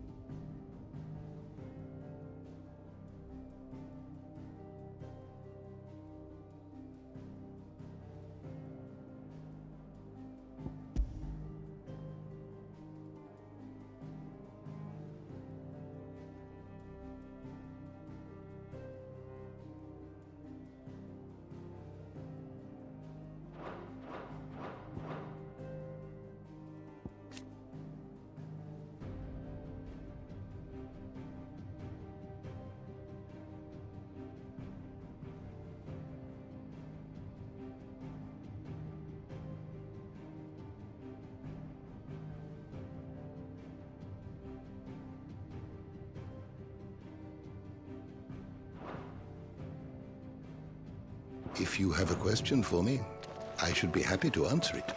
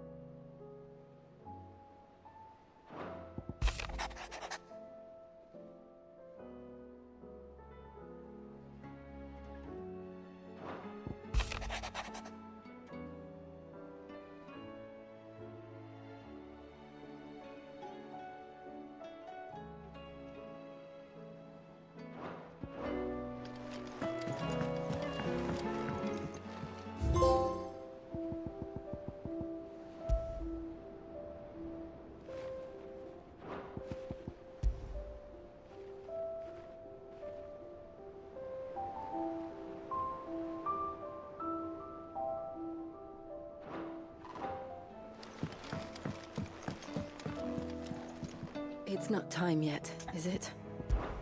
For so long. So when this is over...